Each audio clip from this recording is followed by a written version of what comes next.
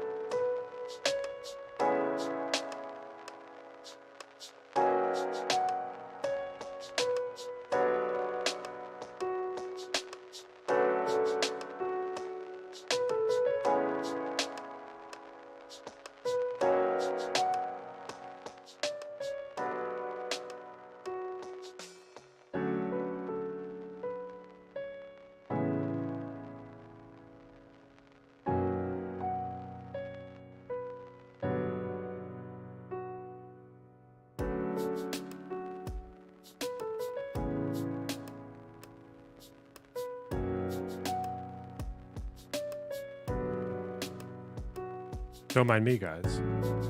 Don't mind me. Okay.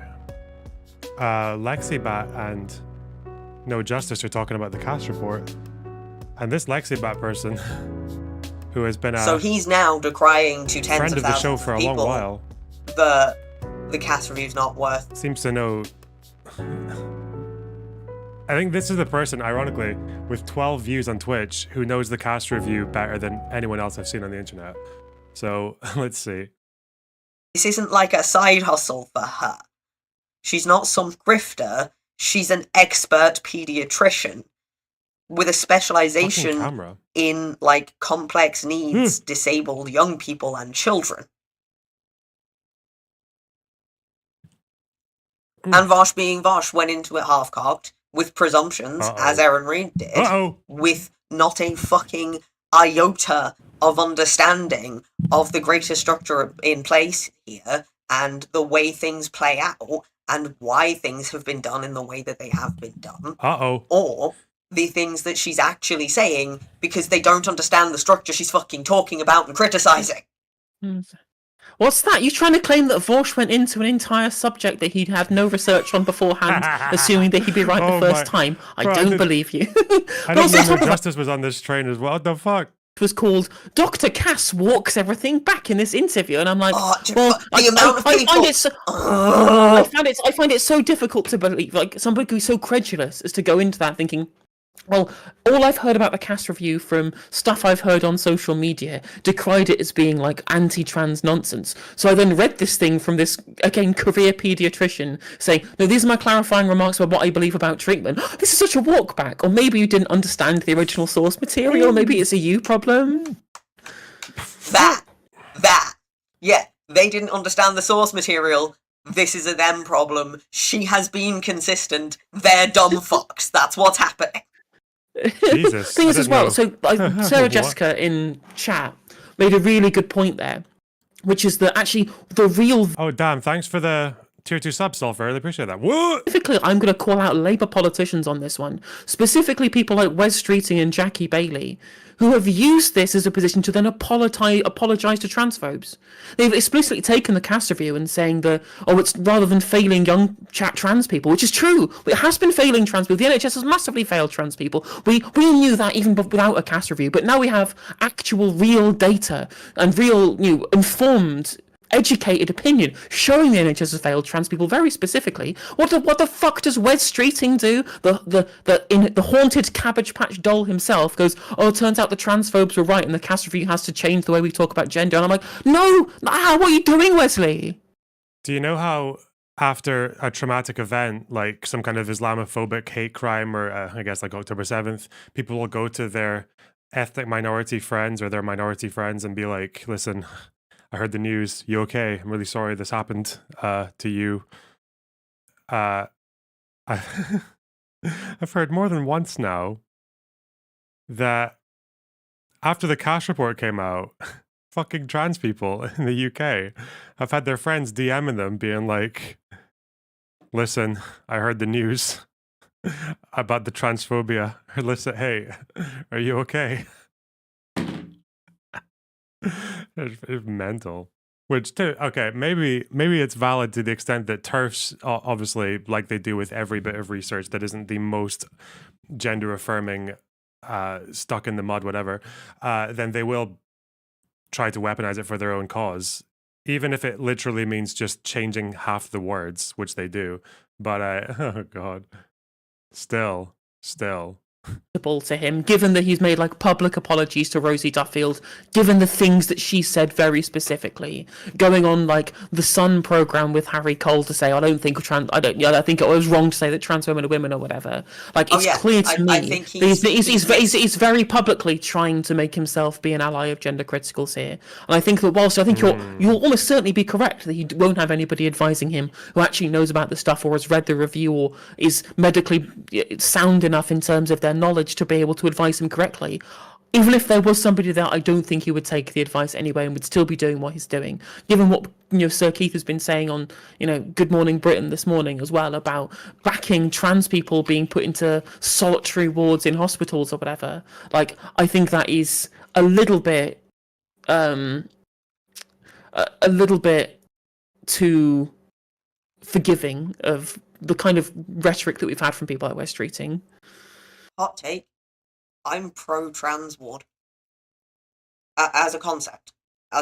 Like, if there is such a thing as, like, a specific trans ward for, like, in hospitals, for wherever, like, I actually think that's a pretty good idea, because I think in those scenarios in hospitals, by and large, trans people would be more comfortable around other trans people in a moment of vulnerability. I think that there are probably plenty of trans people that are like that, but I think there is definitely a broad number of binary trans people who would find that very distressing to be put into the trans box. And I think that if you, I think that, again, I think you're right. If there was an option to only go into a trans-only place, for example, that's fine, that's not a problem, but that's not what the Conservative Party is suggesting, and it's also not what Keir Starmer is agreeing with. Fucking Starmer hurts my brain because he gets this close so often. And he's this close to being right on the money so often.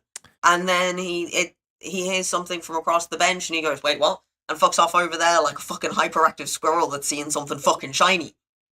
There's a reason for this. There's a very specific reason for this. And this is Keir Starmer's not a politician. He never wanted to be a politician. He has no business really being in politics. He was shoved into a seat in 2015 so he could be Ed Miliband's potential...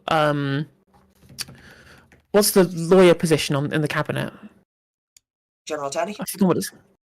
Yeah, Attorney General, that's the one. He was shoehorned into a seat in 2015 to be Ed Miliband's potential Attorney General if they won the election, and then was approached by somebody else from the background team in Labour Together, saying, we want you to be the future Prime Minister when all the Corbyn stuff collapses. And he was like, I guess I'll do it.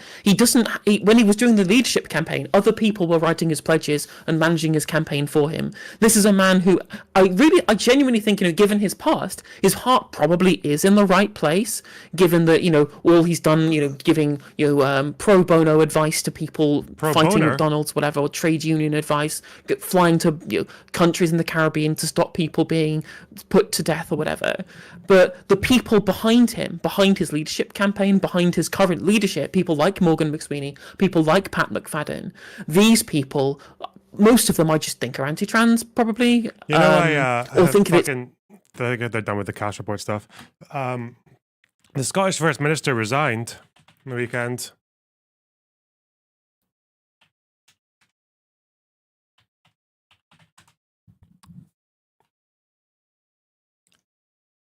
He's actually gone bye-bye because he U-turned on a green policy, like an environmental policy from the Green Party, who they're in coalition with, and they got so mad at him that he ended up facing a no confidence vote, and before they could have the vote, he left. He resigned. So I don't know what's happening now. I think the new leader, whoever they are, might try to revive the coalition, but there's a lot of that's like, and this is kind of maybe not that exciting to you guys, but to a Scottish person, we've effectively had like one party rule for the last 17 years, or we very recently had an SNP Green coalition when the SNP just barely lost their majority. But now that it seems like the SNP might not even be the most popular party in the country anymore. It might be Labour overtaking them.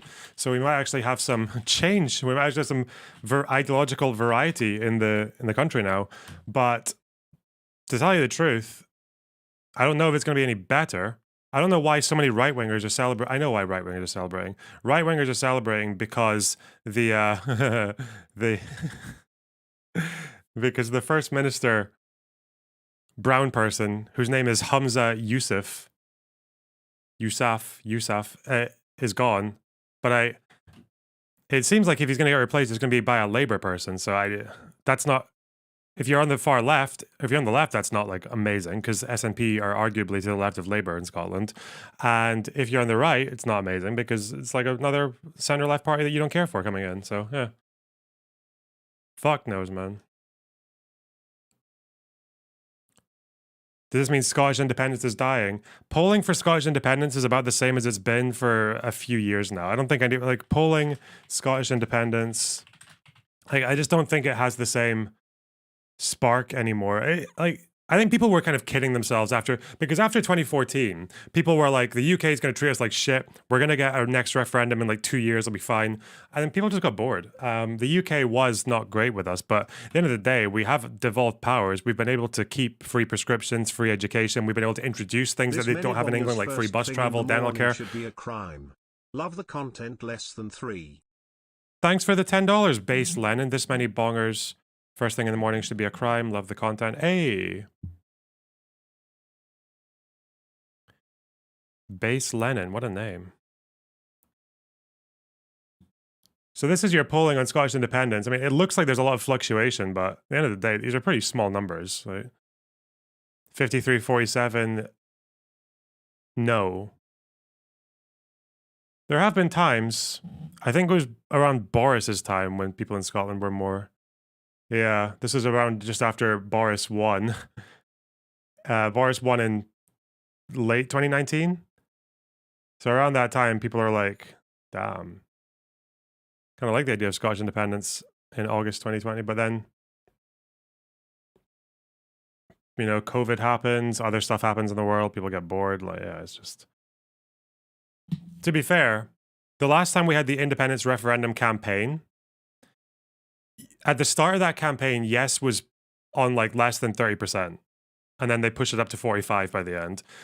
The no voters are not good at campaigning. They can't campaign because status quo is just never as popular as new and exciting Braveheart, freedom, independence, fucking nationalism. Like, you just can't compete with that. The other problem is that nationalism, especially in Scotland, is so diffuse. It's so easy to interpret. Like far left people jumped on it, like the unaffiliated left jumped on this for the first time ever because they were all imagining a socialist Scotland, or I guess they meant like a social democrat Scotland, like Iceland or the Nordic states. And then the right wingers were imagining, just nationalism, flags, fucking maybe keep immigration down. I don't fucking know, but yeah, or just get rid of. And people who are center right were probably just thinking, well, this will get the SNP out for good because they'll lose their biggest bargaining chip in elections. So who knows? It is a fairly cool kind of nationalism. It's got its issues, but yeah.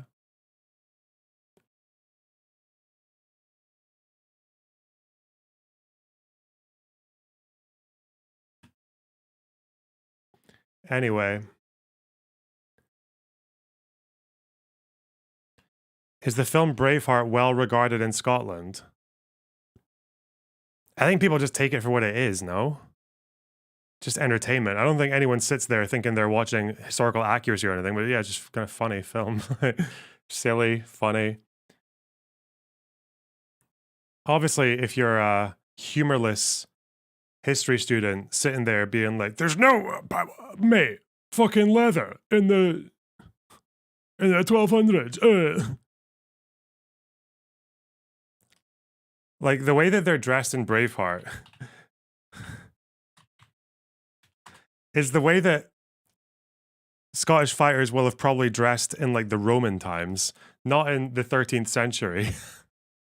They would have had chainmail and shit, not like these leather tunics and shit. It's so funny, man.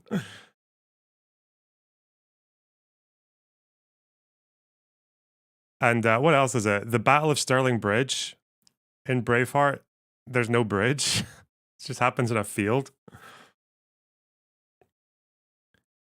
And King Edward II is basically just... They make him gay, and they also make him the most homophobic caricature of a gay person, even though Edward II was nothing like that. Edward II actually fought on the battlefield. Edward I is probably... I don't even know if Edward I is historically accurate or not. Like, he's just... he was a bad dude. He was also... Because remember, we've spoken about Longshanks. He was also Hammer of the Jews, not just Hammer of the Scots. He expelled all the Jews in like 1292 or some bullshit.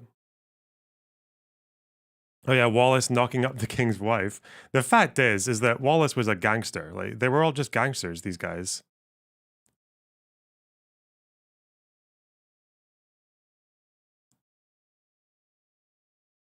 I've been to a few places where there were supposedly like battles and shit like that, though. I've been to Dunnottar Castle, where Wallace supposedly climbed up a drain when he was 21 with his guys and just popped out in the middle of the castle and killed everyone. Climbing up a shit pipe.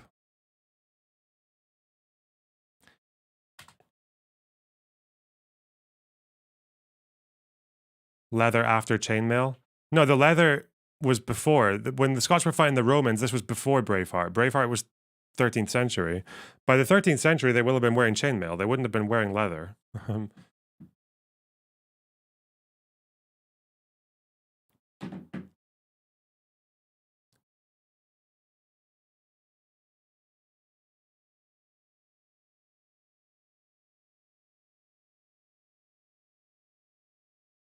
One second. The ICJ gave a ruling on Nicaragua's case against Germany. It was less than 20 minutes long.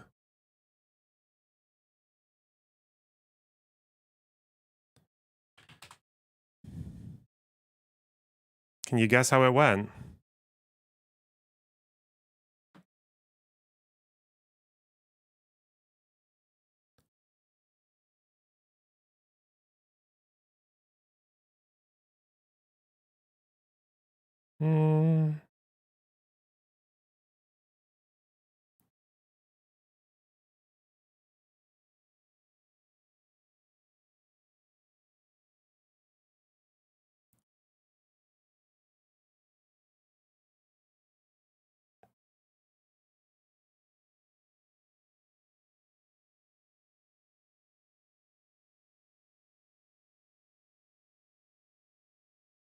All right.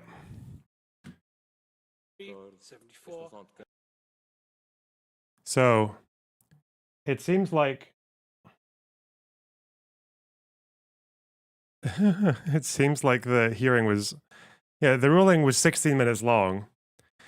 TLDR, Nicaragua accuses Germany of aiding and abetting genocide by giving arms to Israel and by selling arms, I should say, and by briefly having a window where they weren't considering any new contracts with UNRWA, any new packages.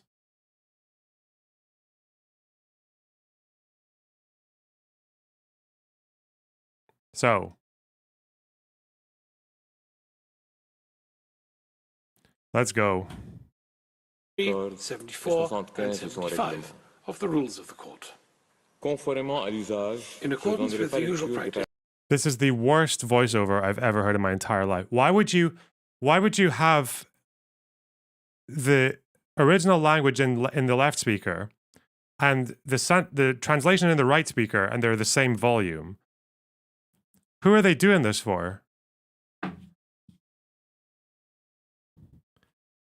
It's not supposed to sound like you've got voices in your head. You make it mono, and then you have the original voice lower and the voiceover higher over on top of it. What the hell? Bruh! Is this even legible? I shall not read the introductory paragraphs of the order, which set out the principal steps of the procedure in the case. That's disgusting. Okay, let's get it to fuck.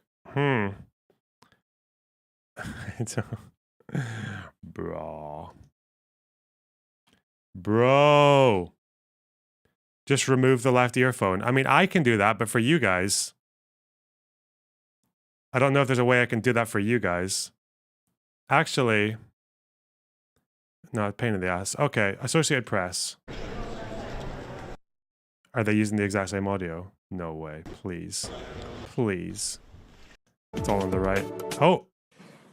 Okay. 1 paragraph 2 of the statute to choose a judge ad hoc. Okay.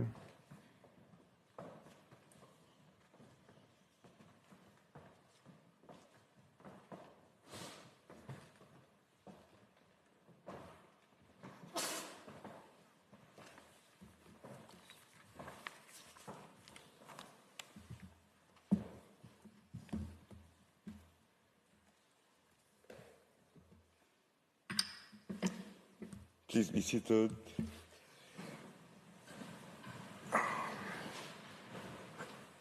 The sitting is open. The court meets this morning under Article 74, paragraph 3 of the Rules of Court to hear the second round of oral argument of the United Mexican States on its request for the indication of provisional measures submitted in the case concerning Embassy of Mexico in Quito, Mexico versus Ecuador.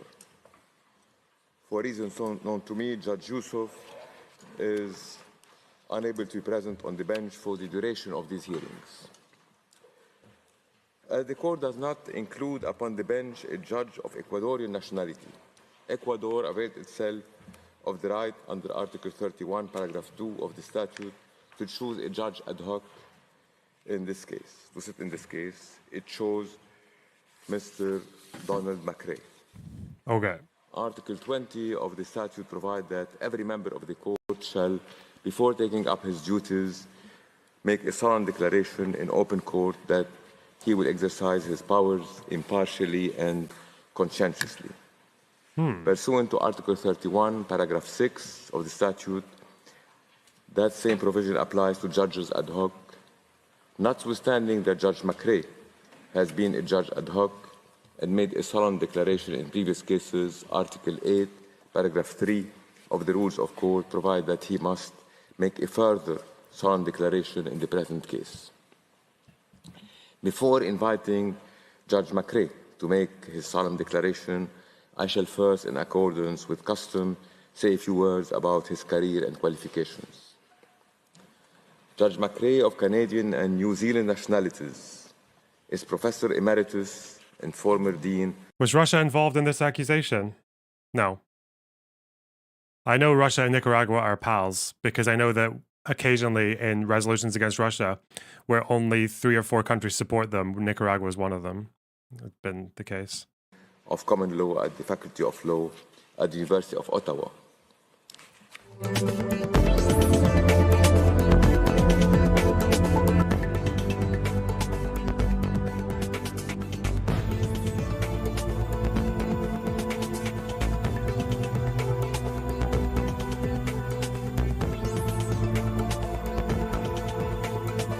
Ah!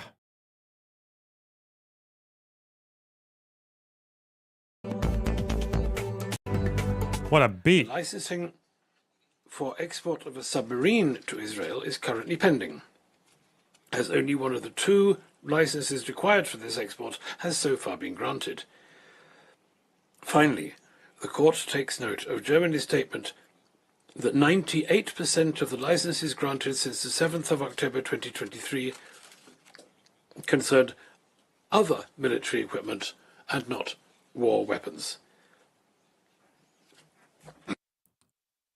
With regard to Nicaragua's request that Germany, I quote, resume its support and financing of UNRWA in respect of its operations in Gaza, end of quote, the court notes that Germany announced its decision to suspend its contribution to UNRWA on the 27th of January 2024 in respect of its operations in Gaza.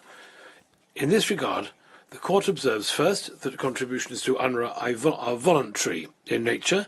Secondly, it notes that, according to the information provided to it by Germany, no new payment was due from the latter in the weeks following the announcement of its decision. This is what when people say they suspend funding to UNRWA, what often happens is it's not that they had funding that was supposed to go there and then they just stopped it. It's that they had funding that was going there from the previous year, and usually they would consider renewing or consider new funding allegations, and they were just like, well, we're not going to consider any at this time. But then a lot of them have already undone it, because I think it turns out that the Israeli case against UNRWA was never as strong as they said it was. And at the end of the day, even if there is Hamas activity in UNRWA, which I think there seems to be at least some, like, it's not nothing, but they're also mostly giving aid, so it's like, yeah. Finally, the court notes that Germany stated that it has supported initiatives aimed at funding the agency's work, in particular through the payment of 50 million euros by the European Union to UNRWA on the 1st of March 2024, as well as providing financial and material support to other organizations operating in the Gaza Strip. Based on the factual information and legal arguments presented by the parties, the court concludes that, at present, the circumstances are not such as to require the exercise of its power under Article 41 of the statute to indicate provisional measures.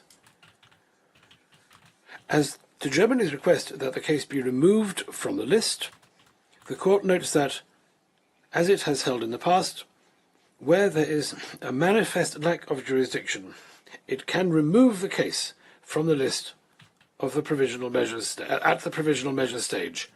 Conversely, where there is no such manifest lack of jurisdiction, the court cannot remove the case at that stage. In the present case, there being no manifest lack of jurisdiction, the court cannot accede to Germany's request. I will now continue reading the order in English. In its order of 26 January 2024, in the case concerning the application of the Convention on the Prevention and Punishment of the Crime of Genocide in the Gaza Strip between South Africa and Israel, it noted that the military operation conducted by Israel following the attacks of 7 October. Hello. All right. You're live. Let me ask you a simple question. He can't hear me. Clarifying question. He can't hear me. First of all, you there? Can you hear me? Why can he not hear me? All right, hang on. All right. Hello? Hey, you hear me now? Yeah, I can hear you. Sorry, it was the wrong button. But yeah. Wait, you're live. You're live. You're live. Yeah, Okay. that's fine. Shit. That's fine. I just had to, I just have to get away from the orgy. Because normally when you call me, you just scream the N-word for 5 seconds and then you start talking. So I just whoa. No, I just have to leave the orgy right now. Give me one moment. Nice. All right. So, do you mean that the inspection process at Kerem Shalom versus the entirety of the inspection process for a truck to go to Rafah through Rafah, or do you mean just no? I mean just Rafah. Like what? Because obviously, if they get to Rafah, they've already been through Nitzana, right? Yeah. But Yeah. but despite that, do the Egyptians inspect in any in a noticeably different way from the Israelis? Because I feel like that would be valuable to know. So here's a schematic. This is the closest thing I found. A schematic of the process of the Egyptian that involves the Egyptian inspections. So they go from Port Saad to there's the so they do there's an inspection point at the tunnel. That's fine. Blah blah blah. Across docking station, overhead parking lot, Egyptian X-ray. Okay, crossing into. Okay, so they have this. They do have some checkpoints, where they do X-rays on the trucks, and then. Okay, then there's Nitzana, and Nitzana, that's fine. So here's this. The answer is like there's nothing in like any of these schematics that say like, oh, this is a longer process than what's going to happen at Kerem Shalom. Like I don't think you're going to find that. I don't think you're going to say like, oh, like basically here's all the things that Egypt does and here's the things that Israel does, and it's so obvious that like one is longer than the other. What I think the main thing is going to come down to if there's any difference in like capacity. It's not going to be like a difference in inspections. It's going to be a difference in just capacity. It's like I know one of those crossings can just handle more trucks than the other. Kerem Shalom can handle more than the other. Okay. And also I know that during February there was construction on the Rafah crossing, where just basically essentially no trucks were getting through Rafah. So, and that's during the time where you saw like thousands of trucks, like 1,000 plus trucks backed up in Rafah. There was like drone footage of that. Yeah. So I don't think there's any real like the inspection points. I mean, I forget what the rate of inspection, like in inspection, how many trucks per hour. It's like, is it like 40 something? Like, hold on, because there's a rate of it. We actually know the rate of inspections that they're doing. Okay. Let me look that in. Hold on. Trucks per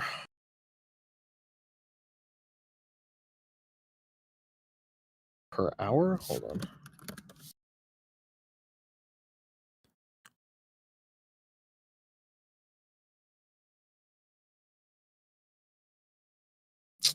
One moment. Because I did see a figure of how much trucks they're inspecting per hour or something like that. Hold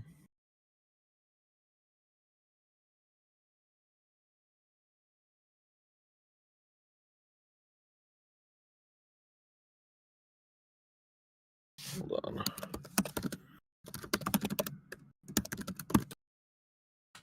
Oh yeah, Israel is able to check 44 trucks an hour at 44 trucks an hour at Kerem Shalom and Nitzana. So here's the source for that. Okay.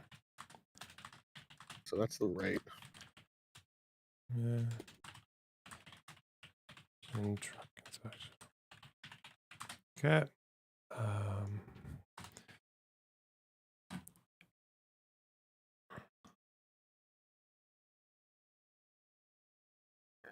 Okay, Israel checks 44 per hour at Kerem Shalom and Nitzana. Okay.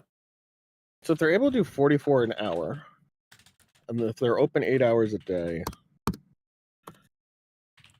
so they should be able to check 352 trucks at each of those inspection points. Okay.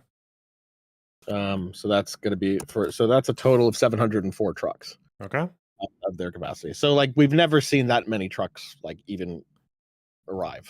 Like the point is just that, you know, if there is a backup, it's going to be due to something. It maybe it's construction on the Rafah side, maybe it's inspections, maybe it's like some sort of I don't know, but the point is it's so frustrating because this is such a stupid topic. It's like the amount of focus that goes on this is insane compared to like how much it doesn't matter. Yeah, because of all those videos of just like a bunch of supplies from trucks being emptied in Rafah and no one picking them up, right? Is that like? Yeah, it's and Kerem Shalom. It's both. you have and there's a discrepancy now. There's a discrepancy from I've been logging the numbers from March 20th to current, and there's over 1,000 truck discrepancy between Kogat and UNRWA. Okay. Where it's like, well, where did the 1,000 trucks go? And like, Kogat called them out. UNRWA then backlogged like 300 and change trucks. Okay.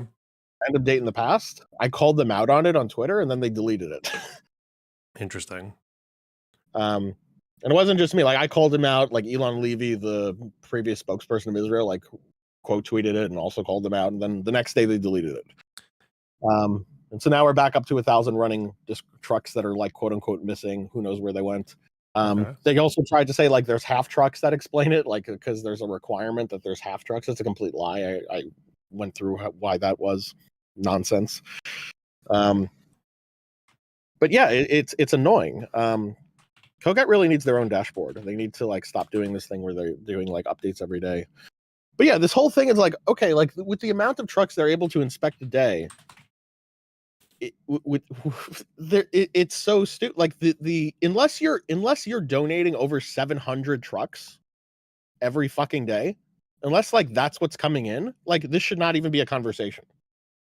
Okay, so just to be clear, is there no what I would have thought people might have used if they're trying to say that Israel is being more harsh with truck inspections, then is there any discrepancy in the number of trucks turned back when you compare Rafah and Karem Shalom? Or is there anything like that? Or this is like 1.5% of total trucks that are being turned back. Okay. Like where do you have that? Is that from both crossings? Yeah, that's from that. I think that's the combination of both. Let me find that. Okay. Is that from Kogat? It's like that's another thing that is so annoying that's cited. Like they make it sound like, oh, all these trucks are being turned back. Like no, like. All right. One contains scissors in medical kits for children. Israeli authorities accused the official of lying. Oh, a UN official said that. Okay. So yeah, Kogat saying 1.5, and this is from both crossings, right? Not just one. Okay. Yeah, that's the total amount of trucks that were turned back. It was 1.5%. 1.5. Okay. And another question I had. By the way, there's no universal ban on dual use items like that. Like it depends on the situation. It depends on what the explanation is. So yes, you'll see cited like dual use items. Okay, yes, it can be used for humanitarian purpose, but it could also be used for non-humanitarian purposes. Sure, like no shit. But that's fine. There's not a ban on that. It just there's going to be questions. That's all. Okay. Be answered adequately, fine. If not, then yeah, you might get turned back. Right. Some trucks are turned away and then repacked and they enter later. Yeah, okay. Yeah, exactly. They're saying that the bottleneck is because of distribution. Another thing is we've got the difference between the average number of trucks for food coming in pre and post war. So pre-war, the average is what, between 70 and 80 food trucks per day? 73, 76, somewhere around there. Yeah. And now I think it's like what, over 120, 150 or something? Like Yeah. So now it's going to be, if you look at the database. Oh yeah, it's easily over 100, 150. Okay, so the other question is what percentage of Gazan food before the war, if you know this, was from internal production versus aid? So, what? Yes, I do know this. So I know both the internal production and the reported consumption from it. So the total production was about 64 truck equivalents. Okay. And pre-war trucks being like 75. However, some of that production got exported, so it's really about 33%. Okay. Like 1/3 for the figure I've heard cited is 1/3 of the food consumption in Gaza was from internal agricultural production. And the reason in total agricultural production was actually more than that, but they exported it. A lot of that got exported and not consumed. So yeah. Where do you have that with the internal food production numbers? Where's that come from? I looked it up on Google, and the first thing I see is a UK Parliament entry, and they're saying the first thing that comes up is 500 trucks. 500 figure, well, like a lot of things, sometimes this is my project, but I have all my sources cited. So here you go. Hey. What is this? Whoa.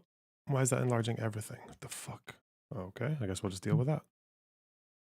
This is pre-war production. Okay. So pre-war production, 64 truck equivalent. Okay. And this is from this report here at the bottom, FAO. Well, that's from that's for the poultry. So it's from various sources. Okay. FAO is one of them. Basically, it's also like the Palestinian Ministry of Agriculture or something that for a lot of numbers. Basically, what I looked at is like, okay, well, how much of everything are they producing? Yeah. Okay. How many fruit, vegetables, meat, and I broke it down by red meat, poultry, eggs, fish, milk.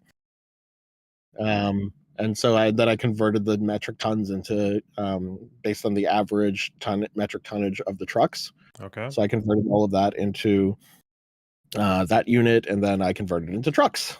So like, okay, well, compared to, so it's a little bit less than 50%. So but less than 50% that was being produced.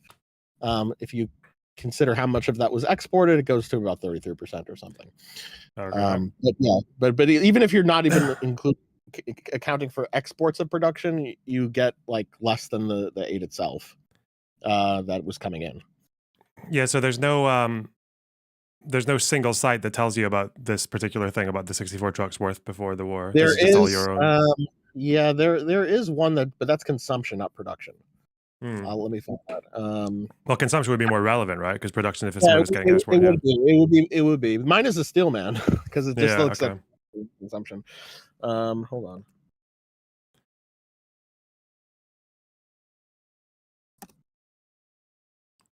A moment. Gotta find this because I remember saying this.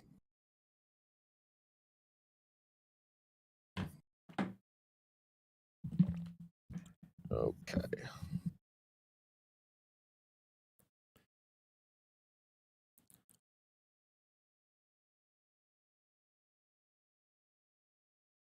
Let me see.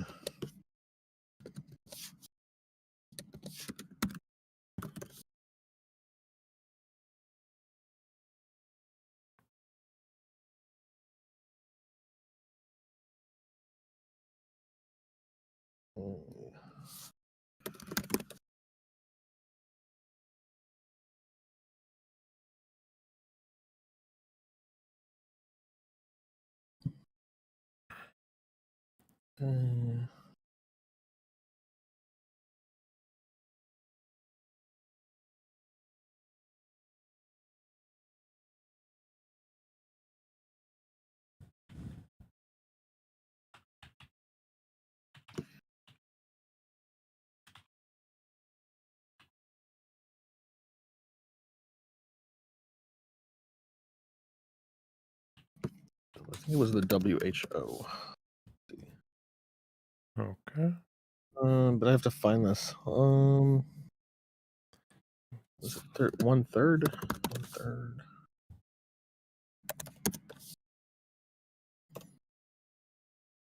Oh, I should have saved this.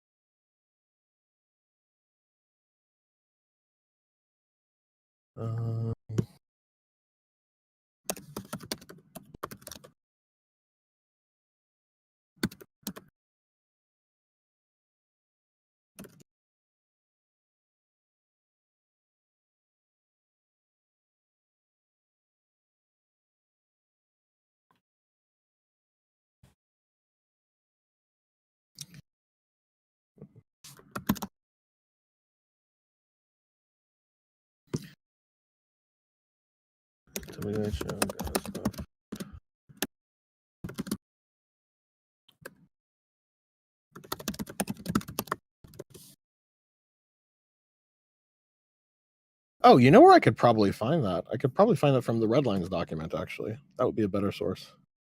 Okay. Oh, the one where they're Gaza diet and like 3,000 calories for yeah. Exactly. Did that policy ever actually get implemented? There's no evidence that actually happened because, first of all, if the policy got implemented, you would have to get more trucks in than actually were getting in pre-war. Yeah. Okay. But everyone's like, so it's funny because like it's on so many layers. It's just ridiculous. So let's see. Let me see where the red lines document has this.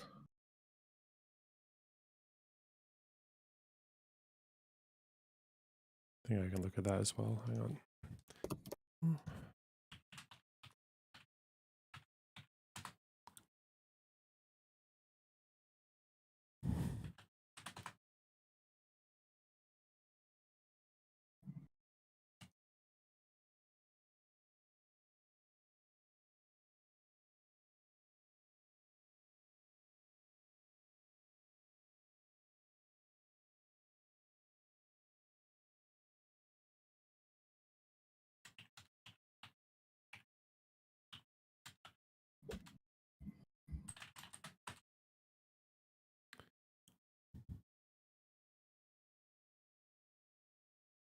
Okay, slide 9 on the red lines document on the Gisha.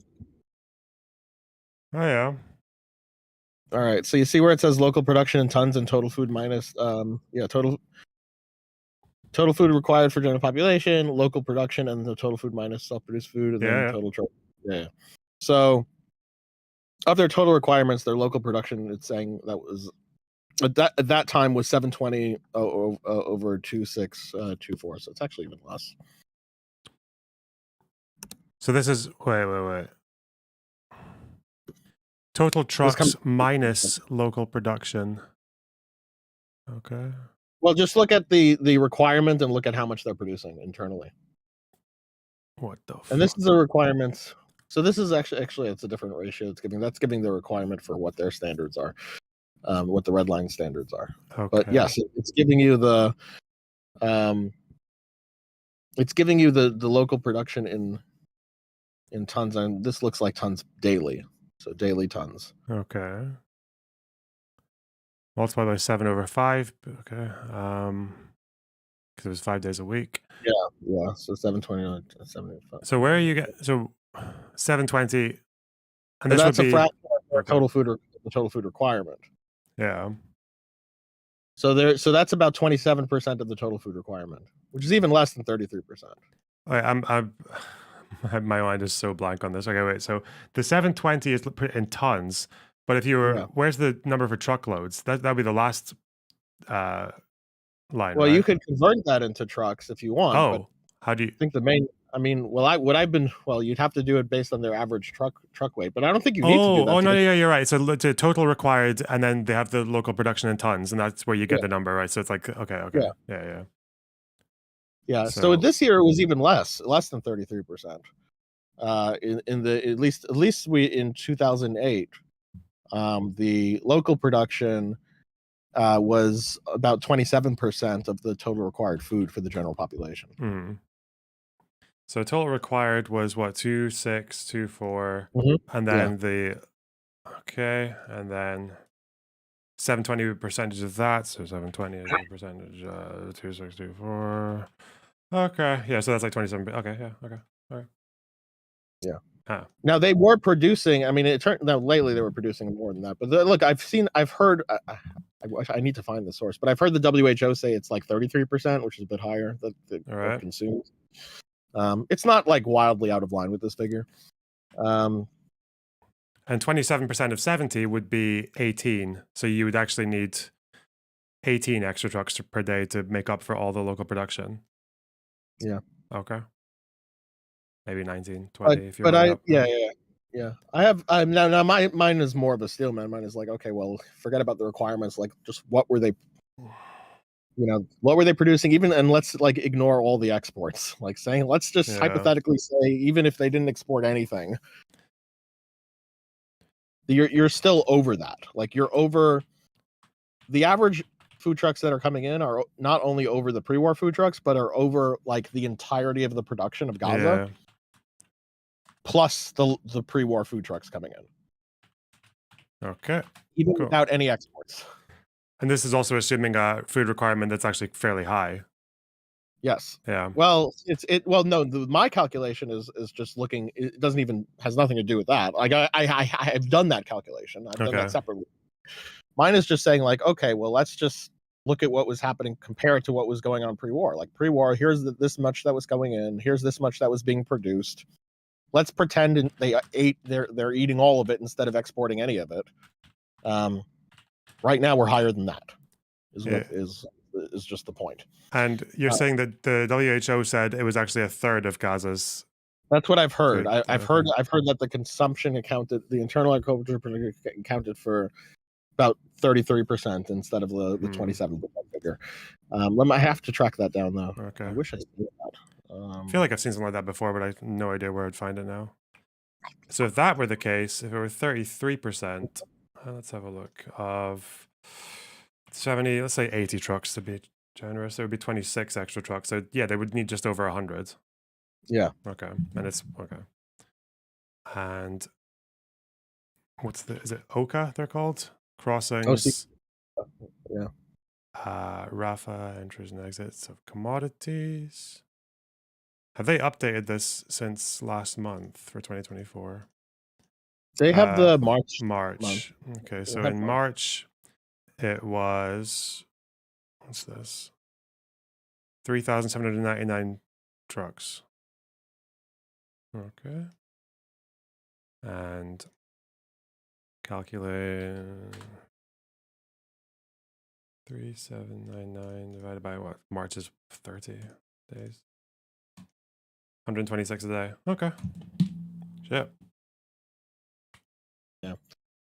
And that's not even, that's excluding all of your airdrops. Does it exclude anything else? Well, it's also not going to include trucks that have been going in not through Kerem Shalom or Nitzana or Rafah. Or like trucks basically that the UN is not going to touch, like trucks that are just going in straight from the north, trucks going in through like the middle of Gaza through let me pull out the corridor.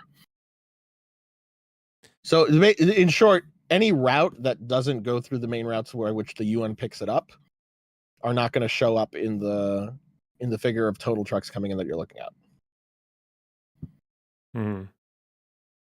Okay. Are there any claims about how many trucks are lost to people commandeering them? Because obviously the truck people wouldn't get their trucks back, so you'd have numbers somewhere, bro. I don't know if we have like a running tally of like, at least I don't know. I don't have access to a running tally of the number of trucks that have been,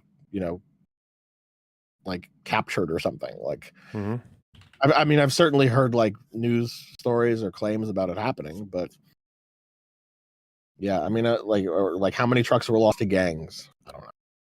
No idea.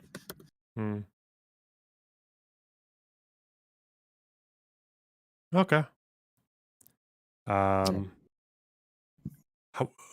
What do you know about the Flower Massacre?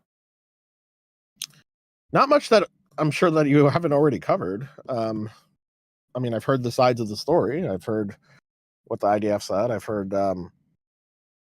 heard what was reported. Was the IDF? I kind of stopped looking at updates on that after like 3 days.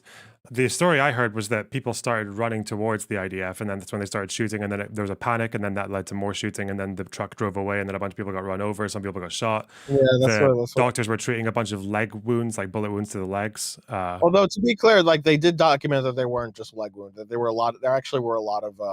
In fact, maybe most of. I think the leg wounds thing was a meme. Okay. I think, which by the way, it really should be a meme. Like I don't know of like in like soldiers being trained to shoot in the legs. Like I'm not even. I mean, Israel's like they've tried to do that since like the first Intifada, but it always fails. Yeah. Like even with the rubber and plastic bullets, they were told to aim for the legs. It's like, well, no one actually gets hit in the fucking legs. It's quite hard to aim for someone's leg. I don't know if that actually. I don't know if that's like an effective strategy even. But yes, there were plenty of like torso wounds, torso gunshot. Yeah, it may have even been the majority.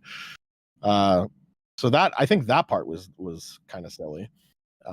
No, like if you're gonna shoot, you shoot. If you're gonna open live fire on people, like you're shooting to kill.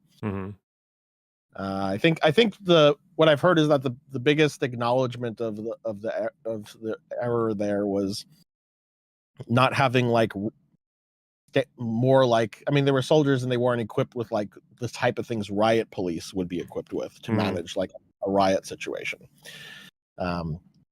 So the tools they have available is live ammunition rather than like batons and shields and mace or like water jets or whatever they used to control a civilian riot situation, because like that's what it was. It was like you're having soldiers in an area and the task has become control a riot situation. Yeah, so has there been any strong suggestions as to how the thing started, though? I mean, I don't know exactly how it started. I've heard, I can tell you what I've heard. I've heard that there was like, people rushing to the trucks, people getting trampled, and one of the tanks or whatever, one of the vehicles were escorting the truck, and so they were advancing on their position as well. I've heard that there were warning shots given for them to stop advancing. They did not stop advancing, and so then they opened live fire. Okay. Advancing on the aid truck or the tank? Both. Okay. Well, why would people run towards the tank? What was the layout? Like, why would they run towards the tank and not the aid truck? I think the tank, because I think you had to get to the aid truck to the tank to get to the aid truck, because they were escorting them. All right, because there was a convoy. Okay. Yeah. Huh. Okay. At least that's what I've heard. Yeah. Okay. Well, I have a debate on the genocide question today, so I was just wondering, tying up any loose ends. Well, I could tell you this is a very, very unique genocide, if this is a genocide in so many ways. I know, right? Yeah. Probably the most unique genocide in the history of genocides. It would go down. It's like, this would be a Hall of Famer genocide. The thing is I'm really struggling with this whole, like, obviously if they wanted to, everyone knows if they wanted to, they could just torch Gaza in like 2 days and kill everyone. But they're not doing that because they need plausible deniability. So they do all these things that you wouldn't do if you're committing a genocide, to do your genocide, but make it look like you're not doing one. But everyone thinks you're doing one anyway. And it's just, to the point where it's like if you take that argument, you can only take that argument so far. It's like if you get to the point where like, oh, we really want to commit genocide, but we want it to not look like a genocide, so we get it to the point where it's just not a genocide. Yes, we just make it look like a war. Yeah. The reason it looks so much not like a genocide at this point, even if you wanted it to be a genocide, is because, well, you're just executing all the things that are not resulting in a genocide.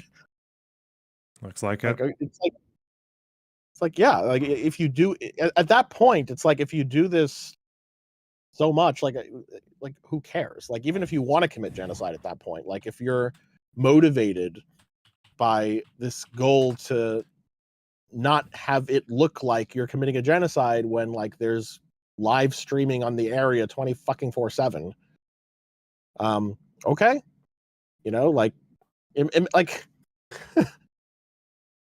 like even in Nazi Germany, if the Nazis wanted to kill all the Jews or whatever, fine.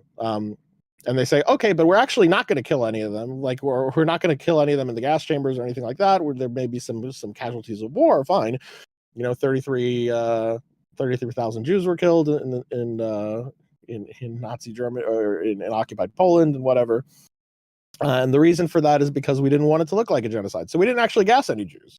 We didn't actually, summary execute any Jews. Yeah, we just invaded some countries where there were Jews, and in the hope that, like, if we were airstriking a city or something, then like some Jews will die. It's like, well, okay, that's kind of like, oh, yeah, like if that were the case, then like that's not a genocide. Like that's like you just have like this fantasy of a genocide that you want to do, and you're just taking all the actions to not do it for reasons we don't like. Yeah, but that's what I think is like when I'm trying to phrase like what specific intent means or special intent. It's like it's not just you're killing these people and you're doing it and you're okay with it because of some whatever reason. It's like you actively want to reduce this population, at least in whole or in part, and you're willing to commit those acts to do it specifically. So yeah, it's like and you're taking effective action to do it for that purpose.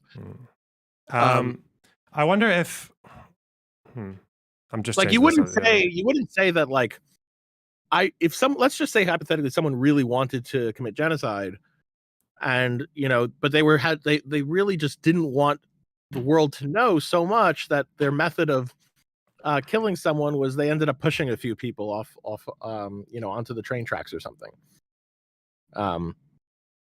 It's like, okay, well maybe that was the intention, but it's clear that the method that you're prosecuting here, the method you're operating with, is not going to be an effective method to do that. I have heard, I don't really know if I've heard any elaboration on it, but I've heard people say that it actually does matter what your measures are versus what your capacity is. I don't know how exactly that works, but I think it seems to be the case that even if you do have some kind of intent, but the acts you're committing are like 3% of what you could do to achieve that, and then that can actually rule in your favor as well.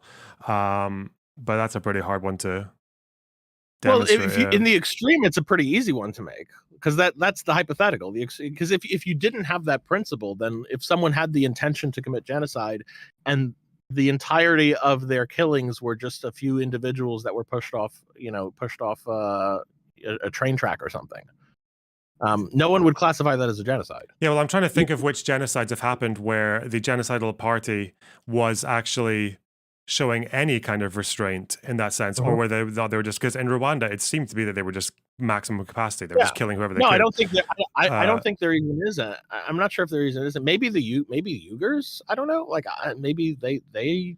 I mean, I'm sure China could just execute all of them. Yeah, but I guess that's why the Uyghur one is more contested. But it's also because, like, I think it seems to be for them, the reason they get to cross the threshold is because of the sterilizations, right? Because they seem to have sterilized like millions of people and shit.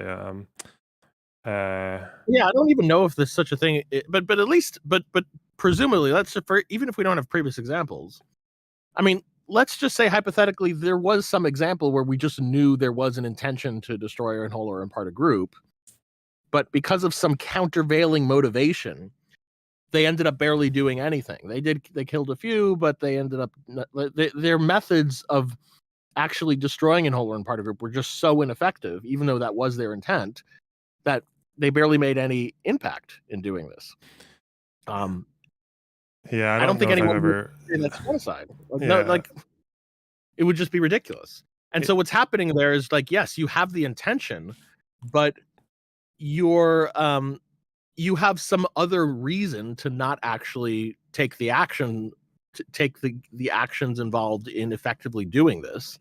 And we just don't like your countervailing reasons. Like, we hoped your reasons would be, hey, we don't want to kill these people, we don't want to commit genocide, but your countervailing reason was something more nefarious. Oh, we want to maintain PR, we want public perception to be good.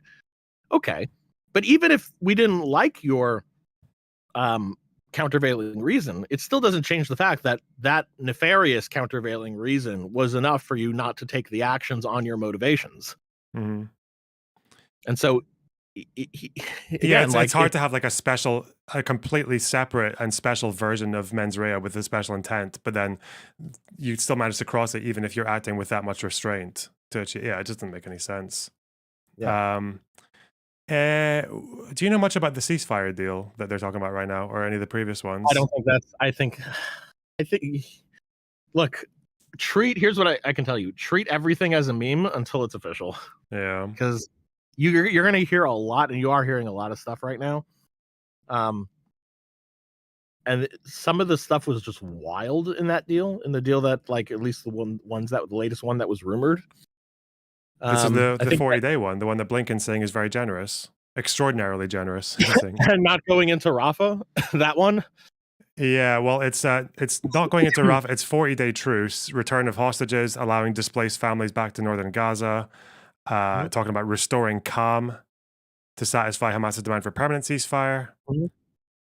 No, they're not. Hamas is not going to agree to that. I highly doubt they would. Hamas is only going to make an agreement if it results that they want an end to the war. Yeah, the red line is Israel leaves Gaza, right? Yeah, exactly. Which is Israel not just leaves Gaza, but leaves Gaza and doesn't come back for at least like 5 years or some shit. Like, wasn't there like a 5-year, 5-year piece or something? That's what Hamas wants, and that's not going to happen. And Netanyahu just basically like made an announcement saying like this is not going to happen. We will enter Rafah.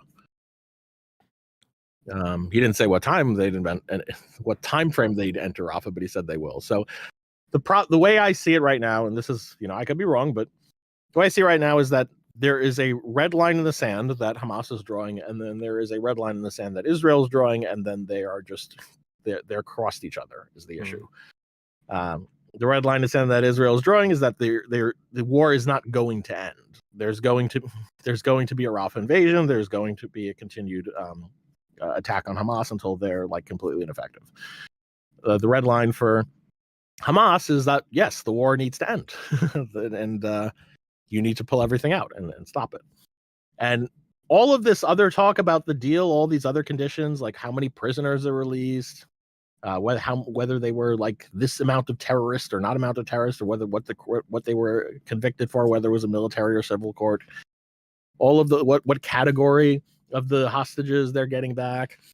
How long of a temporary calm or a truce it is, all of that stuff is just going to be superseded by the red lines here that these two parties are drawing. And so I don't think you're going to see. I suspect you will not see a ceasefire. Yeah, I think the prospect of just like Israel not going into Gaza, into Rafah at this point, I think is very unlikely. I think they're going to go in, but scary.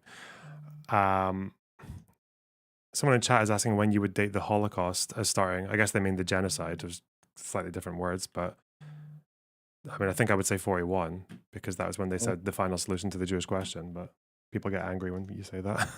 I don't know. But yeah.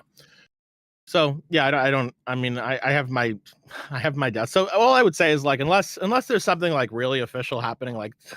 Because you hear it all the time, like, oh, another ceasefire proposal. Blinken thinks it's really good this time. Yeah, well, it was so like because the first one happened really quickly, and then the other ones don't. And there was that hostage advocate who resigned from his position, who was basically convinced that Netanyahu is not doing any more. Like that he could actually. The people are saying that Netanyahu could have get more hostages back, but it's just not his priority. His priority is getting rid of Hamas. And I like, yeah. Well, it is. That much is true. It's true for Israelis as well. Actually, I didn't even notice that more Israelis see getting rid of Hamas as a higher priority than getting the hostages back. No, they do, and I think for good reason. Because like they've played this game many times.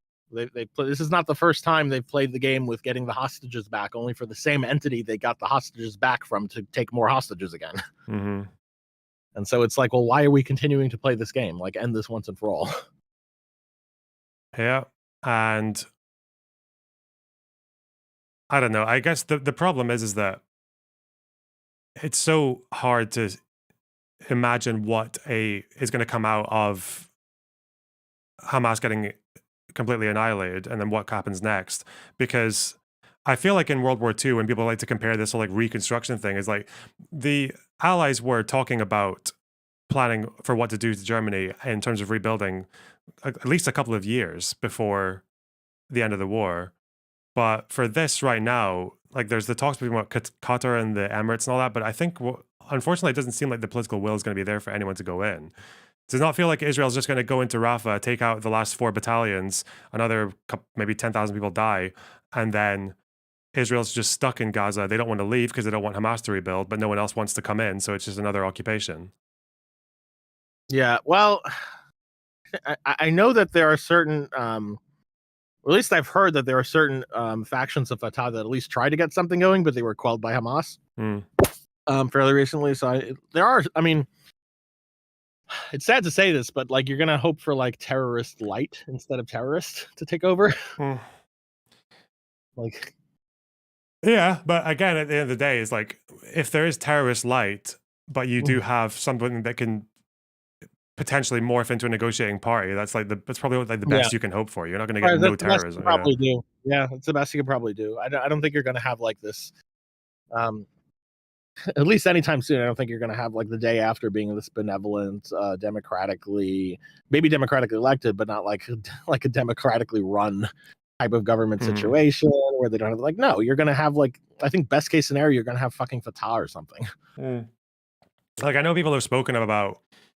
There's been this suggestion I read in the New York Times from someone saying that instead of going into Rafah, they should just already start work because they already have levels of control over North Gaza and potentially Khan Yunis as well. Is that they could just start to get these, is like leave Hamas in Rafah and then just start working on the north and like trying to implement whatever like technocrat thing that the Gulf states want to do in Gaza and then just try, see if it expands. But again, it's like, yeah, there's no way. They're not gonna like, okay. In the meantime, let's let Hamas set up in South Gaza and do what they said they're gonna do again, kidnap more, kill more, blah blah blah. No, they're done. They're done with playing with that shit. It's like, I mean, they've been doing this. There's been a cycle of violence like this for years and years. Hamas has kidnapped multiple times. They've they're done with everything. They don't want another, to the point it's like, no, we're no more, not even more another fucking rocket out of you. Like it's that's it. We're done. Like you know, forget about Singapore. Why do fucking Alan Dershowitz saying Gaza is expected to turn into the next Singapore? No, it's so delusional. Yeah. So the expectation is not that you turn into Singapore. The expectation is that you turn into the bare minimum of a civilized society, that you do not turn into fucking rocket tunnel stand. Okay? That's the expectation. Okay? You meet that, we can talk. Like, yeah, I think the best expectation is probably like Area B. Right? Like, yeah, fucking. Yeah. All right. Anyway. Well, anything else? Oh no, I think I'm good. I'm talking to this guy in like 20 minutes, so just gonna vibe until then. All right. Well, good luck hearing about the most unique genocide in history. Based. All right. Take care, buddy. Bye bye. All right. Later. Way right. Okay. I think I got my loose ends tied up. Okay, let's watch this Nicaragua thing. Where even the amount of time it's taken us to get to this very elaborate no from the ICJ. Oh no, did I spoil it? Shit! Yeah.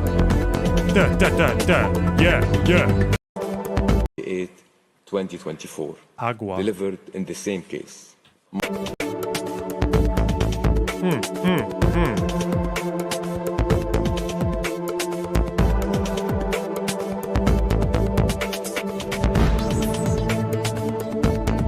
Who do you think screwed up the peace process, Israel or Palestine?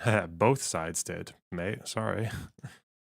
Rejectionists on both sides. I think if we're talking about individuals, I think Arafat is probably more culpable than Ehud Barak, but they're both pretty, both sides. Of March 28, 2024, delivered in the same case. The court further recalls that pursuant to Common Article 1 of the Geneva Conventions, all states parties are under an obligation to respect and to ensure respect for the conventions in all circumstances. It follows from that provision. Wouldn't you say Ariel Sharon? No. I feel like it was already done. It was already over by the time Sharon came in.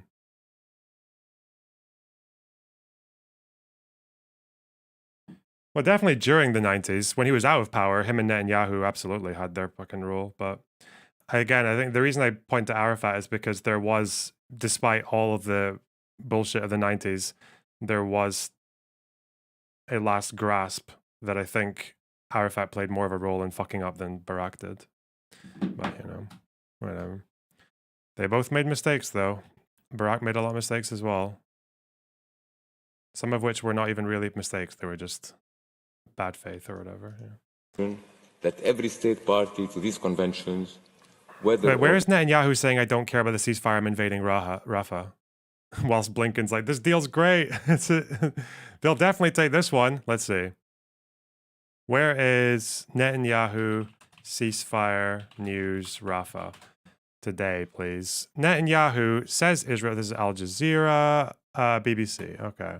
Will happen regardless of deal. Does he just say, what, after the 40-day ceasefire, though? Or what's he saying? Is he just saying that... What? Like, bro, you don't have to say anything. Hamas were going to reject the deal anyway, probably, but the fuck? Oh God, bro, the ICC like taking this guy and clapping him in irons would be so funny.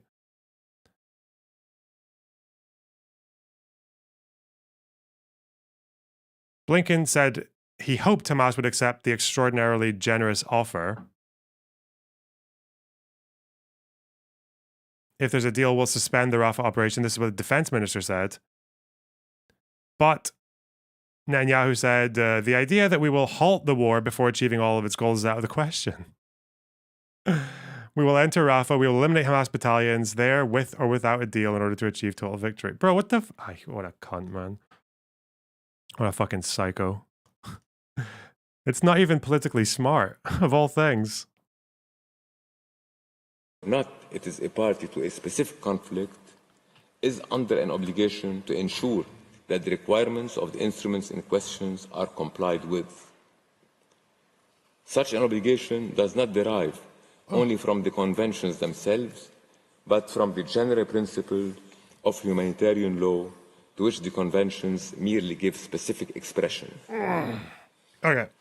With regard to the Genocide Convention, the Court has had the opportunity to observe that the obligation to prevent the commission of the crime of genocide pursuant to Article 1 requires states parties that are aware or that should normally have been aware of Box, can I bitch about people before your convo? No, after, please. Thank you. the serious risk that acts of genocide would have been committed, to employ all means reasonably available to them to prevent genocide as far as possible. Further, state parties are bound by the Genocide Convention not to commit any other acts enumerated in Article 3 of this convention. Moreover, the Court considers it particularly important to remind all states of their international obligations relating to the transfer of arms to parties to an armed conflict in order to avoid the risk that such arms might be used to violate the above-mentioned conventions. All these obligations are incumbent upon Germany as a state party to the said conventions in its supply of arms to Israel. The Court reaffirmed that the decision... Mixed Lydian, thanks for the $2 New Zealand. I really appreciate that. Dare you to call Kevin Logan Kevin Longbottom? No, that's mean. ...given in the present proceedings in no way prejudges the question of the jurisdiction of the Court to deal with the merits of the case or any questions relating to the admissibility of the application or to the merits themselves. It leaves unaffected the right of the governments of Nicaragua and Germany to submit arguments in respect of those questions. I shall now read out the operative part of the order. Ooh.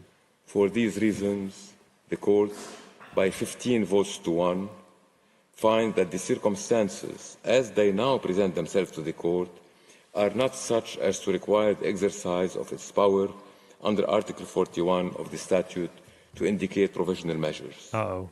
In favor, President Salam. So, no provisional measures, meaning Germany is not being asked to stop exporting arms to Israel. There you go.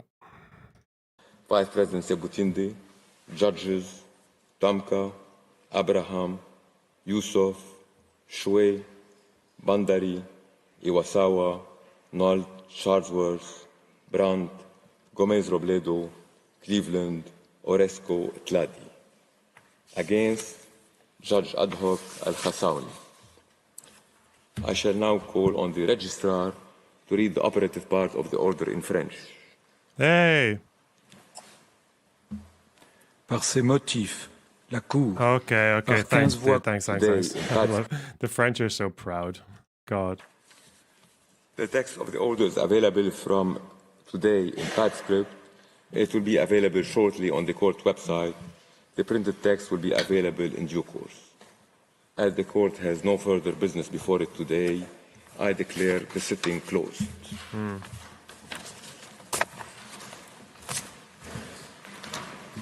It was a very quick ICJ order. All in all, about less than 20 minutes. I think they're still allowed to submit evidence and fight over the case. It seems like that's still going on, but no provisional measures. No provisional measures. People say Owen Jones seething, but to be fair,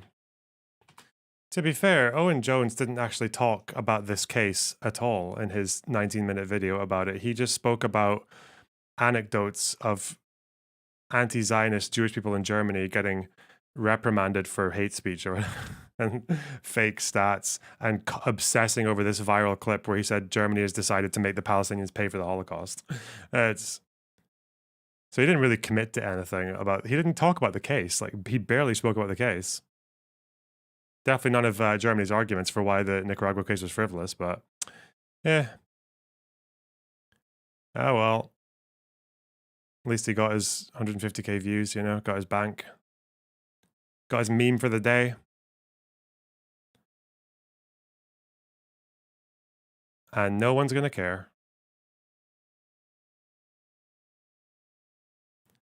I think that's probably the last you'll ever hear him talk about Nicaragua. Actually, it's interesting. It's interesting to hear, to see that whatever the reaction is from people who ride on the ICJ, just on the fact that a case has been brought forward, who ride on that to further their claims. I wonder what they say when it turns out that they didn't get what they wanted. Only one can be. Nico Samarino, that's $5. The work you do, you fantastic moron. Unlike you, I don't use these machines. I read books, attach value to everything I say. Mr. Lundbox earlier, you're such an imbecile. Wow, thanks so much. Whoa, soy. Thanks for the dono. Hamza Youssef, 2 hours ago, 19 hours ago, 7 hours ago. Cast report, systematic review methodology. Doesn't match its Prospero pre-registration. Uh-oh. Bias red flags. We should look at that. Omar Badar, invasion of Rafah. Mass slaughter, it will stop aid, mass displacement, genocidal act. Invading Rafah would be in and of itself a genocidal act, regardless of how it's conducted. Okay. Interesting.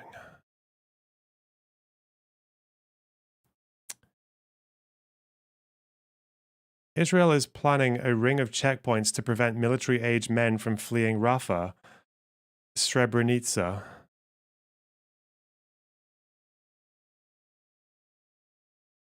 $7,400 light. You know, I read a little bit about Srebrenica. So a bunch of these guys, when they're separated from the women, they flee into the hills and shit, and they're all and then the Serbs go after them and they round them up, and then when they've got them all rounded up, they force some of them to call for their sons or people who are still hiding, like, you know, under threat and all that shit, and they take them, and these guys have no idea what's happening to them, and they all get like fucking rounded up and shoved into these schools or warehouses or abandoned fucking buildings, and they're just stuffed in there to the point that basically no one can move, and then they just like go and open fire into the place and throw grenades and kill them all. It was like, I looked at it because the problem is the way that they date the Srebrenica massacre is a little bit misleading because they make it sound like it took place over 20 days. It didn't really. Like, the bulk of the killings took place between the 11th and the 14th of July. The rest of this is just rounding up as like extra killings or smaller massacres, and the rest of it is also including them trying to hide the evidence and move the bodies around. But most of these 8,300 people, 8,300 people died. It was all just within like 3 or 4 days. Yeah, we should look into this properly because there's also quite a lot of footage of it. Like, lots of people were around there. They were filming the Serbs as they were taking these prisoners to these locations and shit like that until they were eventually ended up in unknown locations with no cameras. But yeah, this is like, it's a very, very well documented event, but people just name it because I guess they take the number, that many people dead, and no time frame or no indication of the nature of how it happened. Like, the fact that everyone was surrendered. They were all in captivity when they were killed, like not like in the middle of any fucking combat zone or anything for the most part. Eek. Yeah, the ambushing of the columns.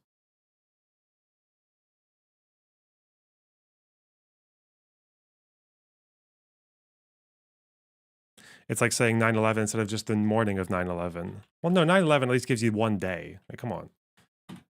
9/11 at least gives you one day. It would be like calling it September 2001. As if to suggest it happened over the space of a month.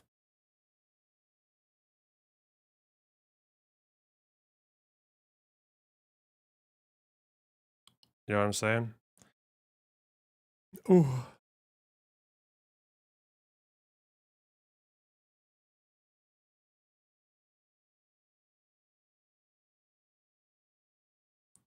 I call it Lav 2020. Good one.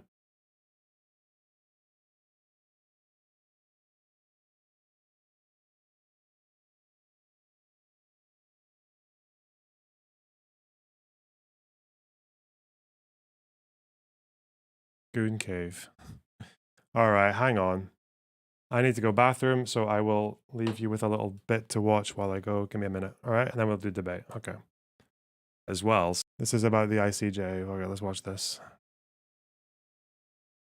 Actually, I can just show you guys this because this is funny. I can just leave you with this segment, okay? 1 second. Why do you hate other leftists, man? That's my problem with you, man. Why do you hate other leftists? Talking about arming Hamas. You're talking about arming Palestinians. Hamas said that they are winning because those deaths are making Israel look bad on the world stage. I mean, it's not a fucking binary choice. Look, my guy, look, I mean, you're a spoiled Arab living in the West, man. You've never been in that situation, a dire situation before, so I can't expect you to understand that. You said, why don't we arm Palestinians? That's what you get when you arm Hamas. You get dead Arabs, so that fucking shitheads like you can dance upon their graves and fucking grandstand over everyone else and call people fake Arabs for not agreeing with your death cult bullshit. You guys don't want to. Anyway, look, I mean, why are you so self-hating Arab anyway? Because all the time talking about Hamas. Just so you know, Arab yeah, that, I'm glad you. I know you don't want to go back to the Middle East, but anyway, but like I know you're such a soft. No, yeah, I'm glad Arab, glad you moved the argument to that because that is all you have. You have personal insults, quasi fucking racism, as if all Arabs are supposed to believe the same shit. Yeah, that's all you have. You have no solid opinions. You have no logical arguments. You're a fucking what? Hamas is being anti-Hamas, anti-Arab. It's like my favorite insult. I'll call you a knuckle dragger. You are a knuckle dragger, man. You're a fucking moron. You're a window licker. You're a window licker. Anyway, but what to say though? Okay, so good comeback, man.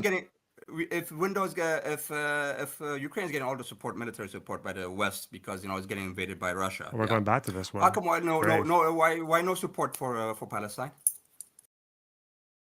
Okay. Ooh.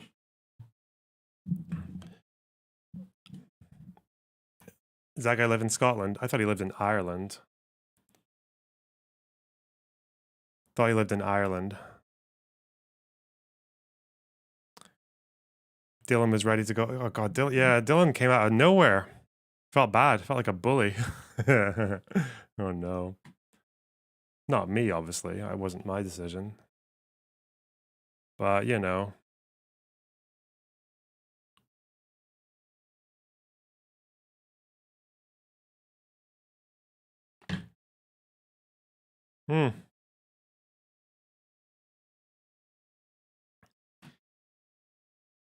Okay.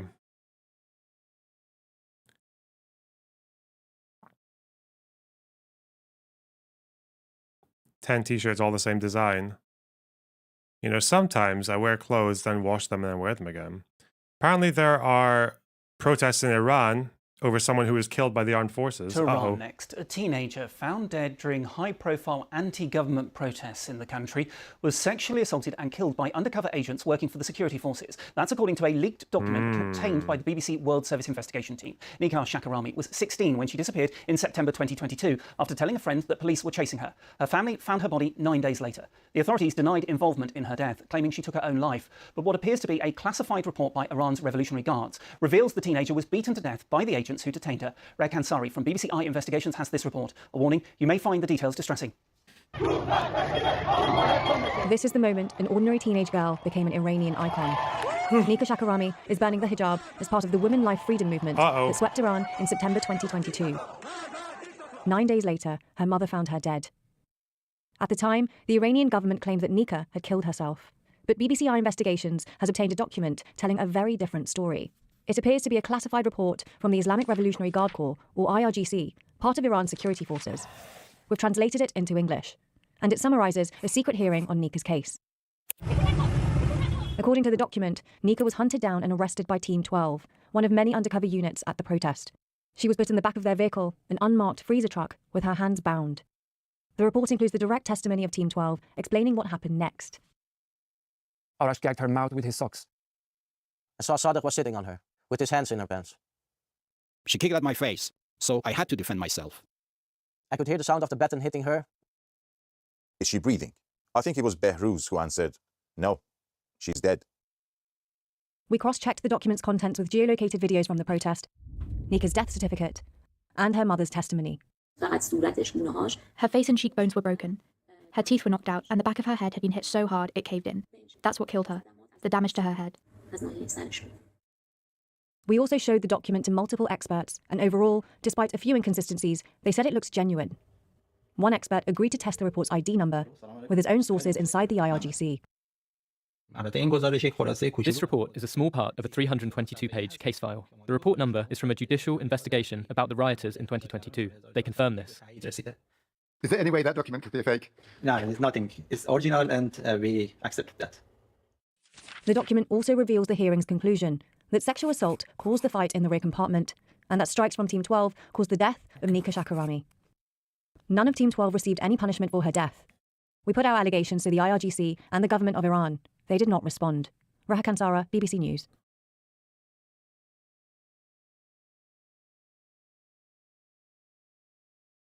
Oh, Ryan Grimm is still doing the plausible genocide memes, and he's getting reply guide with my with my tweet.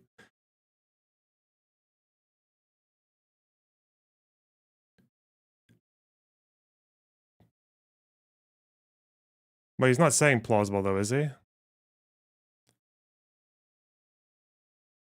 It's just because he's just saying they've been accused. Okay.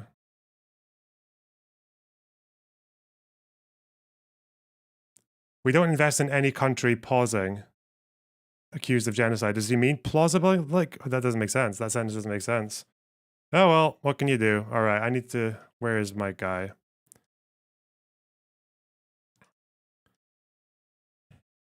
Discord.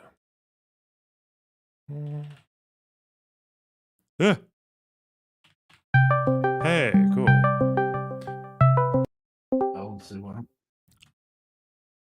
Hello, hello. Hello there, Mr. Box. How you doing? It's been a while. It has been. It's been a hot minute. How are you? Oh, I'm fine, thanks. Same as ever. How about you? Yeah, not too bad, mate. Not too bad. Yes. Okay. So this is going to be a fun one. Nice, fun, breezy discussion, I reckon. Yeah, I mean, it's not my first one, so I heard they get better over time. Well, I don't think that's true. Anyway,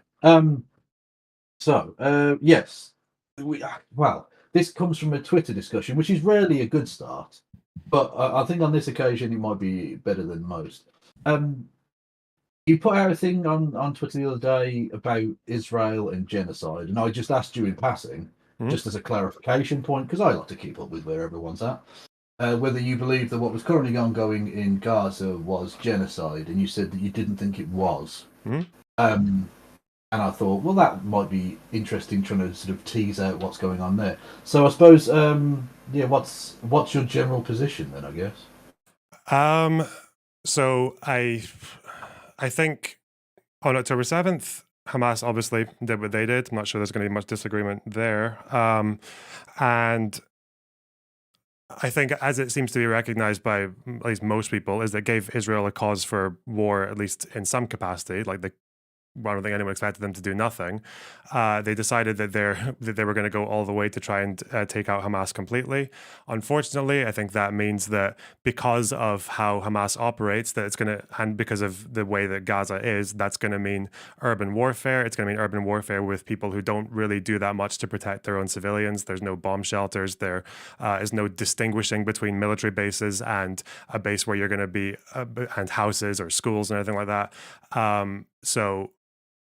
And you combine that with a state of Israel, which I will say is arguably, I would say, quite reckless in pursuing their military goals. I don't even know that's arguable. They are.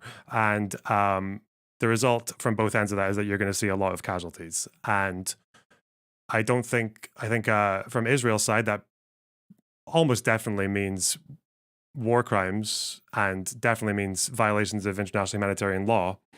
But I don't think it classes as genocide. I don't think the evidence for that has been sufficient. I think the South African case is pretty weak as I've read it, and I think most of the arguments people make in favor of it are just not really up to task. So yeah. Okay. what definition are you using of genocide? And I don't really want to get bogged down in semantics too much, but presumably you do have a working definition that you're basing this on. Yeah, just the UN definition, the one that's enforceable. Yeah, the one that they're using in the ICJ, okay, so the one the historians use. Yeah. Okay, that's fair enough. Just as clarification before we get into kind of more recent events, do you think that Israel has ever been guilty of genocide during its history, or just specifically you don't think it has been since October the 7th? No, I don't think at any point in their history. I think the closest that I've seen is that I don't think it would be impossible to put a case against Ariel Sharon for aiding and abetting a genocidal act in Beirut in 82, Sabra Shatila. That is probably a fairly difficult one to prove beyond a reasonable doubt, but I think the indications are definitely there that he was definitely okay with what was going on for a degree, or he was very negligent. He was willing to lie about the risks involved, even though they were very clear. And it seems to be that the people who were actually doing the killing, I think the quote from Hobiko was something like, he was asked by one of his fighters what to do with captured women and children, and he said, "Don't ask me that again, you know what to do." So that was probably an instance of at least the defense minister quite possibly knowingly aiding and abetting a genocidal act. But beyond that, I don't think how the state of Israel or the war cabinet, I don't think they've ever done it like that, no. Would the Nakba not count as a genocidal act? Definitely not, no. No. No. The purposeful displacement of tens of thousands and murder as well, that's not genocidal? No, I think originally Raphael Lemkin tried to argue for putting displacement into the definition of genocide, and it was rejected. So that's not you can't, like, for displacement, if that's the goal, you can't get done for genocide for that, no. Even if you kill people in order to do it, because obviously the whole point of genocide is the special intent, the specific intent to reduce in whole or in part that population. So you can have mens rea, you can be willing to murder people, but if it's for a goal of like removal, which some did happen in some cases in the Nakba, we can go into that more detailed if you want. But no, I don't think that counts as genocide. I feel like that's why most people don't call it that either. Okay, right. Okay, so let's, I suppose, read the UN definition. It's very brief. In the present convention, genocide means the following acts committed with intent to destroy in whole or in part a national, ethnical, racial, or religious group, such as A, killing members of the group. I don't think we need to argue that point. I think the Palestinians have been killed. Mm-hmm. I think we can concede that point. B, causing serious bodily or mental harm to members of the group. C, deliberately inflicting on the group conditions of life calculated to bring about its physical destruction in whole or in part. D, imposing measures intended to prevent births within the group. And E, forcibly transferring children of the group to another group. Mm-hmm. I don't really think you can argue D and E. I think that's not really applicable, but you don't have to meet every single criteria to be genocide, for instance, right? No, you only need to meet one. Yeah. Okay, so what about the killing of the tens of thousands of Palestinians in Gaza since October the 7th? Doesn't classify as genocide, given the obvious murderous intent of leading Israeli government ministers. So again, I don't think the murderous intent is as obvious as people make it out to be. Again, we can go into detail on that particular one if you want. Obviously, yeah, I think the killing has obviously happened, but there's a reason that, not every war becomes genocide, because it depends on how those people died and what the intent was behind killing them. I don't think the intent behind those deaths was the specific dolus specialis to take out like the Palestinian population. No. Well, it doesn't have to be a matter of murdering all of them, for instance. In whole or in part, yeah. Yeah, exactly, yeah. So, for instance, when you have members of the Knesset, I mean, I can go through the quotes, but that would be, I think, probably quite boring. And no, I think we should. We could. That would be quite. Oh, if you wanted to. Oh, okay. Yeah. So, I mean, the obvious big one was Netanyahu saying you must remember Amalek. What Amalek has done to you, says the Holy Bible, and we do remember, which I think is pretty obviously mass murderous intent. That the biblical story there is not. It's not ambiguous. It's not unclear as to what that means. It's about the destruction of all of the people who are your enemies, right? Okay, so I guess you understand, like, just like a general language question. You know how there's like literal definitions of words, and then there's the way that the use of a word can dictate its meaning. For example, long before the definition of parent included adoptive parent, we still called adoptive parents parents, even though it didn't meet the definition, right? So like use can affect meaning. So do you think when Jews say Amalek in their parlance, are they generally meaning it in that literal sense, like that biblical sense, do you think? Well, no, but I'm not talking about Jews. I'm talking about a specific person who happens to be the head of government. Yeah, I know, but I'm just saying, like, but obviously he's speaking. I think he said it like he's speaking to Jews when he's saying it. So, well, he's speaking. I think specifically it was to a press conference on the eve of the invasion. And again, it's not in isolation, because I think you can take these quotes in the round. I think you can see a clear pattern where this isn't just the occasional misunderstanding or mistranslation. This is a clear pattern of leading members of the Israeli government having a genocidal bloodlust, frankly. And I know people are going to say blood libel, but fuck it. Like, no, I don't care about that. You can say, oh yeah, I'm not going to do any of that. Yeah, exactly. No, I know you're not, because I, for anyone, don't hate on Loner Bucks. It's not like some crazy fucking Zionist. It's just a person who I have disagreements with on this topic. Yeah, so I think there's definitely a genocidal intent. It's not just that he's making some sort of nuanced point about the enemies of us or whatever. I think there's a clear pattern of, like I say, I think it's genocidal rhetoric, along with the sort of dehumanizing rhetoric that you get from a lot of Israeli leaders as well, which you can't just say that that's like hyperbolic language, because you get hyperbolic language in any war situation. You get nationalist rhetoric, you get kind of bombast and all the rest of it. Yeah, this has been a thing that they've talked about for a very long time and have begun to enact, and not just in the Gaza Strip, by the way, but obviously they've been murdering people and continuing settlements in the West Bank as well. Yeah, so this is why I think it's. I want to focus on particular quotes, because I know it seems like a forest, but I'd like to just look at each individual tree and just see exactly if it fits. Because so to you, referring to a group of people as Amalek is like generally, if it's coming from an official, especially, that counts as like incitement against that entire group, right? Like I think so. Yeah, okay. It's not. I don't think you can say it's like some random person down the pub saying a thing like that. So if you're the head of government, you've got to be pretty fucking diplomatic about it, I think. So my question is why is there an Amalek monument on The Hague, in one of the buildings on The Hague? There probably oughtn't be. Just like I don't think there should be 10 commandments outside of a courthouse in America. Yeah, like. Yeah, but why is it there?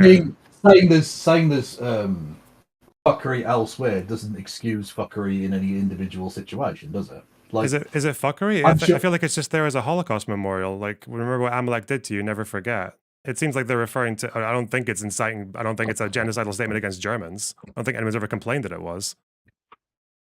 No, it's not. Although you bring up an interesting point with Germany, which we might get into, about the way in which its support of Israel being a kind of a bizarre situation. Although that's at The Hague, you said, so that's the Netherlands, I guess. But yeah, that its support being essentially a matter of guilt over the Holocaust, but getting Palestinians to pay for that guilt. It's a very, very sick situation. We can go into that as well if you, one thing at a time. But yeah, I exactly. imagine there's been no protest. I'd imagine there's been no protest against there being an Amalek monument in The Hague on this building, because I think people understand that it's not painting all Germans and saying that there's any cause to go to Germany and kill all the women, children, cattle, and asses, because it's like it's a word that has a specific meaning in terms of like atrocities were committed against us, right?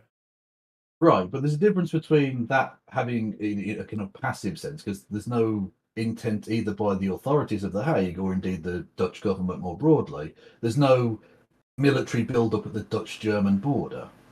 Yeah, but that's the thing, is like, so when you say Amalek, it's like I don't know how many people sit there taking that as a command to do the women, children, cattle, and asses thing. It seems to be that based on what Netanyahu says generally, is like it seems like he's mostly talking about Hamas. No. Well, I'm supposed he probably is talking mostly about Hamas, and you can always read a lot of these quotes as being about Hamas. But when you have the defense minister saying that he's removing restraints and restrictions on armed force members, when you have leading Israeli politicians talking about there being no innocent people in Gaza, you put those things together and it's not very difficult to see the way in which innocent people would be targeted in that kind of rhetorical, dehumanizing condition. The one who said no innocents in Gaza. Let's have a look at that. This one, because this might probably Israel Herzog, I think, was the one. Was it Herzog? Hang on. This is the one where he said there are no innocents in Gaza. The killers. This is a Knesset member. Where's the one from Herzog? It was a similar one. It's not true what they say civilians. Well, there's two from Herzog. There are no innocent civilians in Gaza, and it's an entire nation out there that is responsible. This rhetoric about civilians not aware, not involved, is absolutely not true. This is okay. So this is why I think South Africa are being intentionally dishonest. Because if you look at this quote, with the way that this quote has been used, I'll send it to you on Discord if you want to see it. By the way, I'm not judging this on the basis of what South Africa have done at the ICJ, because I'm not a lawyer, so I'm not. Yeah, I know. It's still. Yeah, I know. It's even relevant without. So if you look at this article, the way that they've said it, it's not true. This rhetoric. About civilians not aware, not involved. It's absolutely not true. And we will then ellipses, long ellipses, and we will fight until we break their backbone. The way this is interpreted, obviously, is saying he made it clear that Israel was not distinguishing between militants and civilians. So, I mean, it sounds pretty clear the way they've phrased it. But then if you even follow their own hyperlink, it's like there's the article where it came from. He does say that about we are operating militarily in terms according to rules of international law, period, unequivocally. Then it's not it's an entire nation out there that's responsible. It's not true. This rhetoric about civilians not aware, not involved is absolutely not true. They could have risen up. They could have fought against the evil regime, coup d'etat, etc. We're at war. We're defending our homes. We're protecting our homes. So it sounds all very not distinguishing. But then there's like just down the paragraph, he continues, I agree. There are many innocent Palestinians who don't agree with this. But if you have a missile in your goddamn kitchen and you want to shoot it at me, am I allowed to defend myself? We have to defend ourselves. We have the right to do so. And then he's even asked, he acknowledged that many Gazans have nothing to do with Hamas, but was adamant that others did. So it seems to be that the context of him saying this is he's talking about certain civilians who are not Hamas, but are still armed and are firing rockets. And I guess that's also in reference to October 7th, because a bunch of people who went in were civilians. So the quote is completely ripped out of context. Well, I don't think that context really adds a great deal to it, unfortunately. You can't, on the one hand, have statements like there are no innocent civilians and then go on to say, oh, but there are innocent civilians, on the basis that you're literally saying that these people, because they didn't rise up, are somehow complicit or at fault for this. You're saying because they didn't revolt against an armed force that was fucking ruling over them for the last 15 years, especially when most of them are fucking children anyway, that they're somehow complicit in this and therefore are liable for the consequences of the actions of Hamas. Again, when you then put it in the context of the fact that people between the ages of, I think, is it 16 and 45, I forget, who are in a essentially an invisible lined kill area, regardless of whether they're a terrorist or not, are counted as terrorists. So essentially you're saying we're going to kill X number of fucking civilians here, probably, but we don't give a fuck. Well, no, I mean, it sounds like you added that part in. It sounds like you added that part in when you said, therefore, you get the act. Because when he's talking about the military action, he seems everything he said about military action is he's claiming to be wanting to follow international law and acknowledging that there are such things as innocent Palestinians. We know that isn't true, though. We know they're not following international law. So him paying lip service to it is fucking irrelevant to the topic as far as I'm concerned. That's like saying a murderer claims to be innocent, so you let him go. No, obviously not, right? We can see they're committing fucking war crime. Literally, they did it straight away by cutting off water and electricity. The collective punishment. It's a fucking war crime. We know that they're doing that. So his protestations to the country are irrelevant. Well, my point is, when you take it in the round, because Isaac Herzog, for instance, is not the head of the IDF, right? I'm saying there is a broader attitude within the upper echelons of Israeli government and military life that are genocidal, right? So Isaac Herzog will say things like, there are no innocent civilians in Gaza. The Israeli Defense Force act as if there are no innocent Palestinians in Gaza. They will literally kill anyone between the ages of 16 and 45 in this kill zone, which the Palestinians don't even fucking know is there. It's just an area on a map that's been decided by Israel, and they get counted as Hamas, even though they just happen to fucking live there and be there, which they're perfectly entitled to be there because that's where they fucking live. Okay, so you're making a lot of statements at once. I'm just trying to focus on like one thing. They don't seem to be distinguishing between civilians and combatants, which is a war crime. Okay, so cutting off water, electricity. So I don't think cutting off electricity is a violation of IHL. I've never seen that. The water, yes, there were 3 pipes. I think they made up 9% of Gaza's water that was being sold by Israel. There is legal contention over because it was actually being sold, but again, I don't buy it. I think it was. That's one thing I think is a clear violation. I think 2 of the pipes came back on within a couple of weeks. One of them took about 6 months before they turned it back on. So that one, yeah, I think is a complete violation of IHL. The water, not the electricity. But you said quite a few things there. But this thing about Isaac Herzog is like, it's not him. Like that quote is not him saying that like everyone is fair game. It like within that whole statement, he literally acknowledges that there is such a thing as Palestinian civilians who are not fair game. But even if I grant you that the rhetoric is very inflammatory and irresponsible, I agree that a lot of it is. Obviously, I don't think that necessarily signals that they're definitely intending to commit genocide or enact it into a policy or anything like that. Because if that were the case, like if we look at inflammatory war rhetoric, I mean, is pro-Israel people will do this. Like, do you think the Arab leaders in '48 had genocidal intent in that war? I think some of them did, yeah. Do you think they were actually orchestrating it? Do you think they were like the armies were going in there with a genocidal plan?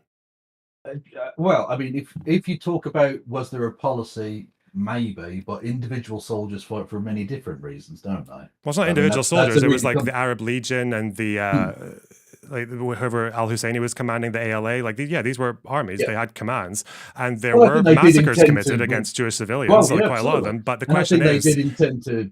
Yeah, yeah, absolutely. But again, let's grant completely that the Arabs were trying to destroy all Jewish people in 1948. Whatever.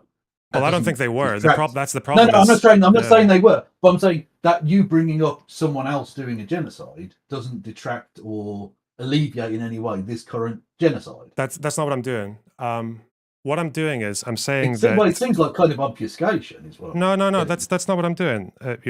One second. I'm saying that this is an example of people, Arab leaders who had much more, I would say, genocidal rhetoric than the Israeli leaders do now. But as far as the evidence that the armies were actually trying to commit genocide, or that there were any orders to, or any policy that was in that direction, despite massacres, it didn't seem like they were. It didn't seem like genocide was the goal of any of these Arab militias or forces, even though the rhetoric of their leaders was was far more inflammatory than what Israelis are saying. So my argument is that the rhetoric alone, like the rhetoric doesn't indicate clear intent. Rhetoric indicates people saying mad shit during war like they always do. So we can look at particular policies on the ground and the way the war is being conducted. But I think one thing that you said earlier is that they're not distinguishing between Hamas and civilians. I think they quite clearly are. I think it seems to be that they are targeting Hamas. I think the war plays out in that way. Okay, we'll get into that in a second. But this is why I said let's not get bogged down too much in the quotes, right? Because I don't want this to just be me say a quote and then you say, whatever. Like that seems like a boring way of going about it. I think we can both, whether you want to call it inflammatory, I will call it genocidal. But regardless, the point is they're definitely talking about killing lots of fucking people, and it's a matter of does that play into the way in which the war, burns out. So we can go through them if you like, or we can move on to the practical on the ground stuff. It's it's up to you, really. I'm just saying what matters is, like, I know it seems like bogging down, but it's because I feel you're bringing in a bunch of like talking points here that I think are always like misunderstood, because I can almost guarantee most people who make that claim about Herzog don't know that there are paragraphs in that same article where he's talking about distinguishing between civilians. And it's the same thing with a bunch of them. There's a bunch of these quotes that if you look at like paragraphs surrounding it, they specify Hamas. I'm just saying, like, it matters when people use these quotes out of context. Yeah. That context you gave doesn't alleviate what he fucking said. The fact that he then backtracked or some shit and claimed that he was following that Israel was following international law doesn't change what he actually fucking said. No, it's not like a backtrack, though. The way in which clearly from him it is a backtrack. No, it matters because the statement about it might be a matter of go on. It matters because the statement about saying like there are no innocents or there are no civilians in Gaza, like they're all part of this, like they could have gotten rid of Hamas. Like you could say that, but then that might not necessarily be a statement about your military goal. It can be a statement, like a political statement, because most people in Gaza do seem to have at least some support for Hamas, and we saw like people celebrating when Hamas dragged people's dead bodies in. So you can make a political statement about how the civilian population is in favor of it, but that is still. You can say that and also acknowledge that they're not military targets. Like, you can easily say that, right? If Israel's goal was to lessen support for Hamas in Gaza Strip, they've been spectacularly counterproductive in that, because they were very unpopular before this, and now it looks like they're polling around 60% if there are an election there. Not that there can be an election there, because they've destroyed most of the fucking buildings. I don't think they care about. Difficult. Yeah, I don't think they care about getting rid of support for Hamas. I think they care about getting rid of the military apparatus and their ability to launch rockets and wars, basically. Yeah, I don't think they care about. Yeah, they're not trying to make Hamas less popular. They're not trying to win hearts and minds. Obviously not. Yeah. I think they've rather failed in that regard as well. Okay. 6 months down the line, and a nuclear armed power is still scratching around in the rubble. The tunnels seem to be there. They seem to be able to operate. They're still there. Look, they fucking failed in this regard, and at the expense of tens of thousands of Palestinian lives, which is rather unfortunate. They're down to 4 battalions out of 24. So, but yeah, I guess Rafah's the last 4. Yeah. Okay. So on the ground, and this is where this kind of hyped up rhetoric, I think, does play into this, because when you have the defense minister saying that he's going to get rid of restraints, he said he was getting rid of all restraints. This was an all-out war. Now, you can say that's just bluster and rhetoric. I would argue it's very fucking dangerous, even if that is the case. But ultimately, when you then have the kind of democide that we see in Gaza, where I think at the latest it's nearly 3/4 of housing has been largely destroyed, I think is the phrase that was used. So basically uninhabitable. That basically makes, again, this is going back to the definition of genocide, right? Making conditions of life calculated to bring about its physical destruction in whole or in part. If you can't fucking live in a place, then having any kind of cohesive community or ethnic, group in a region is basically impossible. And Israel has, just like I say, destroyed nearly 3/4 of housing in the region, which again can't possibly be down to them strategically targeting Hamas, because Hamas running fucking 75% of the houses. That's ridiculous. Yeah, 75% of the houses have been destroyed, or what? 75 have been largely destroyed. I saw the number that 75% of the housing in the Gaza Strip had been destroyed. Basically rendered uninhabitable, I think was the exact definition. But yeah, yes. I've seen the 70% claim. It's just that it clashes with even the UN's own data from April, like from this month. I think they've said, so they have a list here of identifying destroyed structures, severely damaged, moderately damaged, or possibly damaged, and then you're up to like 50% of the total structures, and this is in April. But then if you take out the possibly damaged, then you're like anything between like 30, it takes off like 12%, so you're like between 38 and 50. The 70% thing was it was based on a bad algorithm that just looked at very pixelated aerial photographs or aerial aerial imagery, and then just built a bunch of estimates around like bad data. But yeah, it seems to be that number is down. Okay, let's say it's a third then. Let's say it's a third. Whatever. Is that in any way a tolerable destruction rate? In what other war would you have that as a strategic strike against just the terrorists involved there? What are we comparing it to? Basically carpet bombing. That's like the kind of damage you would get in. The firebombing of Dresden was was about a third or 40% of all the buildings, but that took 2 days. Exactly. That took 2 days, not 6 months. Right, but most of the destruction was done in the opening 2 months, I believe. And also, you've got to bear in mind the fact that that was done in 2 days because of the 1,000 bomber raids, but they'd done this to dozens of German cities before this. So, if we're going to go by, oh god, it's difficult to compare because Germany's a much larger country, both population and geographic wise. But I would argue that you could, oh Jesus, how would you even do the mathematics on that? I'm not sure. But basically,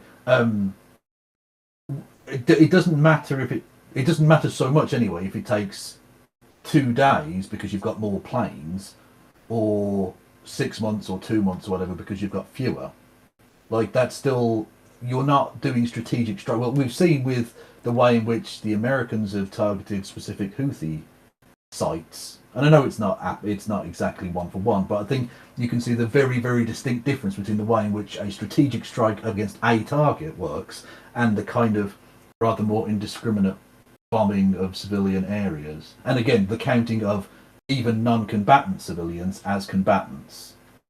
Which again goes to the heart of the fact that they're not discriminating really between civilians and military targets, at least in specific areas. Well, no. So first of all, I don't think you could just say that, well, they took 6 months to do the same damage as Dresden, and therefore it's like the same kind of like the same principle of distinction. I don't think that really works, because it's still urban warfare. Like, the fighting is still going on. There are still rockets being fired from some of these areas, and there are still troops running around, and there are still tunnels that are still there, like you said. So the war is still continuing. So that does seem, and people obviously move between structures as well. So I don't think it's surprising that between like 30 and 40% of the buildings would get destroyed, especially given that Hamas actually have spent most of that time in Gaza, even before they had power, consolidating control over a particular building. I think even before they came to power, they controlled like 40% of the mosques. And that's just like come mosques. on, my dude, come on. Like, they've destroyed buildings they knew had no fucking Hamas in them and had no tunnels underneath them. They blew up the fucking Parliament building. They blew up all of the fucking universities. They've blown up all of the hospitals. Like,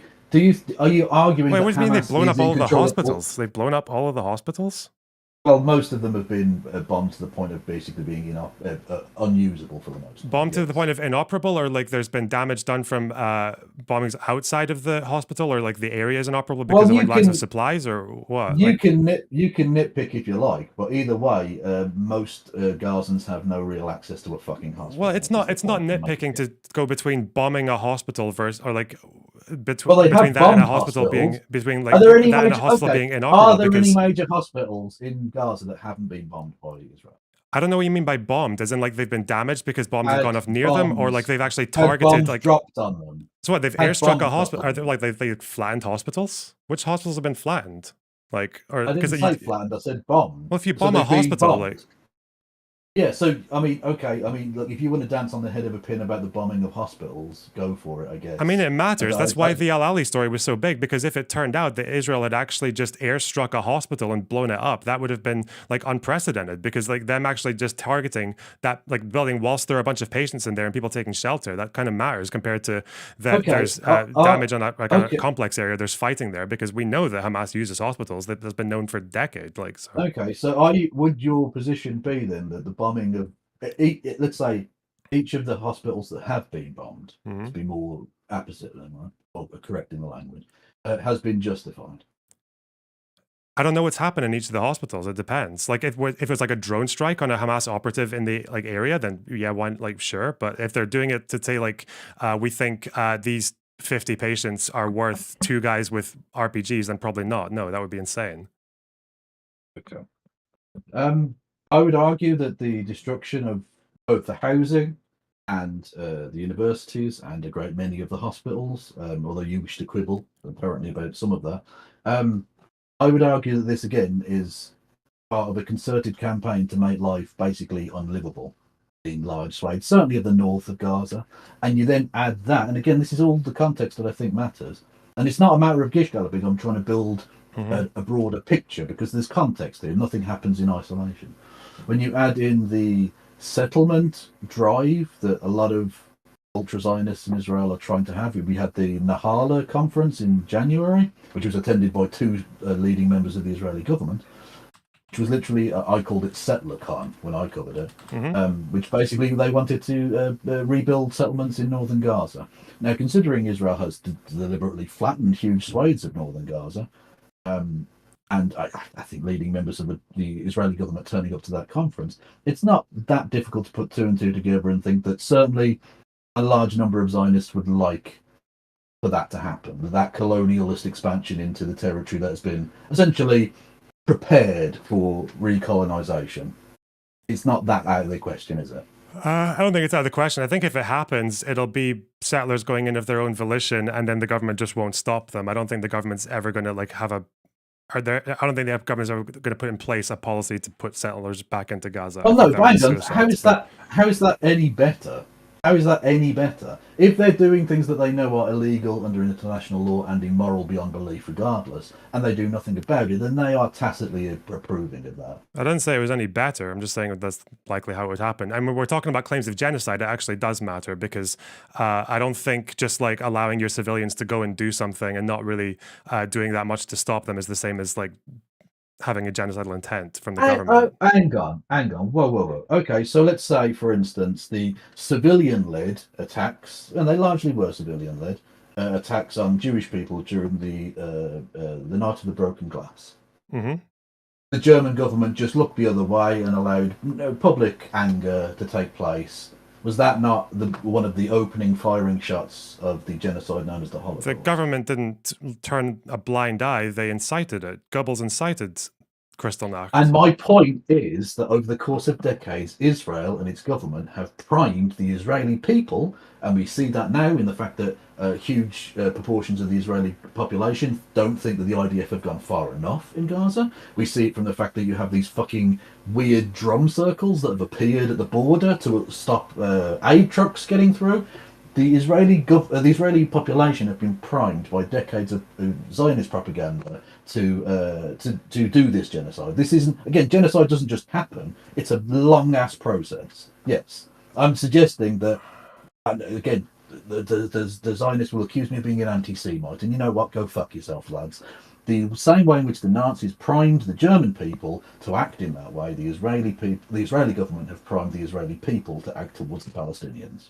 I feel like we need to probably go into a bit more detail about just like one of these claims, because I feel like I'm hearing like 10 of them, and I'm trying not to like do the gish gallop. Yeah, it's okay. Do you think? Well, I've got all day, so yeah. Do you think Israel is trying to about stopping aid trucks? Do you think that's like a government thing, or what's can you tell me what's happening with the aid trucks? Well, I mean, the example I gave was of Israeli civilians, and again, they do appear to be acting independently. They're not being necessarily paid or transported or housed by the government. Have appeared at the border crossing with Egypt to stop the passage of trucks. They're basically creating a human barrier to trucks getting in there. But in terms of the government of Israel, there's undoubtedly the case. Alice Kearns, the British MP, a memo from her was leaked, which suggested that she had seen a letter from David Cameron, the current British Foreign Secretary, who had claimed that the Israeli government, the Elon Levy, the Israeli government spokesperson in Britain, had claimed that the Israeli government had never stopped any aid convoys from getting in. The British Foreign Secretary flatly denied that in a leaked memo. He didn't mean that to become public, but it has become public. The Israeli government have flatly have consciously stopped aid convoys that the British government wished to send into Gaza from getting there. Yeah, I know. Like I think it's like 1.5% of trucks have been turned back on average. I don't know if there's any indication that. So first, the protesters, yeah, you're right. They're not government mandated at all. They're actually, well, the IDF has put military zones around those areas, and they've literally fought people off of those areas, like with people on horses and people throwing people off walls and shit to get them away from that. I don't think there's been any evidence that any particular amount of aid has been stopped by protesters successfully. I don't think that's ever been shown. I think maybe in Nitzana there was a couple of instances where they were held up for a few hours, but that was when there was already a bottleneck at Rafah. So even if they got through Nitzana at that time, they would have just gone to the back of a queue in Rafah for the Egyptians. So I don't think protesters have actually successfully stopped any aid from reaching anyone. As for the government, I don't know, you can tell me, because as far as Kerem Shalom and Rafah goes, is there any particular difference between the way that the Egyptians and the Israelis are processing aid to the border? I mean, I don't know specifically about that border crossing. All I know is the, like I said, the example of the British Foreign Secretary privately saying that he had, that the Israeli government had stopped British shipments from getting in. To the degree to which that's happened, I don't know. But again, I don't think for the purposes of our discussion. Now, look, obviously, the ICJ, you would need to go into a lot more detail. But for the purposes of this discussion, I think that's enough to suggest that the Israeli government are happy to look upon the starvation of the Palestinian people and think, "Fuck it, we can make that worse." No, again, I don't think that's sufficient at all. I think a statement from an official saying that like an unspecified number of trucks were turned back, even though no one denies that. Everyone will say that trucks have been turned back for one reason or the other. So we know that the largest, I think I'm right in saying the largest calorific drop in modern history, certainly since records of this sort of thing began, which is apparently the case in Gaza, is being exacerbated. To what degree? Again, we can argue. but as being exacerbated by the Israeli government purposefully turning away aid trucks. Does that not suggest to you that they're at least passively okay with the starvation of Palestinians? Well, no, because Egypt has turned back trucks as well. It only seems to be 1.5%. Is there any indication that there's not enough trucks? Well, I would argue. I would argue that Egypt is complicit in this genocide too. By the way. Okay, that's fine. So because I'm just wondering then, is there any indication that there's like not enough trucks getting through these crossings? I think everyone knows there's not enough fucking trucks going in there. Do they? Yeah. Is there anyone claiming that enough aid is reaching the people of Gaza by these? No. Reaching the people is different, but we're talking about the crossings. We're talking about Israel's policies at the crossings. Obviously, distribution is a different question because some places are. Like this, it's not even just distribution. Okay. There isn't enough going in there. Even if it was distributed entirely fairly, we know that the calorific needs of that amount of people is not being met. How do we know that? What do you mean, how? Because we know what the calorific intake of the population that roughly is there, and we know that not enough is getting in there. No, but that's why everyone keeps saying we need more fucking aid trucks going in there. No, I know some people are saying they need more trucks, but is there like a particular number we're talking about, or like what have they? I don't know what the exact number is off the top of my head. Because my understanding, and you can correct me if I'm wrong, is that before the war, the average number of food trucks that went into Gaza daily was about 70 for food trucks. And now it's like 150. So, and that's also, I think that would also include internal production in Gaza made up between sort of 27 and 33% of their food production. And some of that was for export. So even if you account for that, it's like, so there's currently more food trucks going than pre-war, plus also internal production. So it's made up for both plus extra. So that's why I'd be curious to see where people are saying there's not enough trucks entering the strip. Apologies, I'm just reading a thing here. Someone sent me the link for the 14,000. Oh, that's the 1.5% of trucks were refused. Okay, sorry. Yeah, apologies. I'm being sent links. That's always part of the problem with this. Is it's such a fucking complicated issue that it's a lot of the details are very, very difficult to parse out. I can just be candid as well. The reason I'm focusing on details is because I feel like a lot of these bullet points that people give are either based on disinformation or incomplete information that actually changes the story. That's why I think usually what I hear from trucks is like you have people saying there were 500 trucks. We need 500 trucks going in, but it turns out that 500 trucks has never been the case. Definitely not for food. 500 trucks accounted for everything, like construction materials and all that shit. That's obviously not going in now. So that's why I think it's like important to look at these details because, like, that's fine. But I think we're all dealing with incomplete information to a degree. Yeah, but that's why I'm saying when you're claiming that the Israeli government is like satisfied or like they want to starve the population, then I feel like that one needs a bit of substantiation. I mean, so far, the number of trucks going in doesn't provide evidence for that at all. It feels like there are definitely enough trucks going in there. Going back to the quotes, we've seen rhetoric from some of them that suggests that they're perfectly fine with the starvation and hunger of the Palestinian people on the basis that they want their hostages back. Even though, of course, when 3 of them were released, they were fucking killed by the Israeli defense forces, which is fascinating. And of course, starving the Palestinians means starving the fucking hostages as well. So that's counterproductive in an enormous way. Yeah, of course it is. But that's why rhetoric and actions matter. Because when Gallant says there will be no food, meanwhile there are more food trucks going into Gaza than there were pre-war, almost double actually. Then it's like, well, okay, maybe he said that's this, because the world's watching now. Yeah, that's the world is watching now. Yeah, well, that matters if the world's watching because Israel overplayed its fucking hand. Yeah, so if they're changing their actions, first of all, I don't know at what point there ever was no food going in. I think in October there was a drop because border crossings were having to arrange for imports. No food was going in. Yeah, but that's the point. That's what I'm saying is like that's what I'm saying is that like there doesn't seem to be the case that even though there's this quote of Gallant saying no food, we're fighting human animals, but then you see on the ground that Israel is actually allowing more than enough food to actually cross the border. Then it seems to be the case that they're not following through on this idea of like starving the population at any point. So it's not just because the world changed. Well, because the world changed its opinion based upon the overplaying of the hand of Israel. When Israel first suggested cutting off internet and water and electricity and blah blah blah, the world was fine with that. Every world leader said, "Yay, fantastic." And it wasn't until Israel started doing what it's doing, killing tens of thousands of people, and the opinion in those countries shifted, that all of a sudden that becomes quite such a rhetorically acceptable line anymore. It's not Israel out of the goodness of its heart saving the Palestinians, is it? Oh, I don't. It doesn't matter why they're doing it. It just matters, like, if you're saying that they're changing their act. Well, Again, considering I contest it as, considering intent well, I is think one of the core parts of the Genocide Convention. I would argue the reason that anything is happening is precisely the point, isn't it? They're not doing this because they want Palestinians not to die, or because they love Palestinians. They want to fucking save them.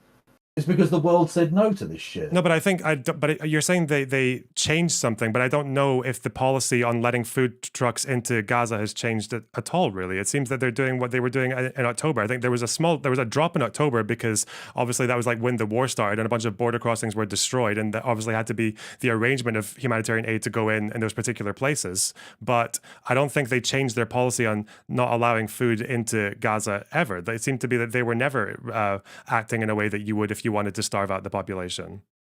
Okay, so has there never been a calorific deficit at any point in the last 6 months in Palestine? Or let's say in Gaza. Oh, there are deficits in certain areas, but that's a question of distribution, not a question of Israel letting aid trucks into the Strip, which was the initial claim.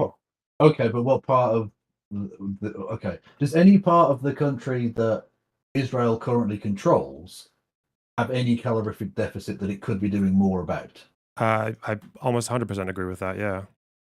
Yeah, so at least in part, they are fine with using hunger or allowing hunger within a controlled area that it controls and that no one else can get food into. As well as, of course, the purposeful targeting of certain aid workers. We've seen huge numbers of aid workers that have been killed during this. Again, some of them you can write off as an accident. I don't think you can write all of them off as an accident. So I don't know. I think they wish to scare international workers away from this. So now it seems to be like they're allowing enough food to get into the Strip, but they're intentionally not distributing it or not allowing it to be distributed effectively enough in an area that is. Well, they are effectively the government in large parts. No, I know. So that's why I agree with the ICJ giving those provisional measures, because as the occupier, you are legally supposed to facilitate aid moving in. But again, it's like I don't really know what the difference is between what's happening now and the best that they could do, because North Gaza is a absolute mess right now. It's like there's like gang warfare is starting to crop up. There's an issue of just like the fact that the border crossings that are currently functional are both in the south. I think Israel's already opening, or they're said to be opening one in Erez. There's the American port that's going in right now. So again, I don't really know if any of this is indication of like intentionally wanting to starve the population. I guess that's probably why. I don't even know. When was the last time the health ministry reported a death of starvation? I thought it was like 50 days ago by now.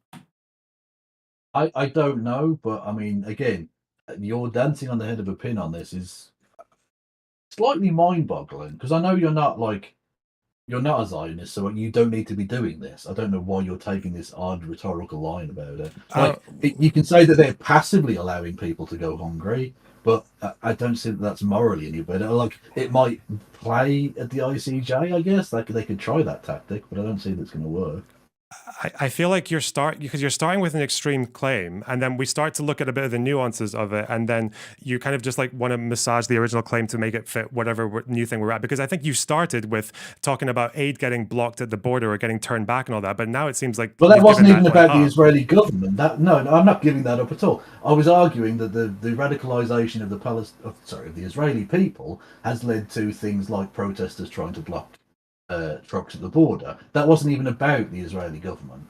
Okay, but that was about I was making a broader point about the radicalization of the Israeli people. Who, like I say, if you look at the polling of the Israeli people, it's pretty fucking worrying. Actually, a great majority of them don't think the IDF has gone far enough, and they're pretty much the only country in the world who think that. So when you spoke about radicalization of Israelis, you were using it in aid of the idea that the government or that the leaders have radicalized them into a genocidal mindset. And then I was thinking, well, that clearly can be the case for this particular example, because it seems to be that the protesters who went to block those trucks had the shit beaten out of them by the IDF, and they had a military zone drawn up around that area to keep those protesters out, and it doesn't seem like those protesters actually achieved anything. So yeah. Well, Hasidic Jews who have campaigned against the actions of the Israeli government have also been beaten the shit out by the IDF. It does seem that the IDF are rather fond of beating up Jewish people as well. Wait, was that a pivot, do you think? Well, no, it's taking the seriousness of your point as seriously as I think it deserved to be taken.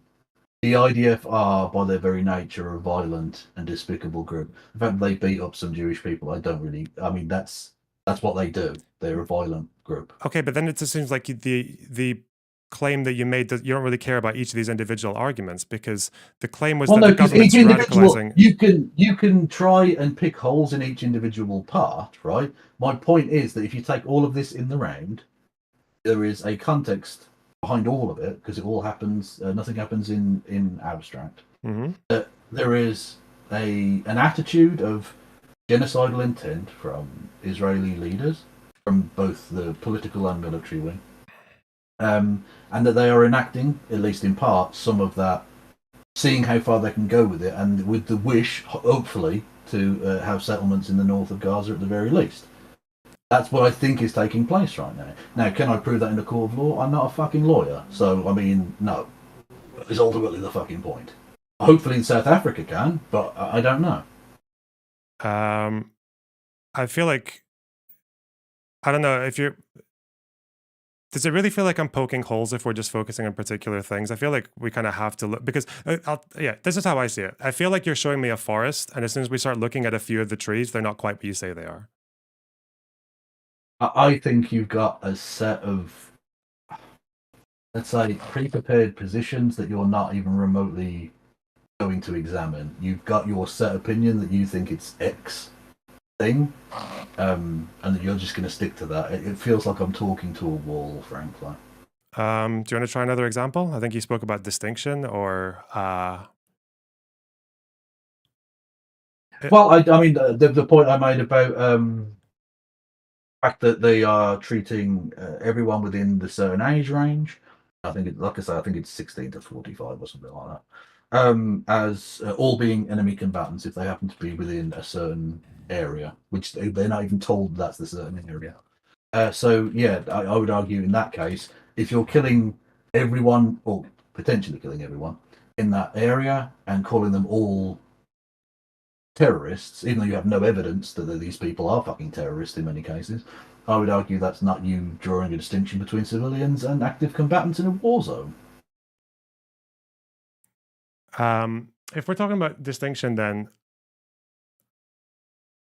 according to Hamas, their own numbers, they've got like, what, 30,000 fighters, and they said that the IDF had killed like 6,000 of them, right? Okay, yeah, that's possible. Israel said that they'd killed 12, 13,000, and this is when the death toll was just under 30,000 total. Right. So it seems like, I don't know what the argument against this is, you can tell me. That would mean that Israel has killed, according to Hamas's numbers, Israel has killed 20% of the Al-Qassam brigades, 20% of the Hamas forces. Okay. And as for the civilian population death, that would be like, I think 25,000 out of 2.2 million would be like 1%, maybe a bit over. So if they're killing 20% at least, maybe 40 of Hamas's military, but 1% of the civilian population, doesn't that seem like they're targeting Hamas? Okay, but I mean, that's a very interesting way of statistically analysing that. You could also argue that they're killing X number of civilians for every enemy combatant, and that what's the acceptable ratio of innocents to military combatants? Yeah, that would be... You know what I mean? Like, but then the problem with just using civilians to combatants is that, like, imagine there was a city with 100 people and 10% of them were militants and 90% of them were civilians, and you indiscriminately bombed the whole place, and you got an equal number, then it would look like you indiscriminately bombed, because it would just look bad. You got 9-to-1 ratio of civilians to combatants. But if you did the exact same bombing campaign in a city that was 90% militants and 10% civilians, you'd get a really good ratio, even though if you just indiscriminately bombed. So I think just civilian to combatant ratio doesn't necessarily tell you that much about the intent of the people doing the strikes. That's why I think proportion of each group is probably a bit more of a nuanced way to look at it, because... Okay, but what's the percentage overall of Hamas? Certainly, let's say Hamas within the targeted areas as well, because I don't think you can take the entire thing, because they haven't literally bombed every fucking inch of the place. Well, you can if you remember that Israel can bomb all of Gaza. So for all of Gaza, it can count, Right, because but Israel could target all of it, right? It's not going to bomb like the fucking desert or something, is it? But we're just talking about the population within the strip. It's not just like we're not talking about square kilometers. We're just talking about the population in the strip. And the population in the strip is about 2.2 million. And the Hamas population is 30,000.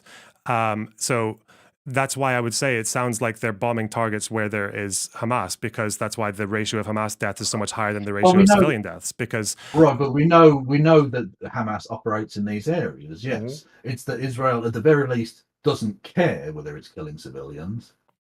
And like I say, the fact that they're literally saying that, it's impossible to even know what the overall percentage of the numbers of terrorists that Israel claims to have killed are actually terrorists. That would be really interesting to know that. Because they're targeting these specific areas and saying that everyone within inside that area is a legitimate combatant, even though they just happen to fucking live there and be there, which again is their legal fucking right under international law. It suggests to me, at the very least, an incredibly laissez-faire attitude towards the killing of civilians.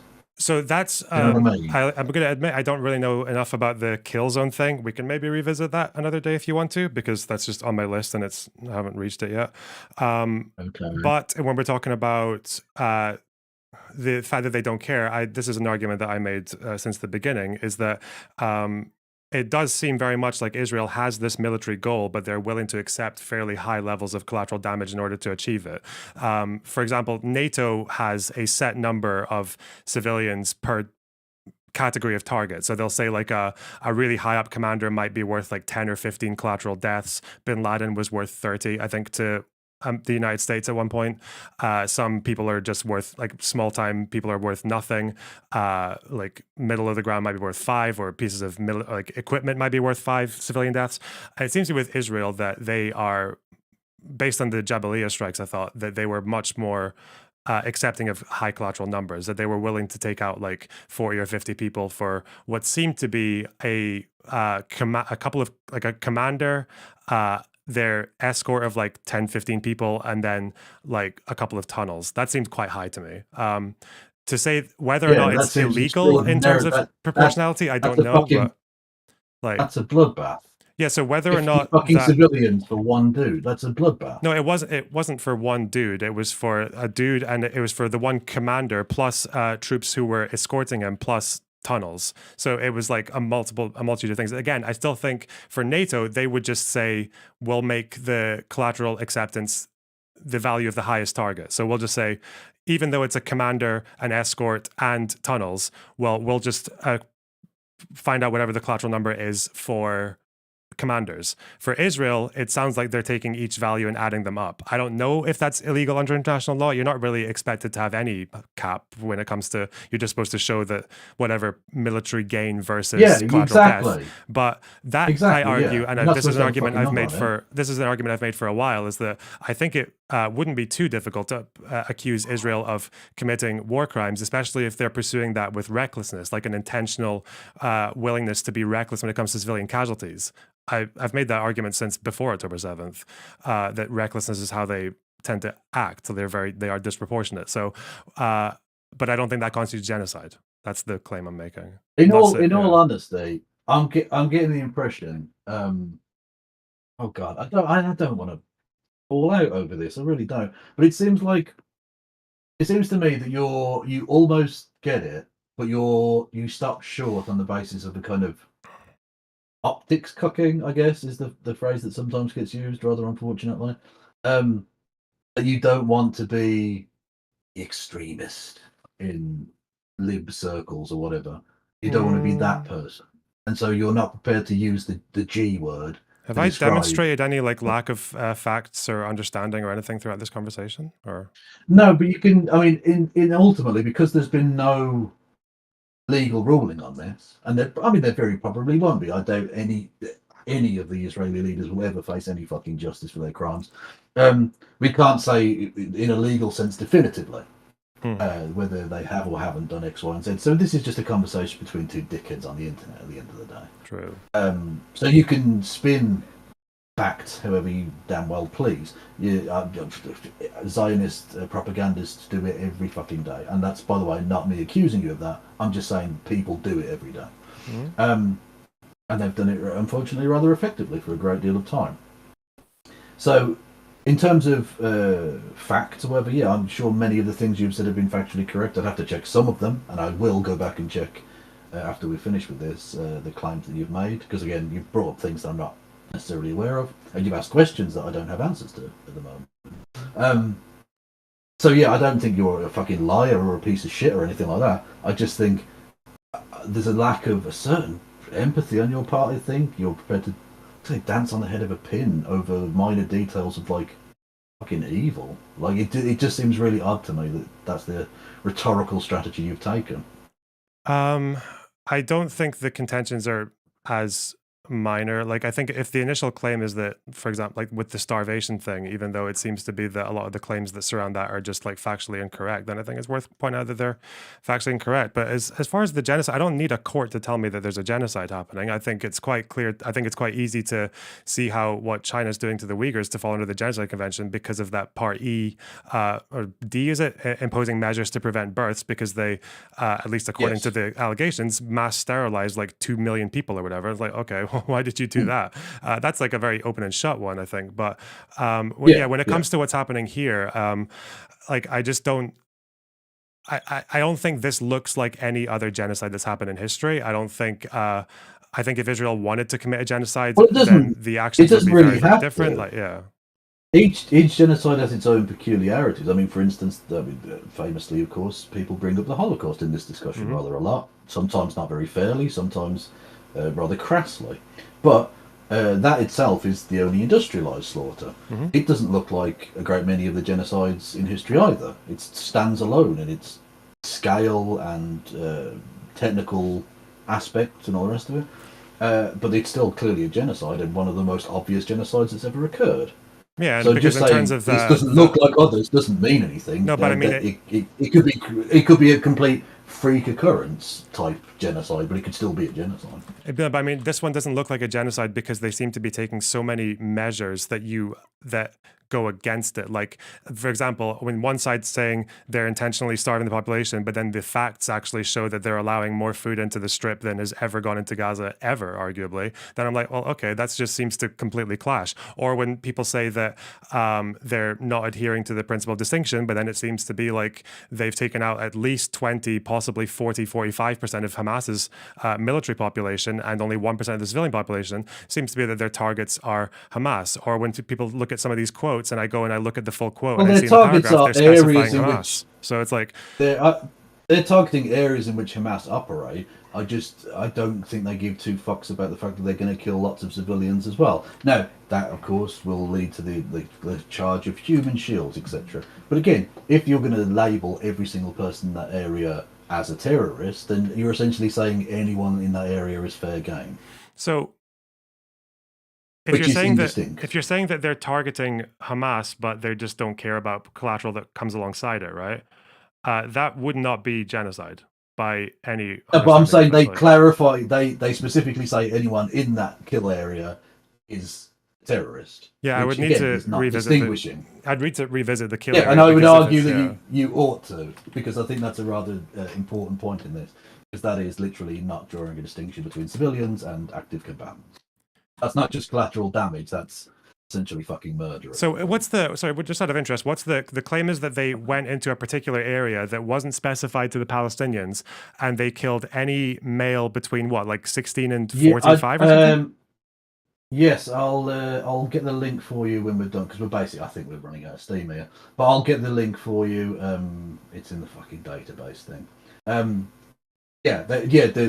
kill area thing, which I mean, you could probably find a lot of the information yourself, but I will send that to you when we're done. Yeah.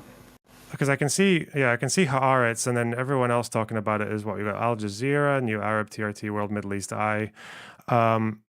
What was this? But was this based on an interview? Was this based on IDF documents, or was this based on like someone said it, or what's this based on? I think it was IDF documents. It was the numbers that they had revealed themselves. Yeah, so that's what they were targeting. I'd have to get the link up for you. But again, you can. Yeah, we can revisit that one another time. Like if they've done that, that would be definitely like a example of a war crime or a crime against humanity. Whether it would constitute genocide, I still don't think so, because. So you're never going to accept it, then? You just again, I'm talking to a wall. No, it's because I don't think, like, you understand. There's a reason that people don't call Dresden genocide, right? Even though they were basically killing fucking whoever. Some people do actually. Okay, like any like. There's an argument. Are there historians or any like serious people who say that, or what? Yeah, no, there are serious historians who claim that. Yeah, I think so. And to be honest, there's an argument. I mean, it's nuanced and everyone involved is dead, so it's not really fucking relevant anymore. But I think there's an argument to be made that the targeting of certain cities, especially by Bomber Harris, who specifically said that he wasn't interested in necessarily shortening the war, but he wanted to kill lots of Germans. I think there's an argument to be made there that there was that did constitute in some respects genocide. Yes. I don't not necessarily by everyone involved, but it's there's like it would be an interesting legal case if nothing else, because they targeted cities specifically to kill people. They were trying to smash cities rather than necessarily like military targets or whatever, which again would fall under the same basic principle here of it not distinguishing between civilians and enemy combatants. Now, did international law exist on that basis then? No, so you couldn't really try them under genocide law because it didn't exist.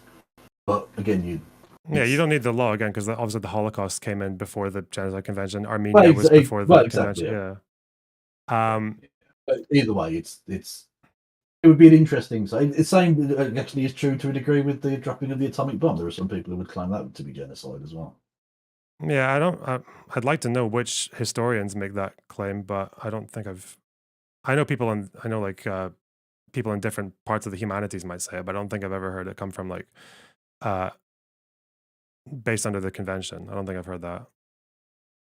Well, whether we run under the convention, I guess. I get the part of the problem, of course, as I think pointed out at the start, wasn't it, that that Lemkin himself, the guy who literally coined the term, didn't think that the UN definition was broad enough. Didn't think it included enough of the aspects of what he considered to be genocide. Yeah, and the problem is we can't really do much with that, because unfortunately, since his one wasn't taken, there's no precedent for it. So we don't, like, when it comes to the current convention, we know what they mean by bodily or mental harm. It's basically always used in reference to like rape as a means of, or torture as a means of like literally making it impossible for them to live a meaningful life going forward and shit like that. So yeah. Okay, that's an interesting point. Would the stories of the mistreatment of Palestinian civilians, would that be at least admissible as part of the case in your eyes? If there was like an IDF unit like raping people, or well, there's been stories that are coming out of Palestinians who've been released who have been certainly claimed to have been sexually assaulted. I can't prove. Yeah, so I know I've seen from the UN that the claims against them is like prolonged forced nudity and humiliation, or like invasive searches and stuff like that. Genocide, no, but abusive, atrocious, yeah, of course, yeah. Okay.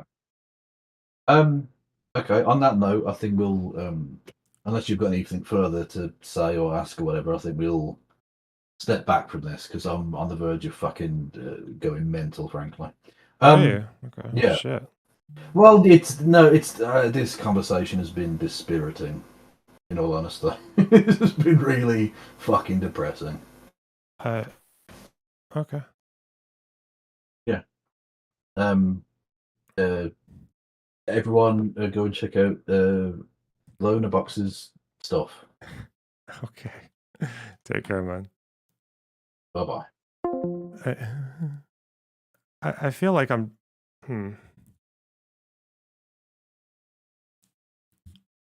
I feel like I'm dealing with a lot of this. Let me draw it for you guys.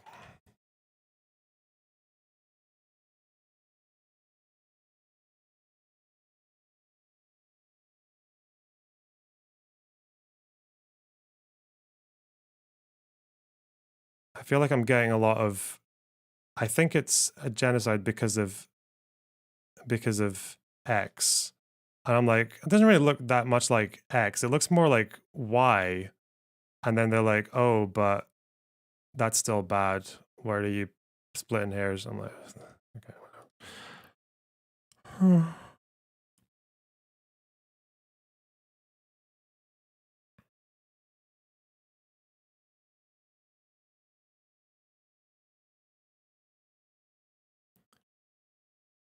Let's read about kill zones. Maybe I'm wrong. Maybe they are actually going in and conducting a... Maybe this is the kill shot. They do sound pretty nasty. Let's see.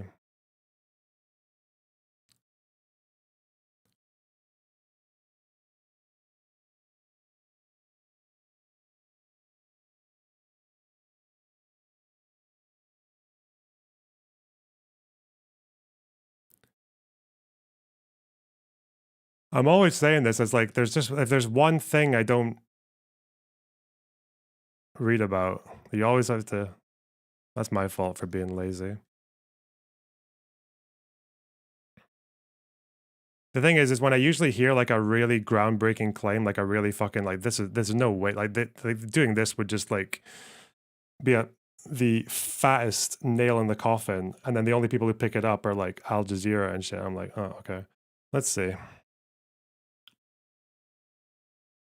The Israeli army says 9,000 terrorists have been killed since the Gaza war began. Defense officials and soldiers, however, tell Haaretz that these are often civilians whose only crime is to cross an invisible line drawn by the IDF. Oh, interesting. Okay.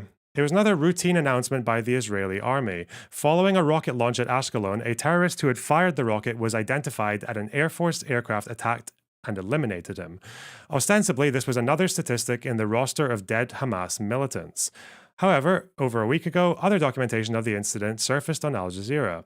It showed 4 men, not one, walking together on a wide path in civilian clothing. There is no one nearby, only the ruins of houses where people once lived. This apocalyptic silence in the Khan Yunis area was shattered by a loud explosion. 2 of the men were killed instantly. 2 others were wounded and tried to continue walking. Perhaps they thought they had been saved, but seconds later, a bomb was dropped on one of them. You can see the other falling to his knees, and then a boom, fire, and smoke. This is the video Macbeth looked over. What, the guys with the white flag walking towards the thing? Is that what you're talking about?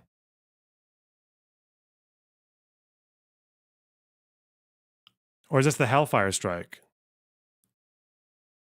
Oh, no, the Hellfire Strike with the drone. Okay. In practice, a terrorist is anyone the IDF has killed in the areas in which its forces operate, says a reserve officer who served in Gaza. This was a very grave incident. Oh, excuse me. A senior Israel Defense Forces officer told to Haaretz. They were unarmed. They didn't endanger our forces in the area in which they were walking. In addition, says an intelligence officer who is familiar with the story, it was not all certain that they were involved in launching the rocket. He says that they were simply the people who were the closest to the launching site. It's possible they were terrorists. It's possible they were civilians out looking for food. Okay.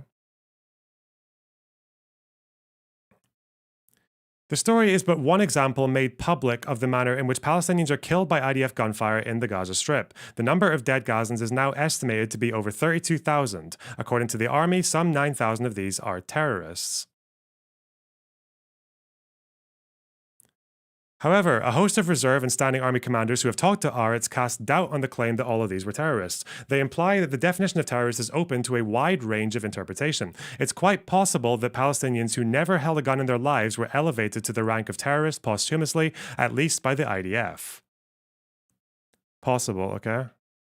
In practice, a terrorist is anyone the IDF has killed in areas in which its forces operate, says a reserve officer who has served in Gaza. The army's figures are no secret. On the contrary, over time, they have become a source of pride, perhaps the closest thing to a victory image Israel has achieved since the war began. But this image, says a senior officer in Southern Command who is familiar with the issue, is not quite authentic.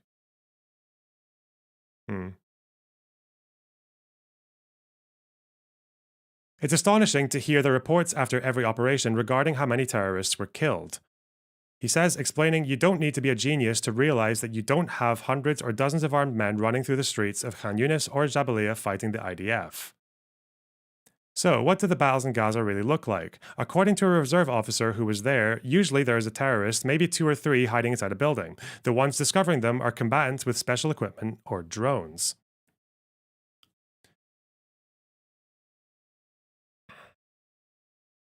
One of the roles of this officer was to inform senior echelons of the number of terrorists killed in the area and he and his men were fighting in. This wasn't an official debriefing where they want you to produce all the bodies, he explains. They ask you how many, and I give a number based on what we see and understand on the ground, and we move on.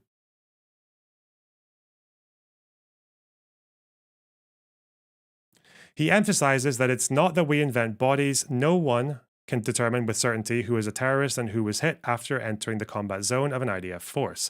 Indeed, a number of reservists and other soldiers who were in Gaza in recent months point to the ease with which a Palestinian is included in a specific category after his death. It seems that the question is not what he did, but where he was killed.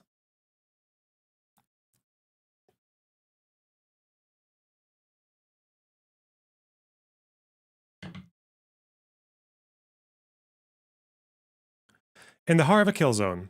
The combat zone is a key term. This is an area in which a force sets itself up, usually in an abandoned house, with the area surrounding it becoming a closed military area, but with no clear marking as such. Another term for such areas is kill zones. In every combat zone, commanders define such kill zones, says the reserve officer. This means clear red lines that no one who is not from the IDF may cross so that our forces in the area are not hit. The boundaries of these kill zones are not determined in advance, nor is their distance from the house in which the forces are situated. The height of buildings is an important factor. Each force has observations posts within and outside the Gaza Strip, whose soldiers are charged with identifying danger. But ultimately, the boundaries of these zones and the exact procedures of operation are subject to interpretation by commanders in that specific area. As soon as people enter it, mainly adult males, orders are to shoot and kill, even if that person is unarmed.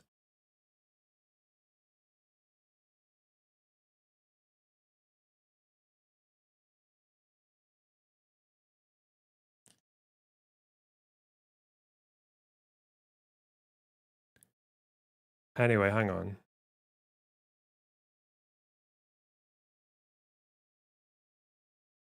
No, I know you don't have to be visibly armed to be dangerous, right? I'm saying though, if they said we're going to go into this area that's like half a square kilometer, it's a kill zone. We're just going to charge in, and anyone we see who is like 16 or above, male, we're just shoot them. That would be a crime against humanity at the very least, right? Because that's fucking mental.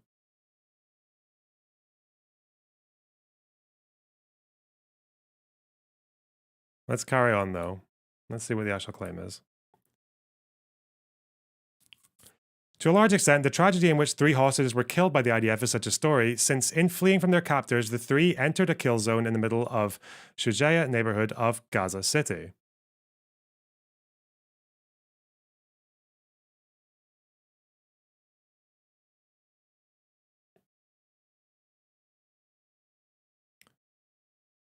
Battalion 17 was protecting a southern logistical evacuation route used by the division, said Brigade Commander Colonel Israel Friedler, who was in charge of the force during an investigation of the incident. The range of vision and the kill zone were close to our forces, he said. The end is known, and the fact that procedures were not followed. Subsequently, procedures were tightened. Nowadays, if the presence of hostages in an area is unknown,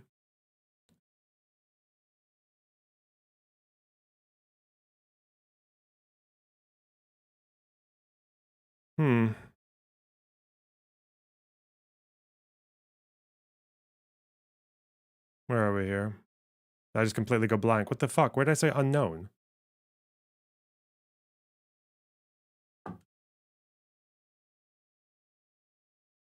If the presence of hostages in the area is known, operations will be carried out accordingly, and such areas will be not hit from the air.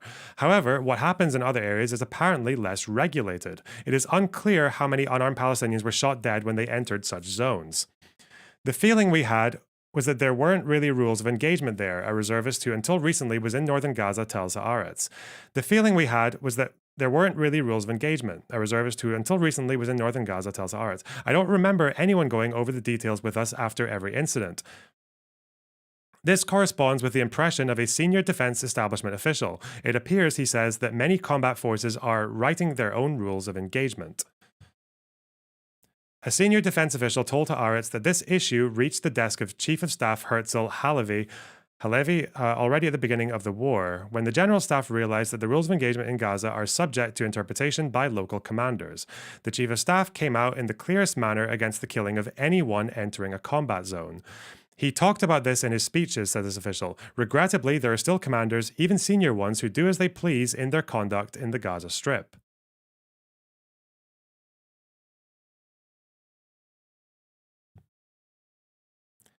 Cover the IDF soldier interview on Channel 4. Yeah, I did. That interview. If you think that interview is any kind of bombshell or whatever,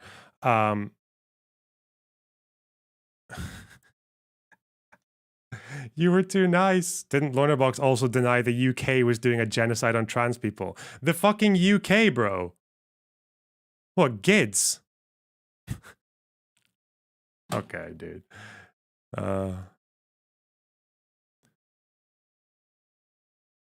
Stab me. Put me in the camp. The Chief of Staff came out in the clearest manner against the killing of anyone entering a combat zone. He talked about this in the speeches, says the official. Regrettably, there are still commanders, even senior ones, who do as they please in their conduct in the Strip.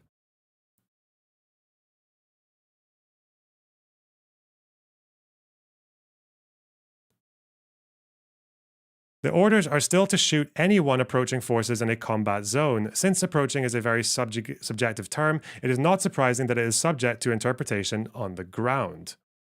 A reserve officer with an important role in a forward command post of Reserve Brigade at the forefront of the fighting in the northern Gaza says that age and experience play a role. In other words, younger conscript soldiers are likelier to pull the trigger compared to reservists.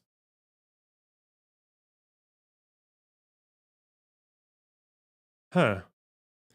The officer was involved in an incident in which innocent people could easily have been killed. We identified a suspicious man who was about to enter our combat zone, he relates. We already had a drone in the air with approval to kill the suspect. Suddenly, at the last moment, we and the drone operator saw the man entering a street in a square with dozens of people there. This was a few yards outside of the combat zone boundary, and there was a market with stalls, children on bicycles, a parallel world. We didn't even know there were civilians there, he says. They immediately decided to call off the strike, apparently preventing a disaster.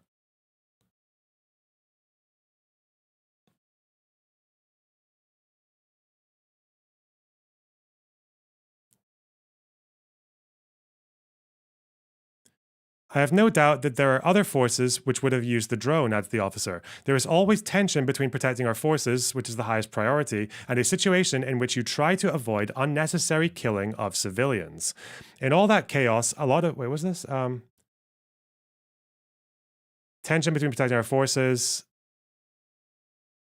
and a situation in which you try to avoid... This is one of the officers actually saying this still. This is not this is not a genocidal policy. Fuck me, man. It's not even close. It's not even like a war crime policy.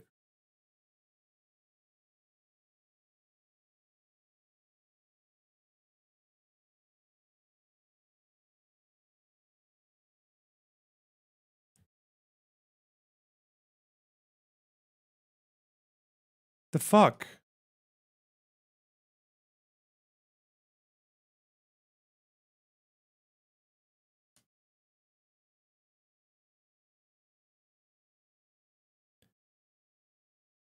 In all that chaos, a lot of weight is given to the judgment of commanders on the ground, be it a brigade, battalion, or company commander, say many combatants who spoke to Haaretz. They say that there are commanders who will shoot at a building with a suspect in it, even if there are civilians in the vicinity, while other commanders will act differently.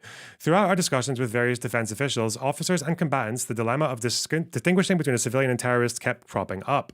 How can you identify someone if you're in danger, or decide whether it's right to wait without rushing to shoot? Turning to commanders can yield different answers depending on the person and the situation.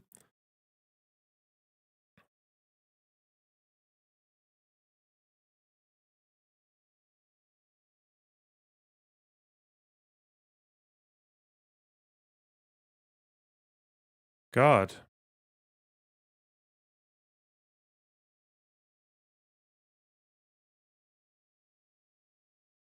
For our commanders, If we identified someone in our area of operation who was not part of our forces, we were told to shoot to kill, said a soldier from a reserve brigade in describing his experience. We were explicitly told that even if a suspect runs into a building with people in it, we should fire at the building and kill the terrorist even if other people are hurt. Okay.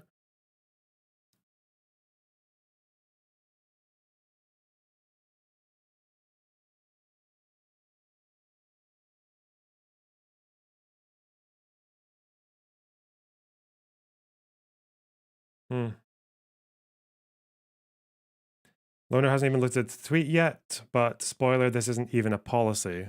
Huh? What is it then?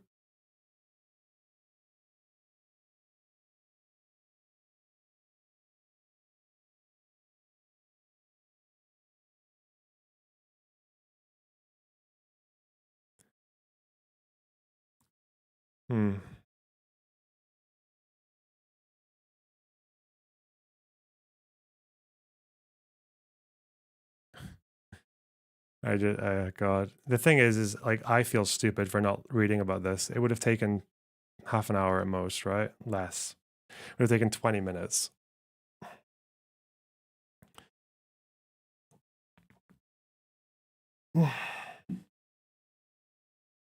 Doesn't matter how much you learn about trucks or dig into the context of quotes or compared to previous acts of genocide, compared to look at numbers and proportions. Doesn't matter. There's an article about kill zones that exists that I haven't read. Well done. All right. Ugh. Civilians in Gaza are aware of locations that are defined, at least on paper, as firing zones. They are supposed to remain in and around humanitarian shelters. These are areas in which the IDF does not create combat zones. Wait, civilians in Gaza are aware of locations that are defined, at least on paper.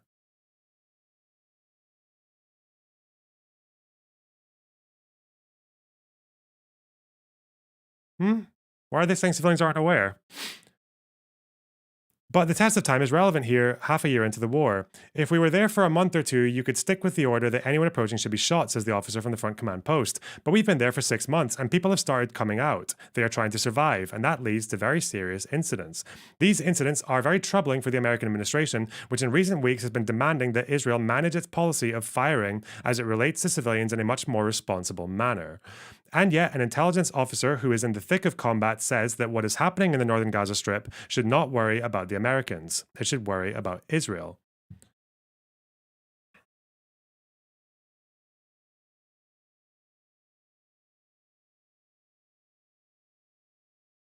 He says that there are over 300,000 civilians there, most of them concentrated in areas the IDF has defined as humanitarian shelters since the beginning of the war.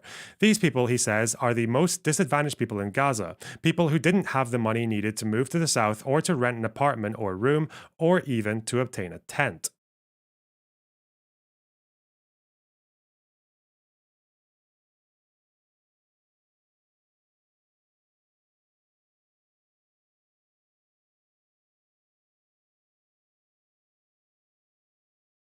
How important is the genocide question? Aren't there more important things like what to support regarding ceasefire, the IDF, etc.? That was the debate topic that Kevin asked for. He wanted to debate me on genocide. Because that's like the, you know.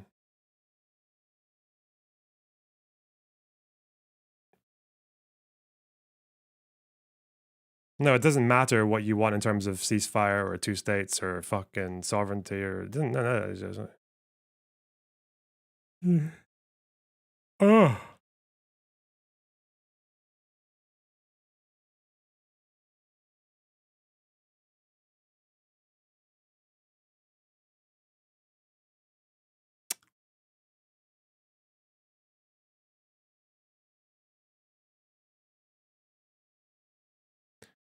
Ooh. The situation in these areas, he adds, is very difficult. People residing there fight for food and for a place to sleep. He says that it's become a life or death struggle in which violence reigns and governance is absent. A senior IDF commander who's involved in the combat adds that in many parts of northern Gaza, there are civilians who are not in these humanitarian shelters, he says. Some of them simply returned or stayed in their houses to protect their property from pillage, concerned that someone else would take over their house while they fled. Thus, people in their homes which happen to lie outside the humanitarian shelters where the IDF does not operate are in clear danger. They could be in buildings right next to where soldiers are located, says this commander. If someone sees them, they are usually hit. Sometimes they don't know they are perceived as posing a danger. Thus, there is an IDF order for Gazans to avoid going on rooftops. Anyone on a roof is liable to be shot.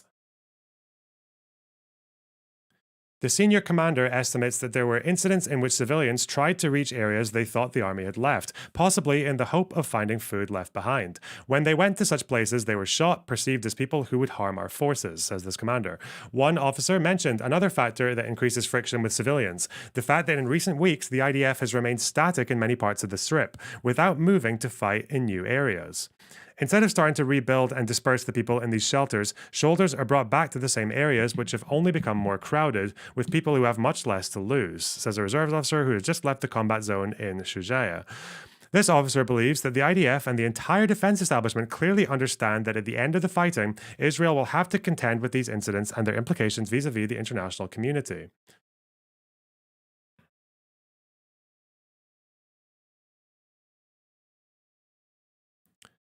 Meanwhile, a General Staff investigative team is on the ground sending its conclusions to the Military Advocate General. But with no one knowing how many terrorists have been killed and how many civilians have been counted as terrorists, it seems that this team's task is not a simple one.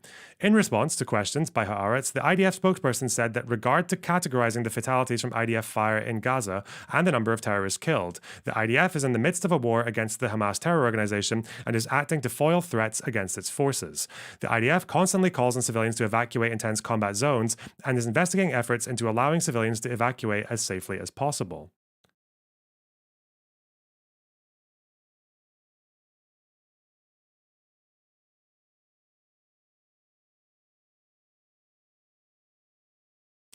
In contrast to claims being made, the IDF has not defined kill zones.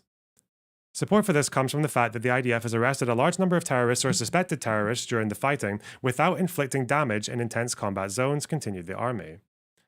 Indeed, there is no written order regarding a kill zone in the IDF's rulebook, but this doesn't mean that the concept is unknown to soldiers. Evidence of this is the investigation of the incident in which 3 hostages were killed. As for the documented footage on the attack of the 4 unarmed Gazans, the IDF spokesperson responded that the area documented in the footage was an active combatant area in Khan Yunis, in which there was a significant evacuation of the civilian population. The forces there experienced many encounters with terrorists who fight and move in combat areas, while dressed as civilians and camouflage combat gear in buildings and property that appear to be civilian. The incident documented in the footage was examined by the investigative apparatus of the General Staff, which is a body that is independent and responsible for examining exceptional incidents that happen in the course of conduct.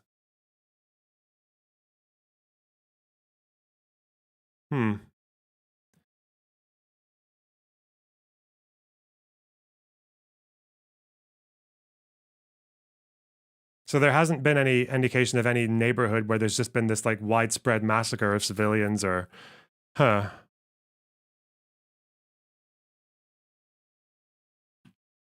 Okay, people want to talk to me apparently. Let's see. Becca, hello, hi. Yo. Whoa, you're loud. Hi, how's it going? Can you hear me? Yeah, hi. It's insane. This is the first time I've ever been on Discord. Okay. You can hear me clearly, right? Yeah, very clearly. There seems to be some sort of delay. Might be my whatever. Anyways, I just had to address this guy. There's a weird echo. You need to turn my stream off. You need to mute my stream. Do I do this go on through YouTube. the Discord? Yeah, no, go on YouTube with the stream that you're watching and mute that. Okay. Okay, mute it. Now it's fine? Yeah, yeah, hello. Cool. Anyway, you're Lebanese. Sure, bro. Yeah. Right? Well, like barely, but half. Yeah. I've been there once. Barely. Anyways, well, you're Christian and everything. Mm-hmm. Marjayun? I don't speak Arabic. I'm really sorry. No, you don't speak Arabic. No.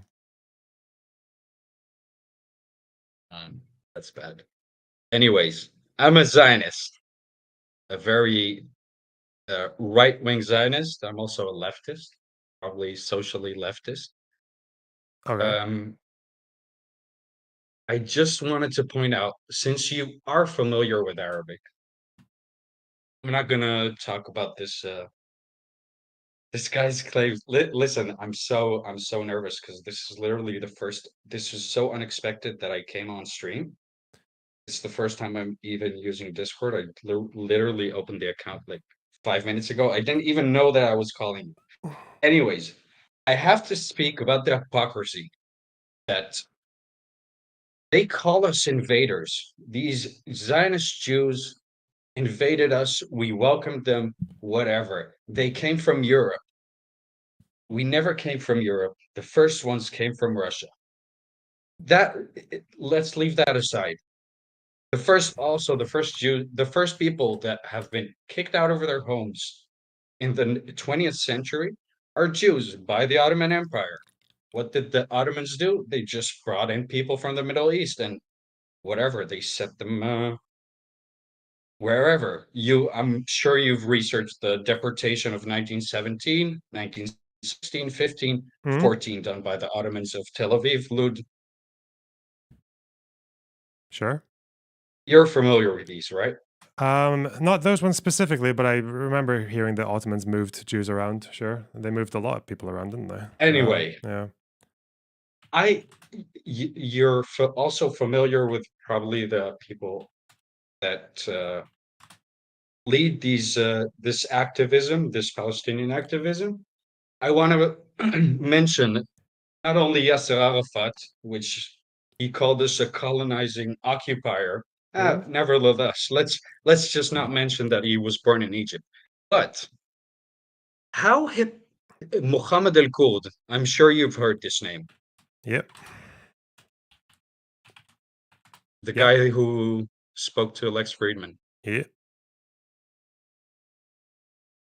So Mohammed al-Kurd, for people who don't understand Arabic, if he were to claim he's genetically Palestinian, descendant of the Canaanites, every person in the Middle East who understands even a little bit of Arabic would understand that this is absolute hypocrisy, nonsense. You cannot come to me with your last name being El-Kurd, meaning Kurdish, and telling me I'm an invader. You cannot come to me with the last name El-Masri and tell me I'm an invader. You cannot come to me with the last name Mughrabi, Hijazi, Takriti, Baghdadi, whatever it may be. And you come and tell me I'm the invader? Are you? It's ridiculous. No, wait, okay, so Anyway, let's just that's say, before what- Sav said anything, we're going to address a couple of things, okay? First of all, I don't know what the picky thing about Russia is. It was the Russian Empire, and most of the Jews lived in the Pale of Settlement, so people would consider that Europe easily. When it comes to the invader thing, well, first of all, or colonizer. First, the first Zionists called themselves colonizers. They said that they were colonizing, that they were building colonies, right? I think the contention more, or a steel man of the contention, is not some genetic thing about who was there first, like whatever, the earliest possible stage. It's the fact that there were people living there in the late 1800s, early 1900s, who were like 90+% Arab, right? And without any of them being asked, a foreign empire, the United Kingdom, said, we're going to carve out some of this land for a Jewish state. No one who lived there was asked. Everyone knew that at least some of the people who lived there were going to have to get moved one way or the other to make that possible. And they did it anyway. I think that's a legitimate grievance, no? Do you think that grievance is illegitimate? Because some people are called al-Kurd or al-Baghdadi? Well, first of all, anything that was under the Ottoman Empire, when you mentioned 90% of the land was Arabs, I would assume that the majority were probably Arabs or Muslim that came through the Ottoman Empire. But in terms of actually trusting 90 to 10%, no, I personally don't trust anything that the Turks did, especially since those years between 1914 to 1917, they just genocided another 2 million Armenians and just made everyone forget it. They faked everyone. So I'm not. I don't think I you. wouldn't Can you necessarily tell me say what was my question? Do you remember what I asked you? The content in terms of that the claim of the people who already lived there in the 1800s and 1900s was okay. The UK decided that we have to move these people. Whatever, chaos.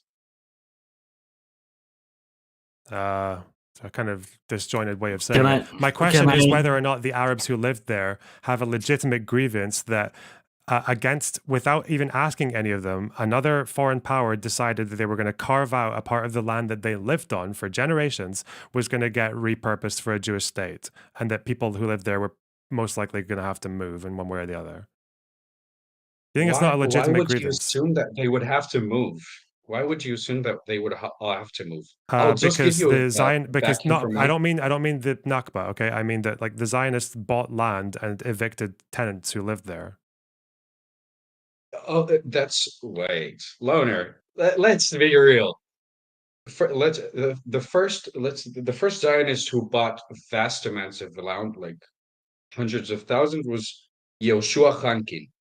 He settled in the Israel Valley, and every Arab who lived in the Israel Valley, which I live in, is still here. I literally, if you open a map, I live in Alona Galil. I'm surrounded, literally, the 10 most closest places near me, Khajajra, Kabia, Tabash, Zarzir, Hujirat, Ilut, Bir el Maksur, Kfar Manda, Shfaramir.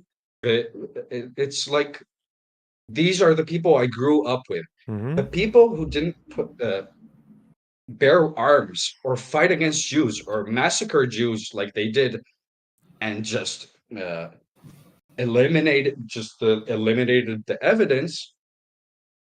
The peaceful Arabs or the peaceful Bedouins. Can I intervene here? Well, not 1 minute. The tenant farmer evictions were not as a.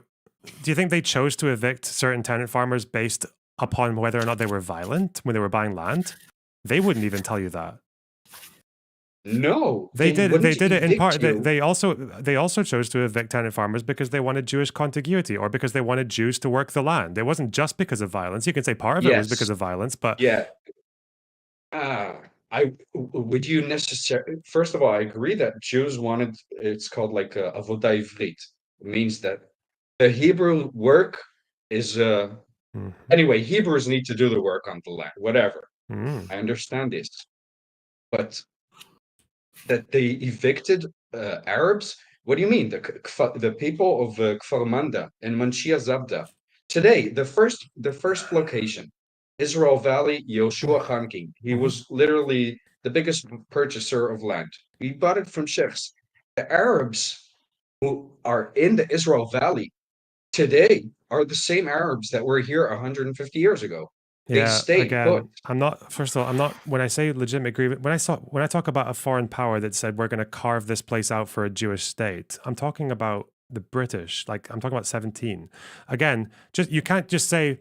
When I say people were evicted, you can't just say some people weren't evicted, because by implication, some people were evicted. My question is, first of all, is that in 1917, do you not think there was a legitimate grievance on the part of the Arabs who felt that the land that they lived on, in large majority, was getting carved out and repurposed for a different group of people? You don't think that's a legitimate grievance? No. No. Okay. Yeah, what happened in 1916? 1915, 1914. Jews were kicked out. The Jews were already expanding under the Ottoman Empire, had nothing to do with the British, which is why I make the distinction between, okay, you call them Westerners, the Russians. The Soviets, I wouldn't necessarily classify them as Western, not by ideology or whatever, but to say that this some claim came up and about at 1917 is ludicrous. So the Jewish population in Palestine in World War I, beginning of World War I was like 94,000. Then by 1918, it's down to 60,000. They still would have been a minority. They still would have been 13% of the population again. And a foreign power comes and says, we're going to repurpose a portion of this land that most of you live on are Arabs, even if it was before World War One, and we're going to repurpose it for a Jewish state. I wanted to ask regarding that number, is that including the Jews that were living in Syria? Because they're in Ottoman rule, they included Syria and Palestine as No, one this would region. include, I think this particular one includes Palestine because it's like, they repurpose it for the borders. Okay, so just the Palestinian. Yeah, again, the question is though, like, because a third of the Jewish population was kicked out during World War One from Palestine, did the Arab civilians who lived in Ottoman-ruled Palestine, did they do that? Did they kick out Jews? Yeah, in large part, were they the ones who kicked out the Jews? Well, Was it their decision? if you look into the 18th and 1900s, it's not that it was specifically led by the Ottomans or whatever, or it wasn't systematic, but Arabs just treated Jews like shit wherever. They pushed them out of the land and from everywhere, including in Israel, or what used to be Syrian Palestine. Under every mandate, it was Jews were being kicked from wherever. The same year that 700,000 Palestinians were kicked out or fled, everything is true. Okay, that happened to be the case for over 1 million Jews as well from the Middle East. So if everyone's But been, those Jews, so- yeah, and I agree, if everyone's being horrible to Jews, the Muslim, Christian world alike, would any part of the world been fair game to carve out a Jewish state then? Regardless of who was living there? Would they have been okay if they did it in post-World War I Germany or post-World War I France? Would it have been okay to do it there? Or if they maybe managed to take out the Soviet, like the Bolsheviks, would it have been okay to do it in Russia? I'll be honest with you, I hate death so much that I would honestly tell you, listen, if you would have made the decision 150 years ago, it might have been easier today, but the situation is what it is. And I'm not convinced that the land was occupied and it was, I don't know, spraying and whatever. And like we got to the Emekahula, it was swamps. We had to plant all the eucalyptus trees, which you can see from Marjayun. You're familiar with all this. I'm not. The whole valley which Marjayun is in. This is Israeli settled. This was wasteland. This was Just swamps. so we're clear, that's Like not the Florida is. majority. That's not the majority of where Israeli cities are built, though. That is like 1 or 2, 3 cities. It's not the majority of Israeli cities built on swamps that you drain. It's like you guys can. I've actually heard this so Which many times specific now. cities are you talking about? Which specific cities First are you off, talking about? let's Haifa. talk about Rishon LeZion. That was pretty much desert, not and you just built it up. And they say we made the desert boom, right? It was just a city that was built up, not a Desert. swamp. Rishon LeZion is desert. Rishon Have you LeZion is been on there? the beach. It's not a desert. Rishon LeZion is a massive city that extends inwards. It's not just on the beach. Okay, it's not a desert. It's literally less than 20 kilometers from the seafront. It's not. I'm less. Hold on. Israel is very thin when you're talking about land. I am 20 kilometers from I'm the sea. familiar. I live here. Yeah, same. I live here too. I'm 20 kilometers from the sea, and they don't call my town a beach town. It's just so we're clear. Yes, but it doesn't matter how far you. Desert. Anyway, what do you mean? Rishon LeZion is more south than like the Merkaz. It's actually the most southern part of the Merkaz. Okay. Before I jump off to the bathroom 1 second, can I just? Is there any hope of you answering any of my questions, Becca, or do you want me to just leave you with this guy? Yes. Ask me again. Okay. Wait. Can you remember? Okay. Can you remember what my last question was? I'm very confused, I'll be honest, but if you think it's legitimate to carve out a land and push the Arabs out, that's basically what you're asking. No, I'm asking you if it would have been legitimate for them to do it anywhere, because it seems to me that your rationale is that the Arabs in Palestine were really mean to Jews, so it was okay for a country from across the fucking world to say, we're going to carve part of this out for a Jewish state and against any of the will of anyone living here. So I'm just asking you, if it was okay to do it in Palestine, would it not be okay to do it in any country that was mean to Jews, or any kind of like post-war contested region, for example, say like Germany, post-World War I Germany? What if the British said, we're going to make part of this the Jewish state? Or if they did it to France or part of Russia after maybe hypothetically they end up taking out the Bolsheviks? Or is it just okay for them to do it in Palestine? You would agree. I think it's a shitty situation. I would say that the most okay situation is it for it to happen in Palestine. Why? Since ethnically, because ethnically Jews are being pushed around, whatever religion, ethnicity, whatever you want to call it, whatever. The fact of the matter is, this ethnic group came from a specific region, a specific place, a geographical location. They are not. They So are they have a historic foreign claim. to Yeah, any they have a other historic land. claim. Okay. Yeah. So what you're saying, they have a historic claim. You could just say they have a historic claim without going into deep about it. I'm saying they cannot integrate within any other society. But there was no Do not- society to integrate Jews into when they came here. They made their own society that they flourished on their own. There wasn't a society that they became a part of. It was a new society that they created. So that argument does not Exactly. stand. They couldn't. But you said they had no They other. could not integrate. But that would be could valid not to be done integrate. anywhere else as well. That argument, listen, I do think Jews should be here, just so we're clear. But your Jews argument does integrate not into stand. any other country. But Could you didn't they integrate integrate into this with any- country. You created a new country. How many countries have created themselves over the past 100 years? It doesn't matter. You're saying they integrated, which they didn't. They What do you created a mean? new society. You're saying What? you're saying the creation of the country is something. It's not that's integration into uncommon. another country. Yes, it's not. Just to be I- clear, Seth, this I- guy's not going to answer any of your questions. I'm going to bring in like two other I people. know, and then I'll but let here, you guys talk I- while I go to the bathroom. Okay, chill. Hold All on, right. I love Israelis though, so I love these conversations. How's it called?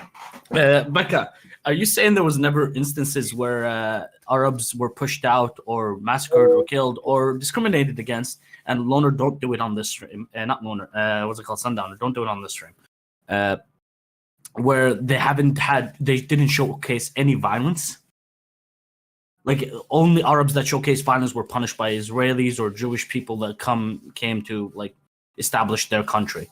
Only ones that showcase violence. I'm sure they're not. I'm sure there's instances of just harassment or whatever. Can you show Not me? harassments. I'm talking about massacres, Yeah, but- expulsion. I'm not talking about harassment. Don't downplay it. You're speaking about Jews who came here and massacred Palestinians. That's what Yes, because your original claim was that wait, the wait, ones wait, that wait. were kicked out. Okay. Let's talk. The Okay. first massacre of the 20th century. It is The when? Hebron massacre. You're talking about the Hebron massacre? Whatever massacres. Wait, Are you I familiar did with actually any get a Hebron massacres? massacre, but, Wait. I Are didn't. you familiar with any massacres or expulsions before that? Before 94. There was one in Safat. That Like, was which period and which location precisely are you talking about? You guys Hold are on. the experts, aren't you? Wait, I'm not hold an on. expert, but like I wish to know what's your question precisely. No, I'm the claim that Jews just came in and harassed the Arabs who lived here is absolute nonsense. The Jews who came here, yes, they settled on whatever land it is since the 1880s. In the beginning of the 19th century, when the Turks and the Arabs felt that they had their land is being taken away from them, there's this Zionist movement. Then attacks started happening on Jews Which in year Israel. are you? And Which year obviously, precisely are you you're talking going to about? just Was create a there- cycle that's Was never there a ending. massacre in Kill the each 20th other. century before the Hebron massacre in 1929? Yes, there was actually one in Safar, Which which was one? by the Druze. But not it was by- in the by 1800s, Palestinians. not in the 20th century. 20th century. No, Technically, It was in the. It was like in the 1800s, and no, it wasn't 1900s. How One can make were the case how, for ma- instance how in many Jews 1905, but how that was many a Jews were massacre. expelled That was a since suicide. 1904 to 1917 by the From where? Ottomans? How many From Jews were kicked out by the from Ottomans? the under the Ottoman Empire? They were expelled from the Ottoman Empire to other places. No, he's talking Yes. about Jaffa. There was an expulsion from Jaffa, I believe, towards Jerusalem or something. I'm not Oh, pretty sure hey, about the you're details. Arabic. Yeah, he's Arab. He's Palestinian. He's actually one of the Palestinians you guys kicked out. Hey, So Glad to see you guys. Brother, my great-great-grandfather is Ishai Adler. He was kicked out of his house in 1917. He came here Yes, that's right. legitimately. And Okay, guess hold what? on. Just Probably hold it was on. my Hold on. great-grandfather that hosted your great-grandfather when he was kicked out. Becca, just because we're saying, oh, this is the guy that this is a Palestinian that was kicked out by Jewish Israelis, does not mean your grandpa getting kicked out is okay. Like, just to be clear, I'm of a Christian family, so we didn't have any control over the Ottomans. In fact, we were fucked over by them as well. Regardless, I want to go back to the point that you initially said, where you told Loner that Arabs that were never gonna that didn't showcase any hints of violence or did any violence were never really kicked out or massacred or any of the above. Like, are you still holding to that claim? Because that claim is easily refutable. Yes. Well, I'll tell you where I live.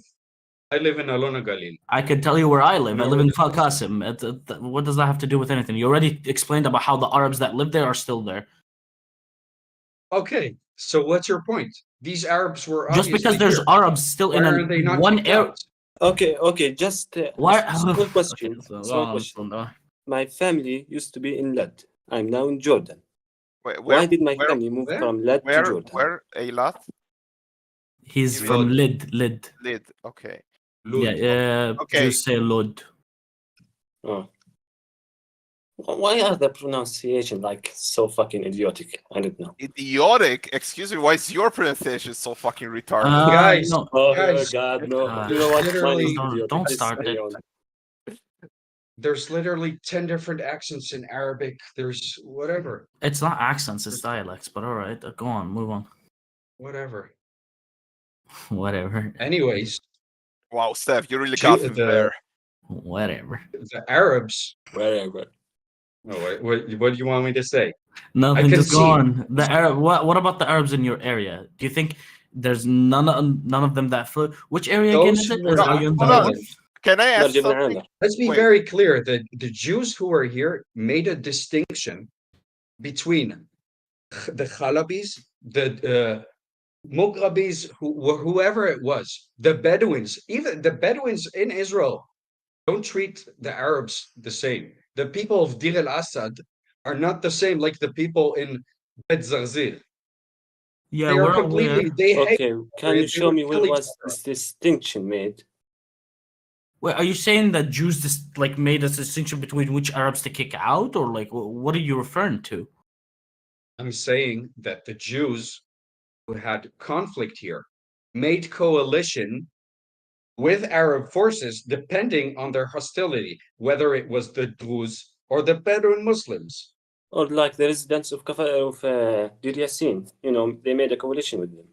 How Yeah, did, by the there way, was a coalition between a Jewish town and Sundowner. Dar es Salaam. Yeah, like, you know, a peace treaty. Sundowner, how did your family actually get kicked out or leave? Like, how did that happen? Do you know the story? I don't know the details, to be honest. I never asked around about it. Why do you ask if you don't know yourself? What do you Well, mean?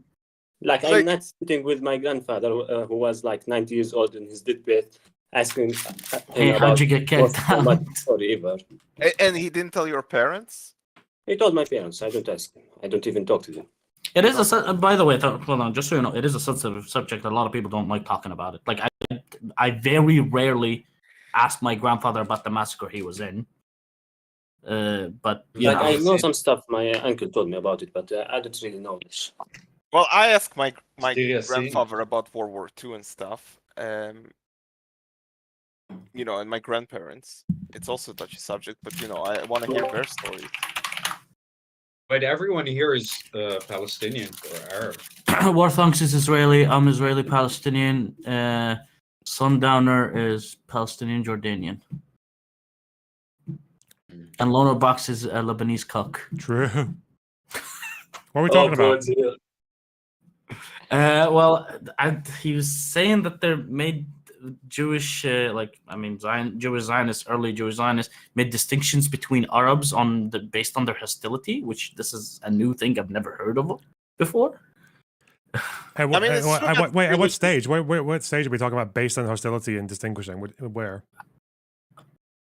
I in don't the know. He just 1920s, further, the 1920s. Jewish groups The here, 40s. they either sided with Bedouin Muslims or with Houthis, and they formed pacts. Was surprising also to Jews. Well, this happened, but like the scale of it, you are greatly exaggerating it. It was not nearly as much as you say. I believe Jebel Carmel Druze actually did make such pacts, but otherwise they were very minor. Yeah, I'm pretty sure I there were believe a tribe some from, villages the that had Muslim more League. peaceful kind of like understandings with the Zionists than other ones, or some clans even, right? Like that's not really controversial, but Yeah, like for example, in the Negev, about 93% of the population was expelled. The 7% allowed to remain was a couple of tribes that actually made a coalition with Israel. That And they didn't just make a ironically, coalition; they fought with Israel in 1948. yeah, ironically, one of them was expelled later on in the 50s. Like, you know, the tribes that are currently having house demolitions in South Hebron Hills, those are the very same one who made a coalition in 1948 and what got expelled in the 50s. Who? With Lebanon. Who made a coalition with the Lebanese? By the way, I came here to talk about something completely different. I don't even want to participate in this. Well, it'll if you wish be. to engage, carry on. You've got a quick question, Warthongs, don't you? I know A what you're big, gonna say. well, So it's okay what I'm gonna say. If you know what I'm gonna say, say it. yeah. Water, right? Is it legal or not to cut off water if you're the one selling it and providing it, right? Yeah. Okay. Do my argument for me before I started. I think your argument is probably that even the wording of the IHL doesn't say anything about you have to give them water or anything yourself. You just have to ensure that it's allowed to go in. Okay. And water was allowed to go in. Like there were other sources of water going into Gaza besides those 3 pipes, right? Yeah, and that means? It means that they weren't depriving Gazans of water, like per se, right? Like they cut off. Yeah. Okay, right. So I can give you an example. Okay, yeah, pretty much. Yeah, let me give you like an example. Like imagine a scenario, right? You're a country, like let's say just 2 random countries. Okay, first thing that comes to my mind, I don't know. Ukraine and Russia. No. Okay, sorry. No. Go on. I don't know. India and China. Okay, first thing, random countries. Okay, first thing comes to my mind. Let's say India sells China water through water bottles, right? Basically, there's trucks. Water bottles mounted on the trucks, go into China, they sell them. All of a sudden, China attacks India. India says, you know what? We're gonna stop selling everything, including the water. And then all of a sudden, like you're gonna go, that's a war crime. Does that make sense to you in that scenario? Like honestly, at all, there are all kinds of other implications when it comes to trucks, because then you've got like whatever, like truck drivers and border crossings and all that. I think that's a bit different from just like a pipe, right? Yeah, definitely. But still, by the same definition, you're depriving them of water. If you take like the dry text, it should apply, shouldn't it? Yeah, I know what you're saying, but I the problem is that when we're talking about piped water, this is like water that for some neighborhoods in North Gaza, I'm pretty sure goes into people's houses, right? From my understanding, by the way, so the 2 of the pipes were open after 3 weeks. Yep. But still, from my understanding, the infrastructure couldn't support pumping of the water even through the pipes. So it was just like desalination plants were not. There were 3 pipes that were like operating into Gaza, and from my understanding, 2 of them were open after like 2 weeks or something like that. But still, even if they were opened like immediately, they couldn't be like pumped in anyways. It was more of a symbolic than, from my understanding, like they could pump later, but they fixed it. But it should have. It's in Gaza was the problem. I think it was the problem with electricity, that they couldn't have power to pump the water anyways. That's my understanding. I could be wrong. That's what I remember reading at the start, 6 months ago. But my memory isn't perfect. But anyway, I think it wasn't that long for the first 2 pipes before they were fully operational, right? But it wasn't that long before they were fully, like they were. I think at the beginning it was only like a fraction of the water that it usually pumps in was going in. But then I think it was at full capacity fairly soon. No, like beginning of November, maybe at the latest. Yeah, but I think it was. I don't remember when it was fully operational. But my argument is, as long as Israel allows water to go in and doesn't stop like all shipment water and starve the population or whatnot, once it occupies, once it sends troops into Gaza, Israel, it has the responsibility, right, to take care of the people there and to ensure that they're not starving or dying of thirst. So as long as Israel gets water in, I like just morally leave the law alone, right? Because just morally, what do you think? Do you think it's okay to shut down the pipe, or do you think it's still like wrong? I would have to. So yeah, it says here that it was full capacity by the end of October for one of the pipes. But yeah, if we're talking about morally, I would want to know what the justification is for turning it off in the first place. Like, what do you gain from it? Because you don't gain anything militarily, right? So it's just a takeaway, right? I think I think the justification, like if I can make sense of it, is just a political mean for internal Israel. That's the only reasoning for this. I think. I don't know. We were also pretty pissed off. I'm just yeah, but obviously, like you can't stand in front of the judge and be like, "Mate, I was pissed off." Yeah, that's the problem I have. It's like if there was, that's why completely. I understand completely the electricity and fuel thing, because even though fuel is needed for desalination plants, it's also used for rockets. So yeah, it makes sense, or even vehicles and shit like that. So I can understand why that's not even a legal issue. That's just not. But yeah, I don't know. Something about the water just kind of like it irks me, because I don't know which part of Gaza was maybe more dependent disproportionately on that particular pipe, but if you're not gaining anything for it, why the fuck are you doing it? Like, and it looks bad. Like, and it might be illegal. Yeah, why the fuck would you do it? Yeah. I mean, I definitely agree response was just feelings. It was people were frustrated, whatever. The devil came out. And after 3 days, the right decision was made to continue to bring in water. Well, 6 months for one of the pipes, but yeah. But again, from my understanding, the pipe was not like even, could pump in water at the start. Might actually. Lunar, can I ask you a question? One you've was probably out done some of research needed on this. repaired. Yeah, you're right. Fuck. All right. There was in 2019, there's a UN decision or whatever. I've seen some stuff online on the fact that the UN was trying to build up projects in 2019 for desalination plants. In the I'm Gaza curious Strip? if you've done some, in the Gaza Strip. If you've seen where the money went, or if there are any desalination plants, because it is available online. All these. Yeah, I've heard of that. Like the argument is that the materials were being used as secondary use for weapons, right? Yes, and the fact that all the plants should have been able to supply the Gazans for whatever. And Okay, but the question is, why the fuck are you bringing that up? Why are you bringing that up? Is that just because you heard water and you were like, how do I do a pro-Israel talking point right now? Quick, let's go. Yeah, wow, okay. it's so good, right? I literally agreed. You have to put in water. You have to send water through. Yeah.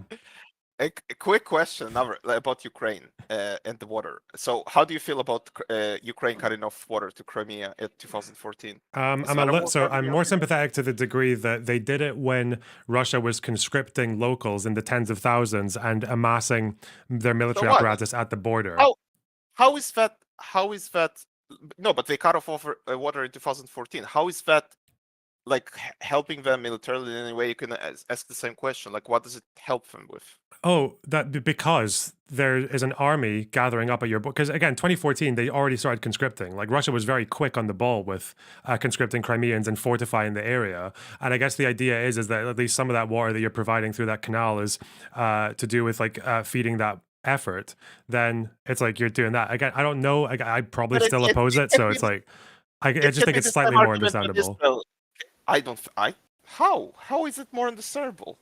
Because I don't think when Israel turned off those 3 pipes, they were thinking there's a Hamas army amassing and like could potentially invade us like No, I think they in the- wanted to starve Hamas as well in that, like, so they don't get any food and any water and will have to surrender kind of thing. But then they say, oh, wait, yeah, we're going to be responsible. Wouldn't you say that's like pretty redundant? Because haven't we heard claims about Hamas stealing not just money but food and water from regular Gazans for fucking years?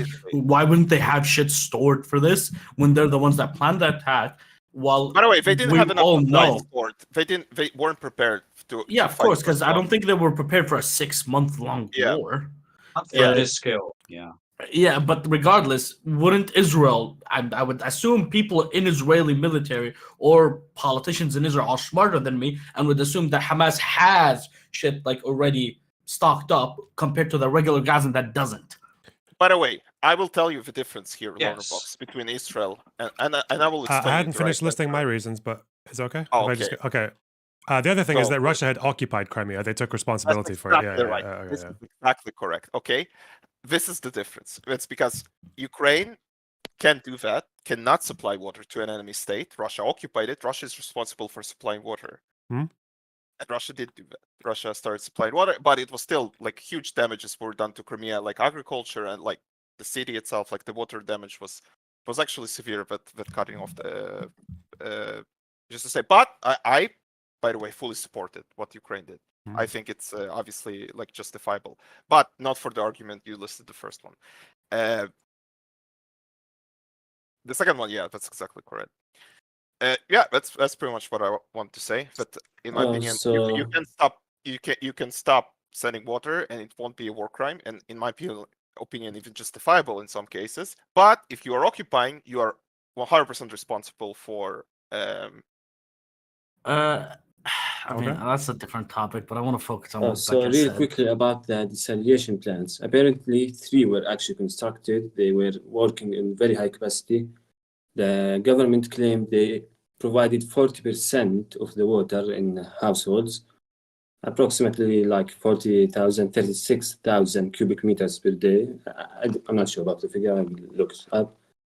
And apparently, the one in Gaza City, which is the largest one, got bombed in January, I think. Yeah, January. Was it directly bombed or The without? GMO claimed it was bombed. However, I'm trying to find any more sources about it. GMO Gaza. What is GMO? Media office.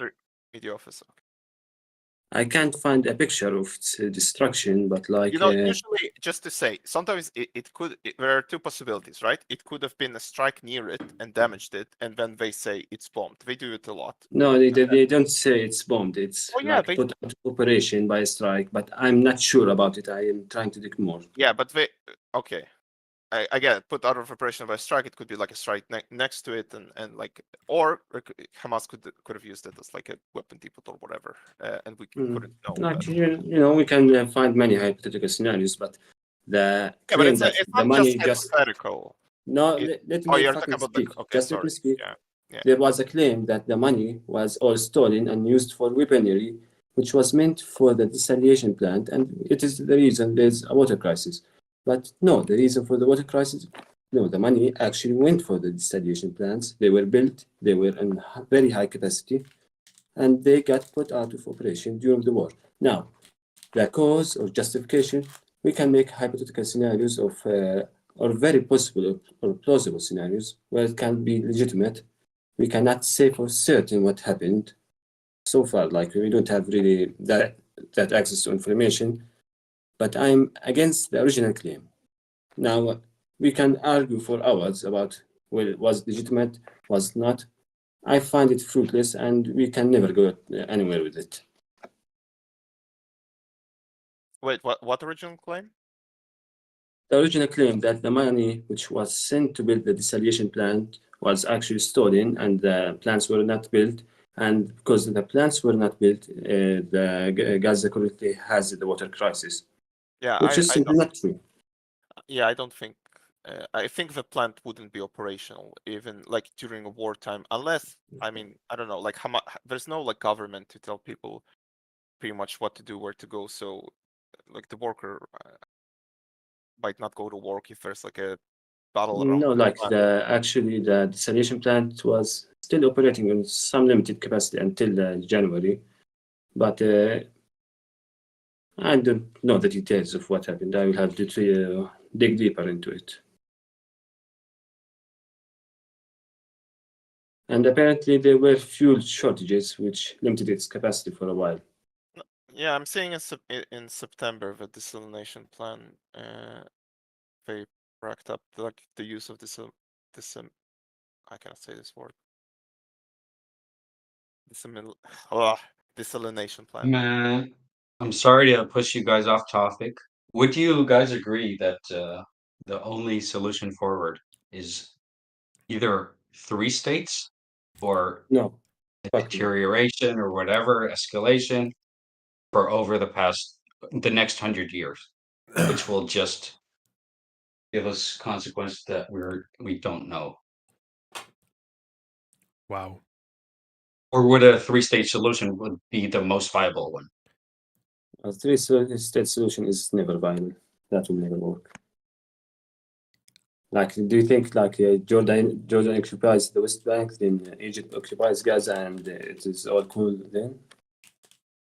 No, 3 states. I think that the Gazan people should have their own governance, and the West Bank should have their own governance, because you wouldn't be Okay. able to have a land That's bridge a in brilliant between, would idea, you? but like you see, there are few flaws. Yeah, like the population will be divided. There will be difficulties in administrating it. Both states will be very vulnerable and lacking basically necessities for survival. So situation will be today is- landlocked, and one without any agriculture or industries. So how about the 2 states get Why? united and we call it a 2-state solution? By the way, I have a What do you question mean related to united? this. Like Gaza and the West Bank united, he means. Mm-hmm. I have a question. Here, but there. Yes. If I may. So it's not to you, it's more to the rest of the folks here. But do you think, like, I don't know, I see the recent polls because of like the war in Gaza Strip, but you know, opinions are pretty somewhat different between the Gaza Strip and the West Bank today. Do you think like it can evolve into like difference of opinion between like West Bankers and Gaza that are like deep? The opinions have always been different between Gaza and West Bank. Yeah, but they weren't like, you know, crazy different kind of thing. You know what I mean? No. I think, well, the way they changed is I've never seen this much support for Hamas in the West Bank.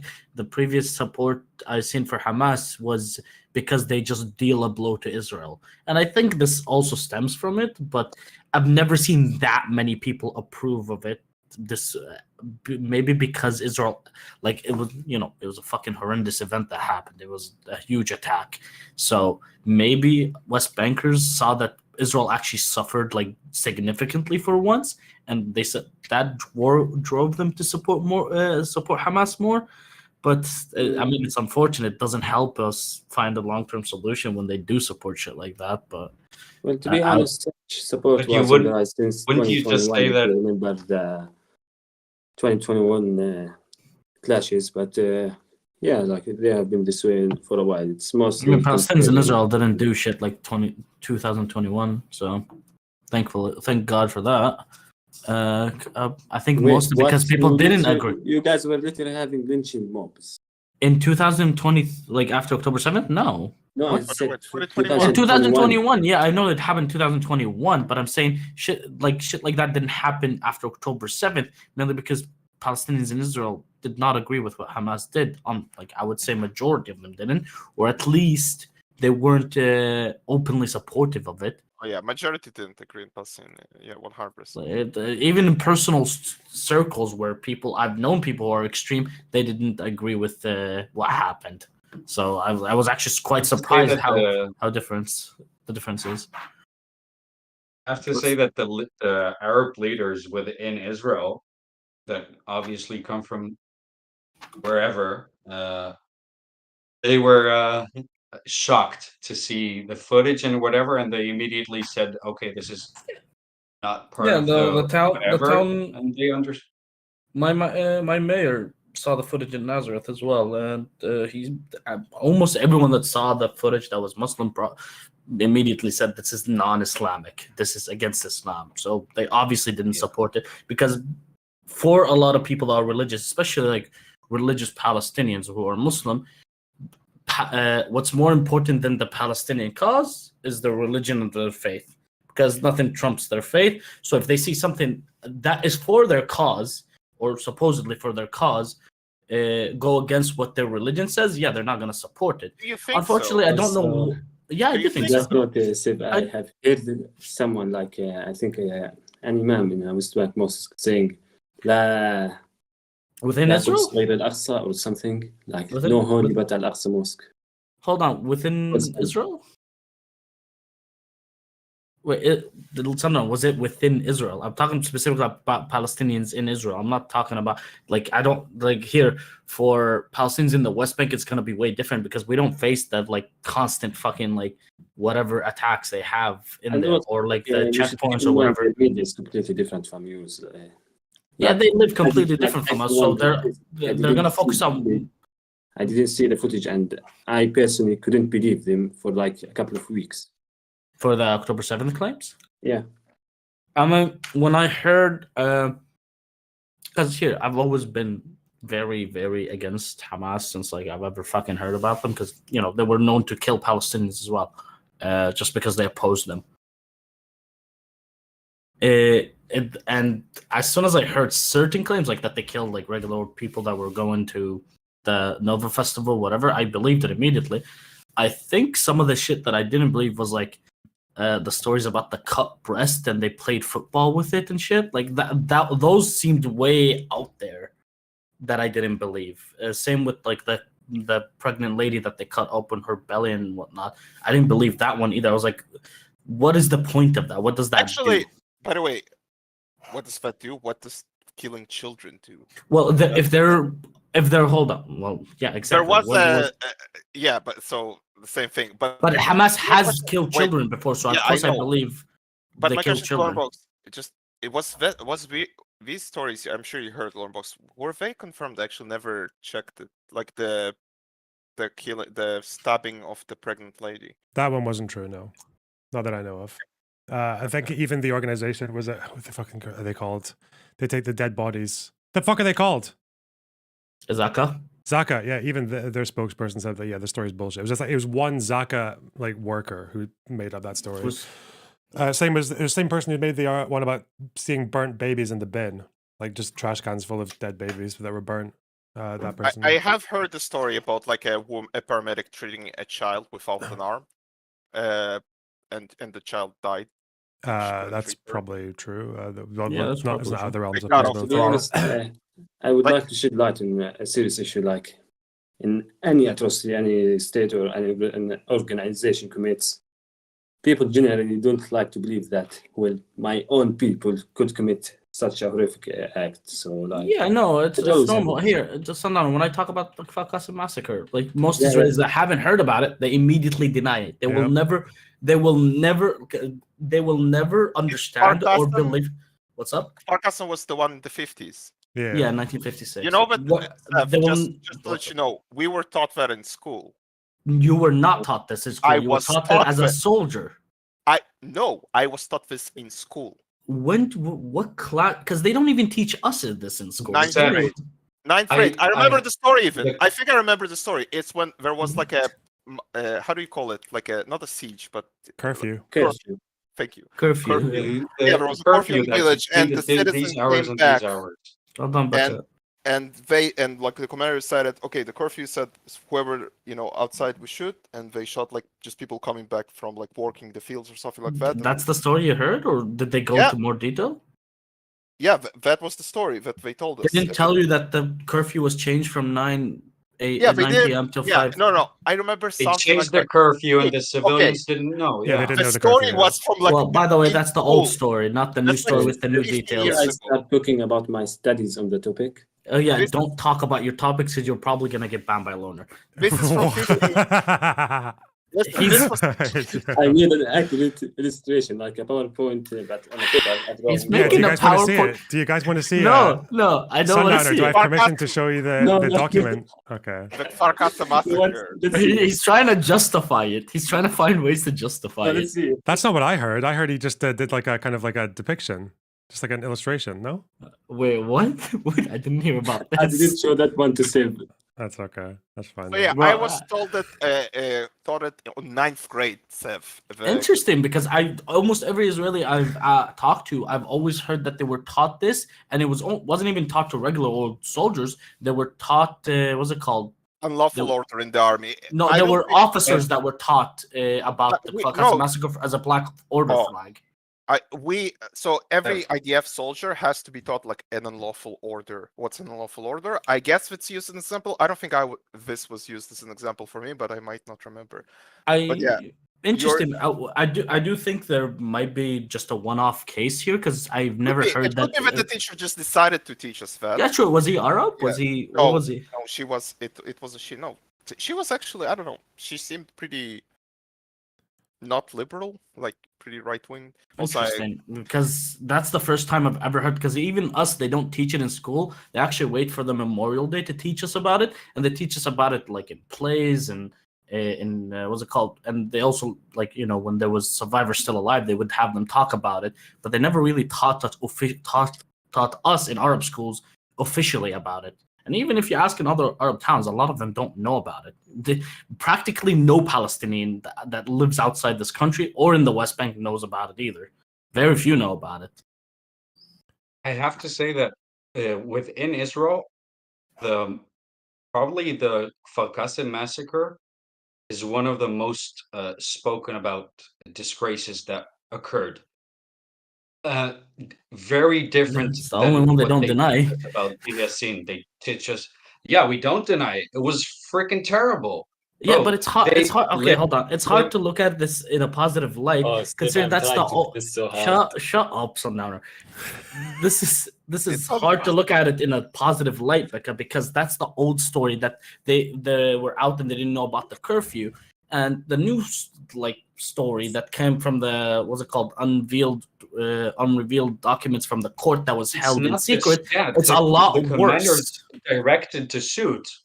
They had. There's something in the IDF called an unlawful order, and there's a concrete unlawful order. Okay, which is Becca, I understand. I read about unlawful that. I read about that. What I'm trying to tell you is that this whole thing was not just a mistake where they changed the curfew time. 100%, I agree with you.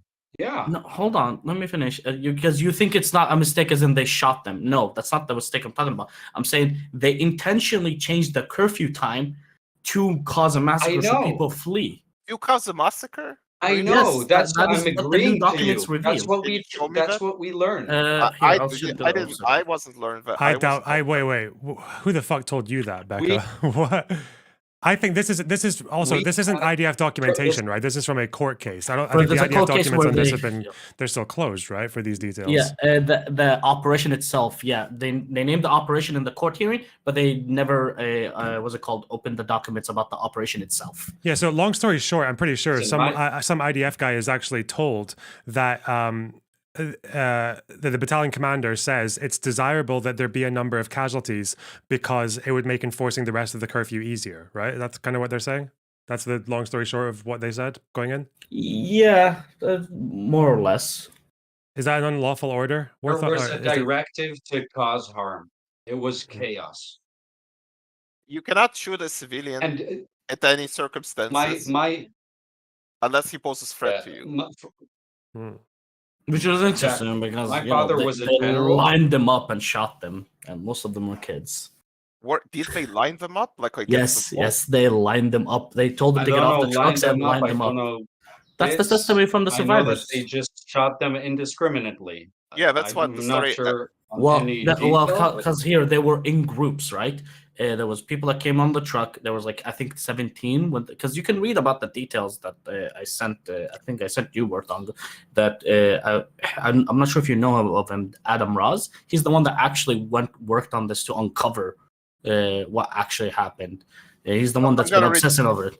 I'm gonna read the wiki article. Yeah, there's groups of people. My grandfather was not one of the people that were stuck on the that was on the truck that was told to get off and asked them for their IDs and shot. He was actually in a different group. There's people that were on bikes that were traveling back that they were killed. There's people that were herding sheep that were killed. Some person actually survived because he was herding sheep because he hid among the sheep. There's people that hid in trees. There's several people that like survived because they weren't within the group that was lined up. Oh my! What the fuck is this, Sundowner? Is this the drawing? Yes, You just sent me the drawing.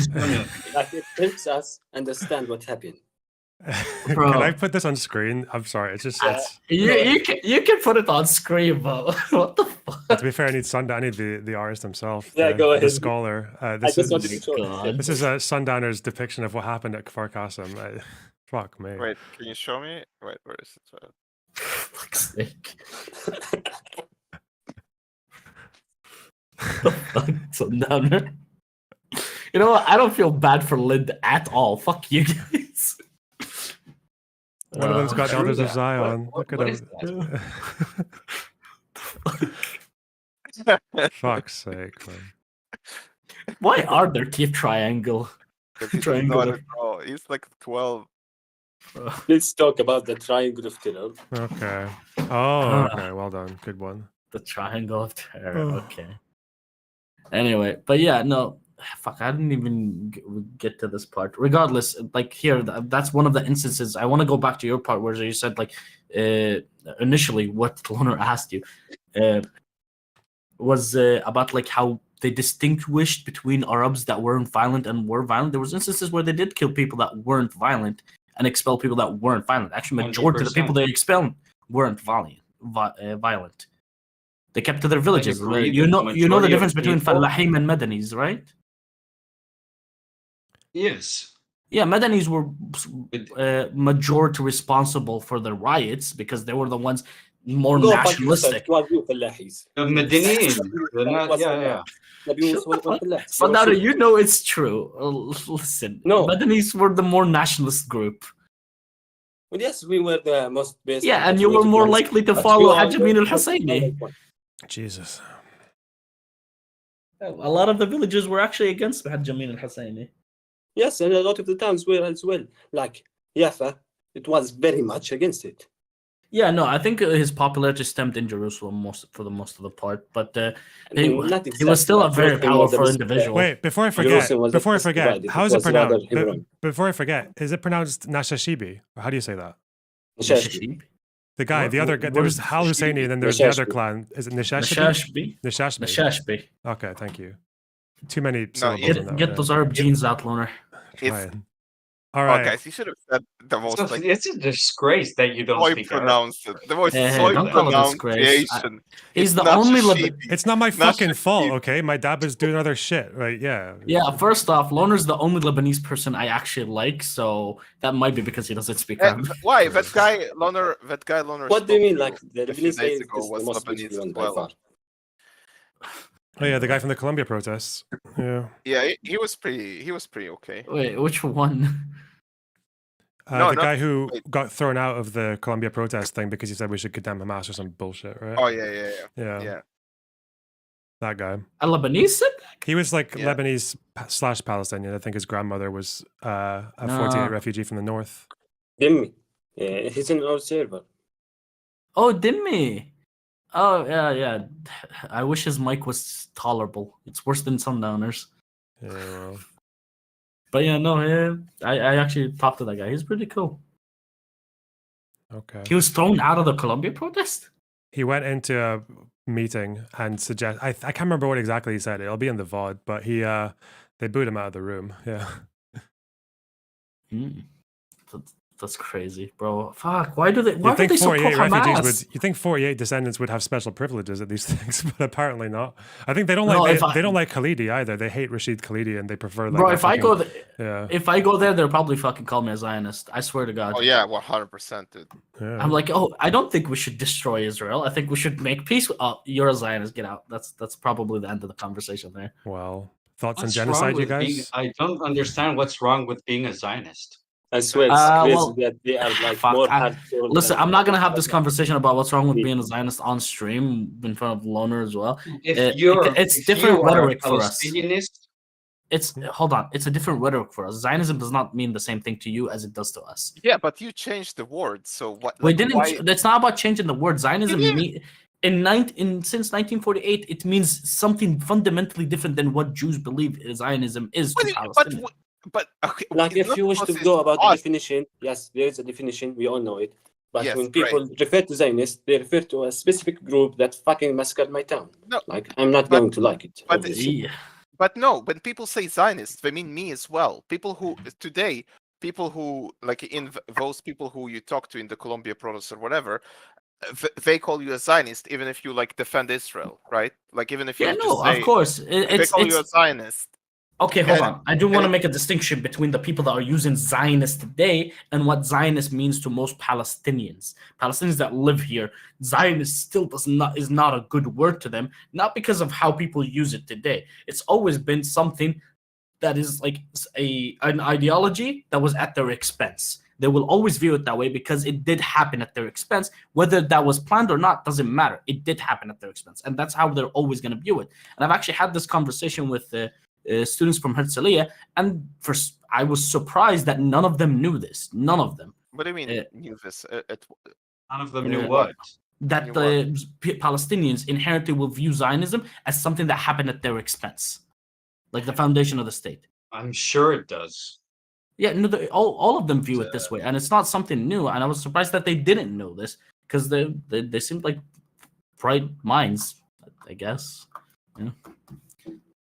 And that's not even to mention what the English-speaking world thinks Zionist means. Yes, to them it means Nazi. That's what. I'll be honest. It means it's fucking crazy. I'm pretty convinced myself that it's complete brainwash. It's like if I put Asham's radio, you know Asham's. I'm assuming you listen to this radio as well, right? Who the fuck listens to radio? What? Or in the it's an Arabic radio channel in Israel, West Bank. Anyway, Asham's, if you attend the radios, there are specific channels, including Asham's, where they constantly repeat El Zioni, Ikhtilal, El Ikhtilal, El Zioni, El Ikhtilal. Oh, are you talking about Al Jazeera? Yeah, no, like, the way that Al Jazeera and only Al Jazeera. I know a lot of them Even do. here. Al Jazeera in Arabic, the way they talk about Israel is so fucking funny. They say Al Kain is Sahiyuni. They say that the Zionist entity. Yeah, I know Zionist entity. Yeah, I've heard Yes, that. but this is exactly why we say now that how could I not understand that the Palestinian individual sees that the Zionist entity and it mistakes it or interprets it in a different way, but it's like this is Why? ridiculous. Hold on. Question for you: do you think Palestinians within Israel don't watch Al Jazeera? I think I'm pretty sure 50-50. I don't know. 50. I would tell you Al Jazeera is very, very fucking popular among Palestinians within Israel. Yeah, of course. I it's hear popular, it. I hear it in almost every household I've been to. The thing is, they live within the situation, live with Israelis, and they are much less likely to believe propaganda because their material conditions are good.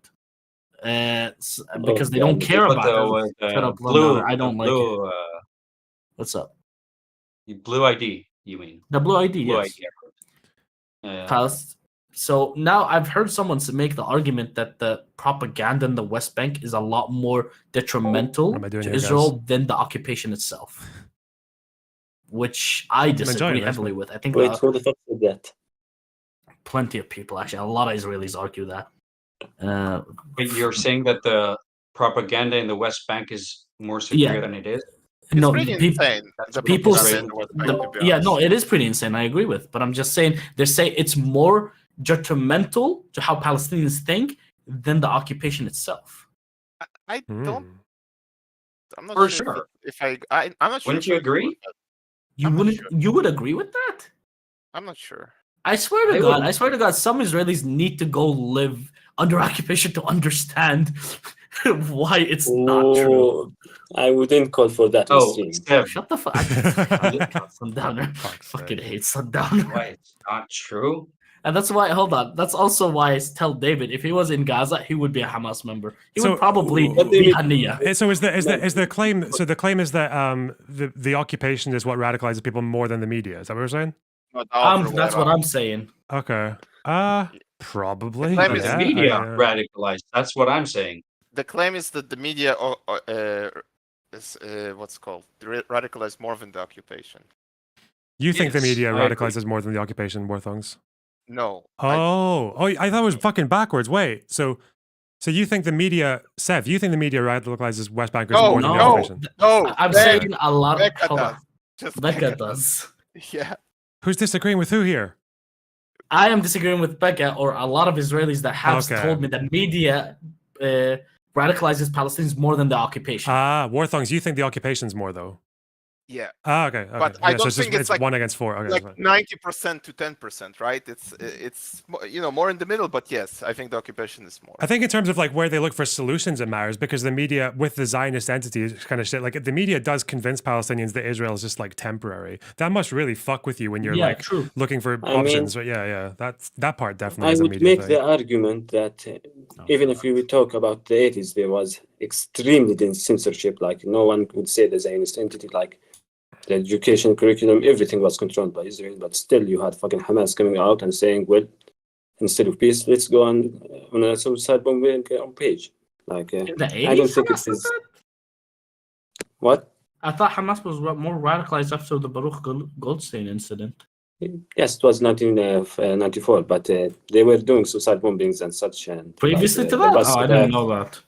For a while before. Yeah, they were like bots. A lot of them. Yeah, they're like one of them. The bomb only blew up upwards, so only killed the guy and like another Palestinian guy. But I think was it not military targets initially? Then they were much more okay with civilians afterwards. But like they actually launched attacks on civilians. They specifically stated that settlers are a legitimate target, and they also launched attacks on 2 buses in the Negev and a bus station in Jerusalem.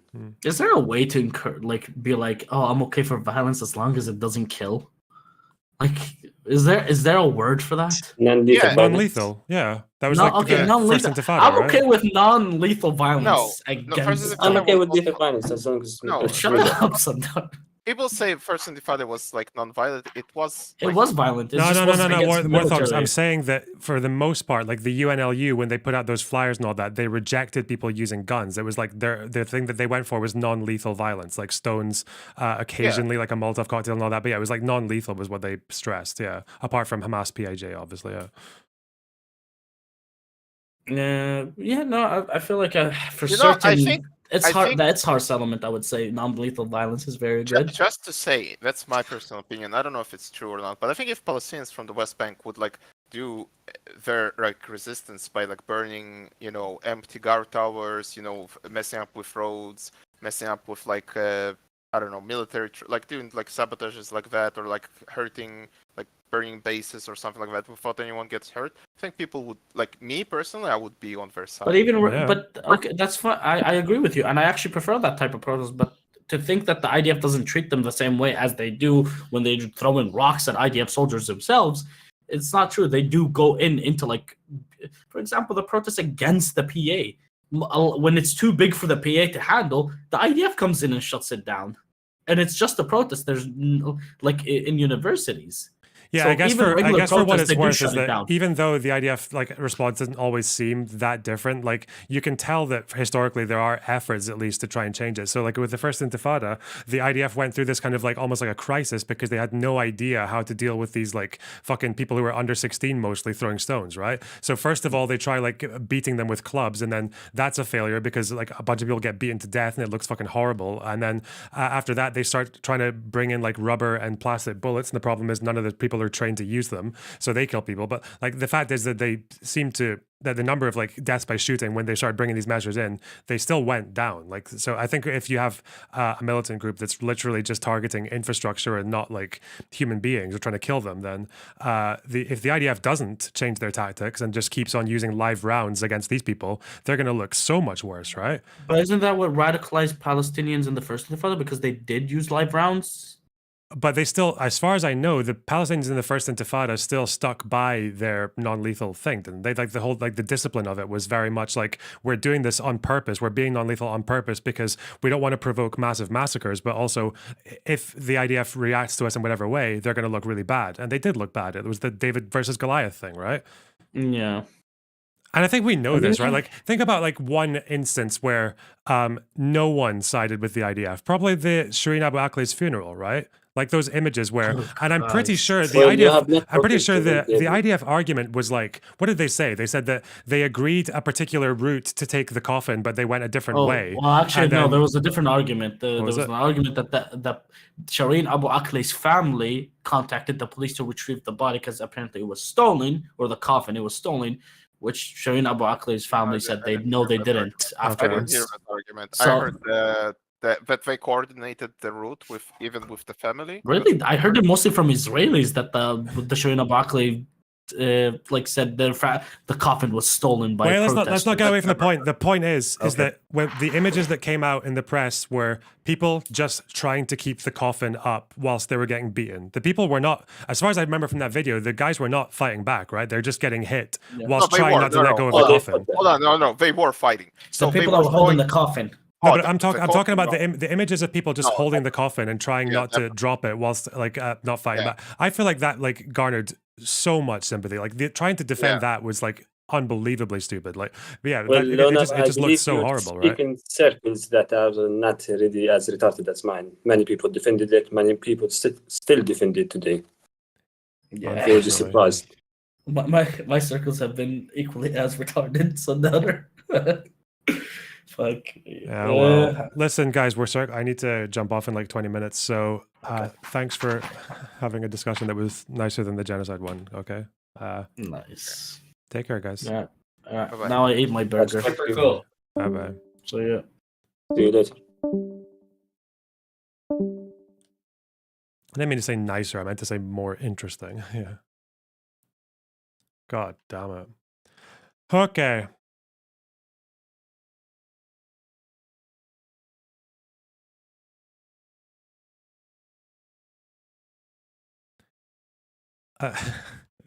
I know there's a whole meme about how getting Israelis and Palestinians to talk to each other in that kind of way, and that's still argumentative, but also like not mental, is like a.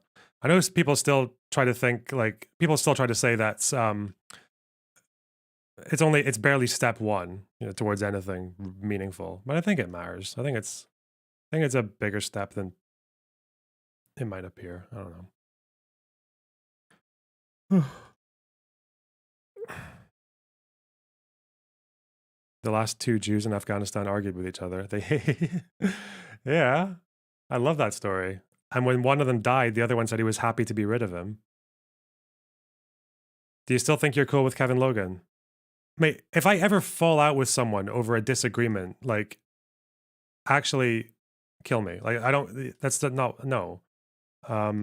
If he's disappointed or he's like he feels like he's on the verge of falling out with me because of what I was saying, then that's his problem. My door's always open. It's as open. I was gonna say something sexist. I was doing a bad joke. How did Destiny and Vosh fall out? It's complicated.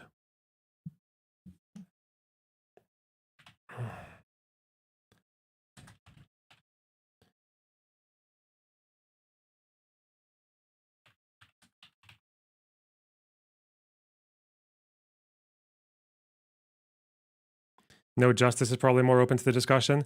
Yeah, maybe. Yeah, probably. Yeah.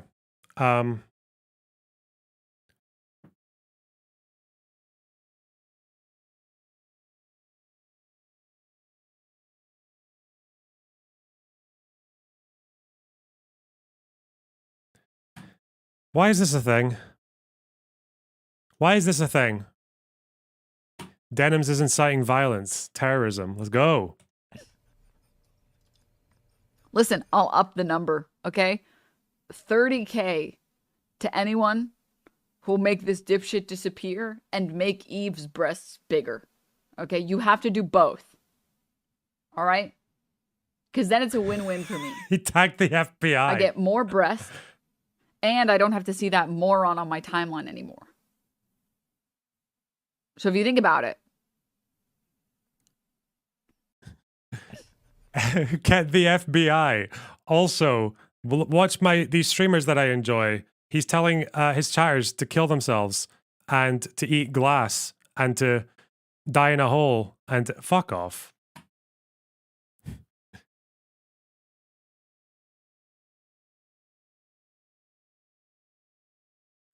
Even Willie Max on it. Look, this is the dorkiest tweet I've read all day. I've seen some really stupid shit today. Oh, fuck me, man. I feel like the delivery, the fucking, how autistic do you have to be? Listen, what did she I'll say up the about number, breasts? Okay, 30K to anyone who'll make this dipshit disappear and make Eve's breasts bigger. Okay. Bro. Why? FBI.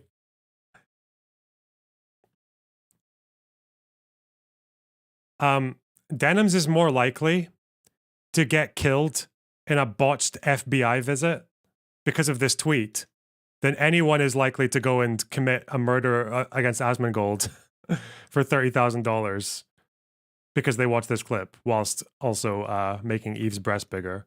You understand that, right? As in, neither of them are going to happen, but actually this is more of a... And I say that as someone who thinks the FBI are fairly well behaved when it comes to this stuff generally. I don't know. At least today.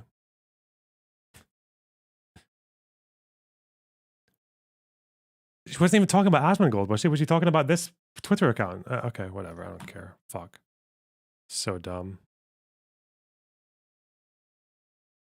This is more likely to get someone killed because the FBI were busy investigating this tweet that someone got away with a murder whilst they weren't looking, whilst they were busy focusing on this tweet. That's a more likely outcome of the... Okay. Fuck me. Donos. Also, feel free to fire in more because I have to go soon. Chill. Mixolydian. Oh, I already got that one. Thanks for the $2 though. I really appreciate that. To New Zealand. Kia Ran. Thanks for the £2. Stop denying a genocide, loaner box. Exclamation mark, exclamation mark, exclamation mark, exclamation mark, exclamation mark, exclamation mark, exclamation mark. I don't think I've denied any of them. I've just said that some of them that people say they are or not. Swan Star. Thanks for the £5. Call him Tug. Okay. Gorlick says, thanks for the $5. This guy sure mentions context a lot for someone who offers no specifics. Ooh, wow. Shower arguments. Pope John Balls. Thanks for the $6.99 Canadian. It seems the Israelis got to remove themselves from terrorist acts, but Palestinians get collectively punishment for the actions of their terrorist. Okay. Thanks for the dono. I'll donate the moment you show nip. Fuck off. Don't talk to me like that. Why, is Dustin having an interesting discussion right now? What's he saying? Where's the facts, the proof? Don't you dare defend this ghoul, I'll spit on you. I'm not defending her as an entire human being. I'm just saying this particular thing. Yeah, Denims has done shit in the past that I think is quite dumb, like reading out the fucking Bin Laden text and saying it was based or whatever, the Bin Laden letter to America. But bro, this is like, just because you don't like someone, just because they've done things you disagree with in the past, doesn't mean that this is anything that people need to care about. Like, fuck me. Chill. You guys are so soy. Kill yourself. I mean, whoa, Clippers. I'm joking. FBI. Joking. Sorry, Durf. Thanks for the £5. Just to point out, the ICJ ruled on the Nicaragua-Germany case on the anniversary of Hitler's suicide. Okay. Huh.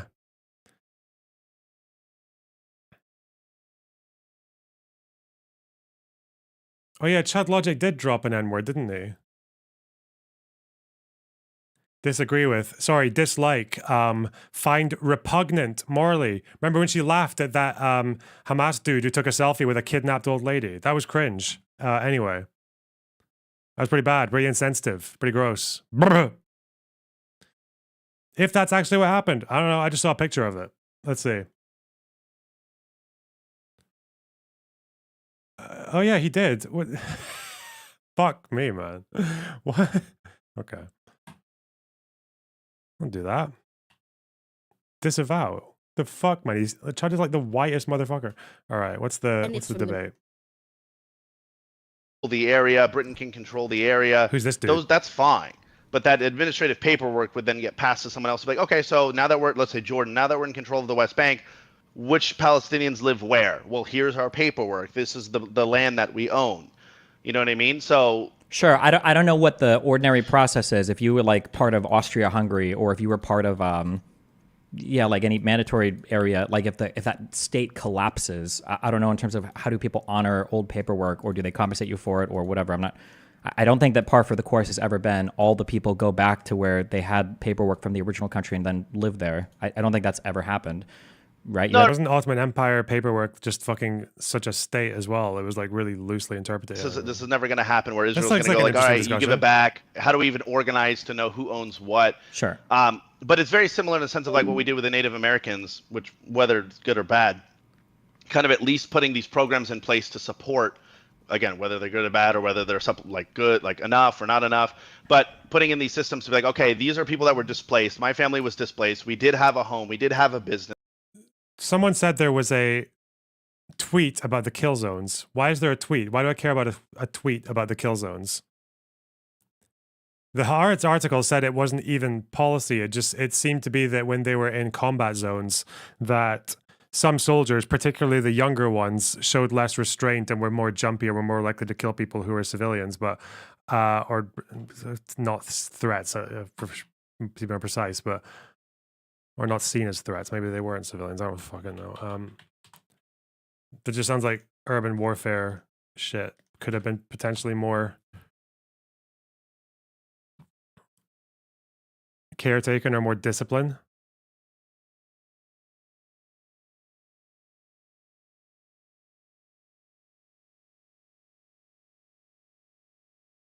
Israel kept Ottoman law. I did not know that. Well, for property laws. Oh, okay. I mean, I know Ottoman documents affected the Sheikh Jarrah case, didn't it?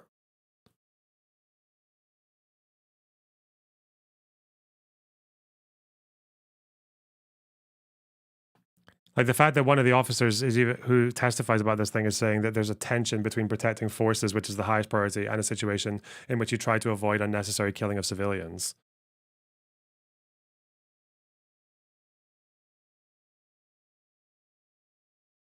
This is about people being followed by a drone outside of a combat zone, and then they call off the strike because there were civilians there that they didn't know about. Yeah. Anyway.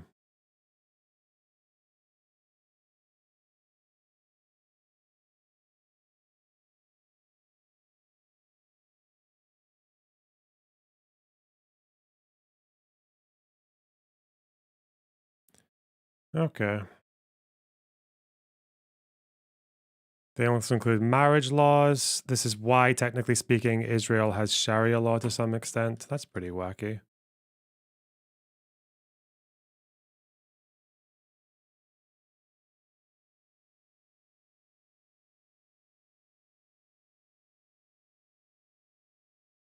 Hmm.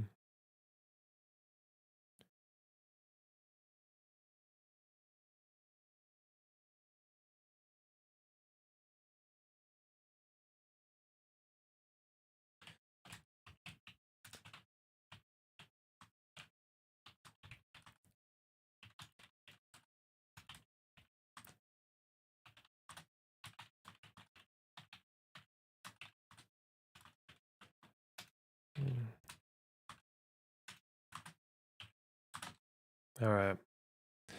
When are we going to watch Eyes Wide Shut on stream? You guys just want to watch fucking porn?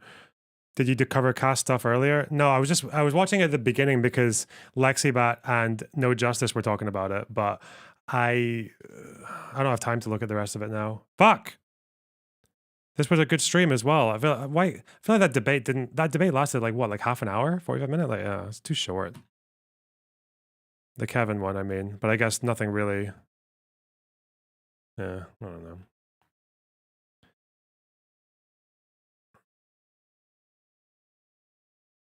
I was hoping to get a bit more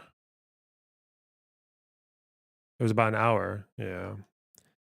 I mean, I can upload that, but it's like, it's so boring. Like, yeah, I'll upload it. Fuck it. Why not? It's a content creator versus content creator, I guess, people. I'll probably, it'll be a good enough length if I include the Haaretz article afterwards. Like, I think the fact that I was quite willing to just look into the thing after he said it and finding that there was kind of different from what was said. Yeah. Hmm.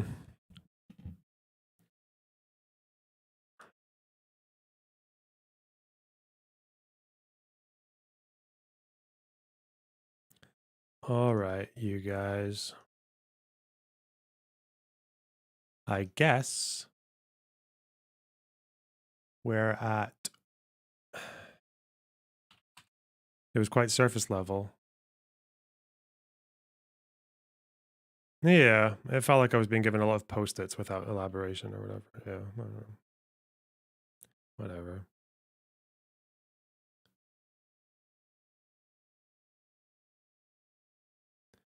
What's that, David? Discrimination lawsuit, unhinged things on campus. Okay.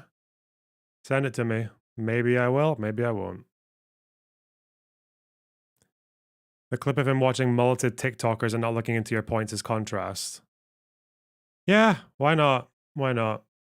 I'll tell Olive. We'll see what she says. Queen. We have a pretty big back catalog right now anyway.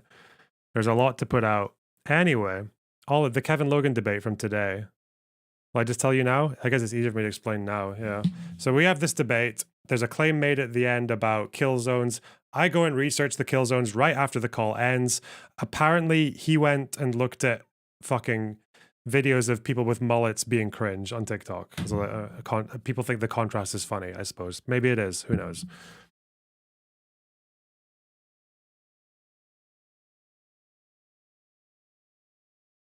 What was the ruling? Oh, the ICJ is not putting provisional measures on Germany. They're not telling Germany to stop selling arms to Israel.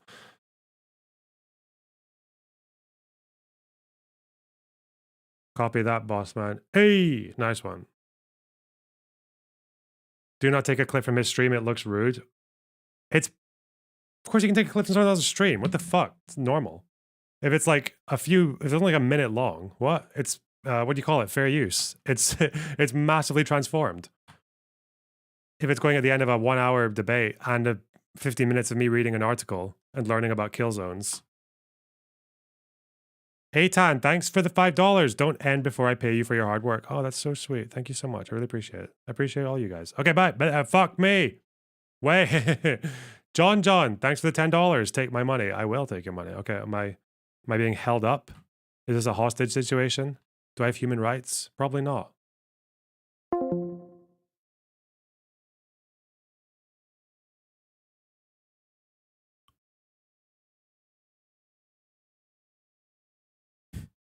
We good? Okay. Okay. Bye, guys. Bye.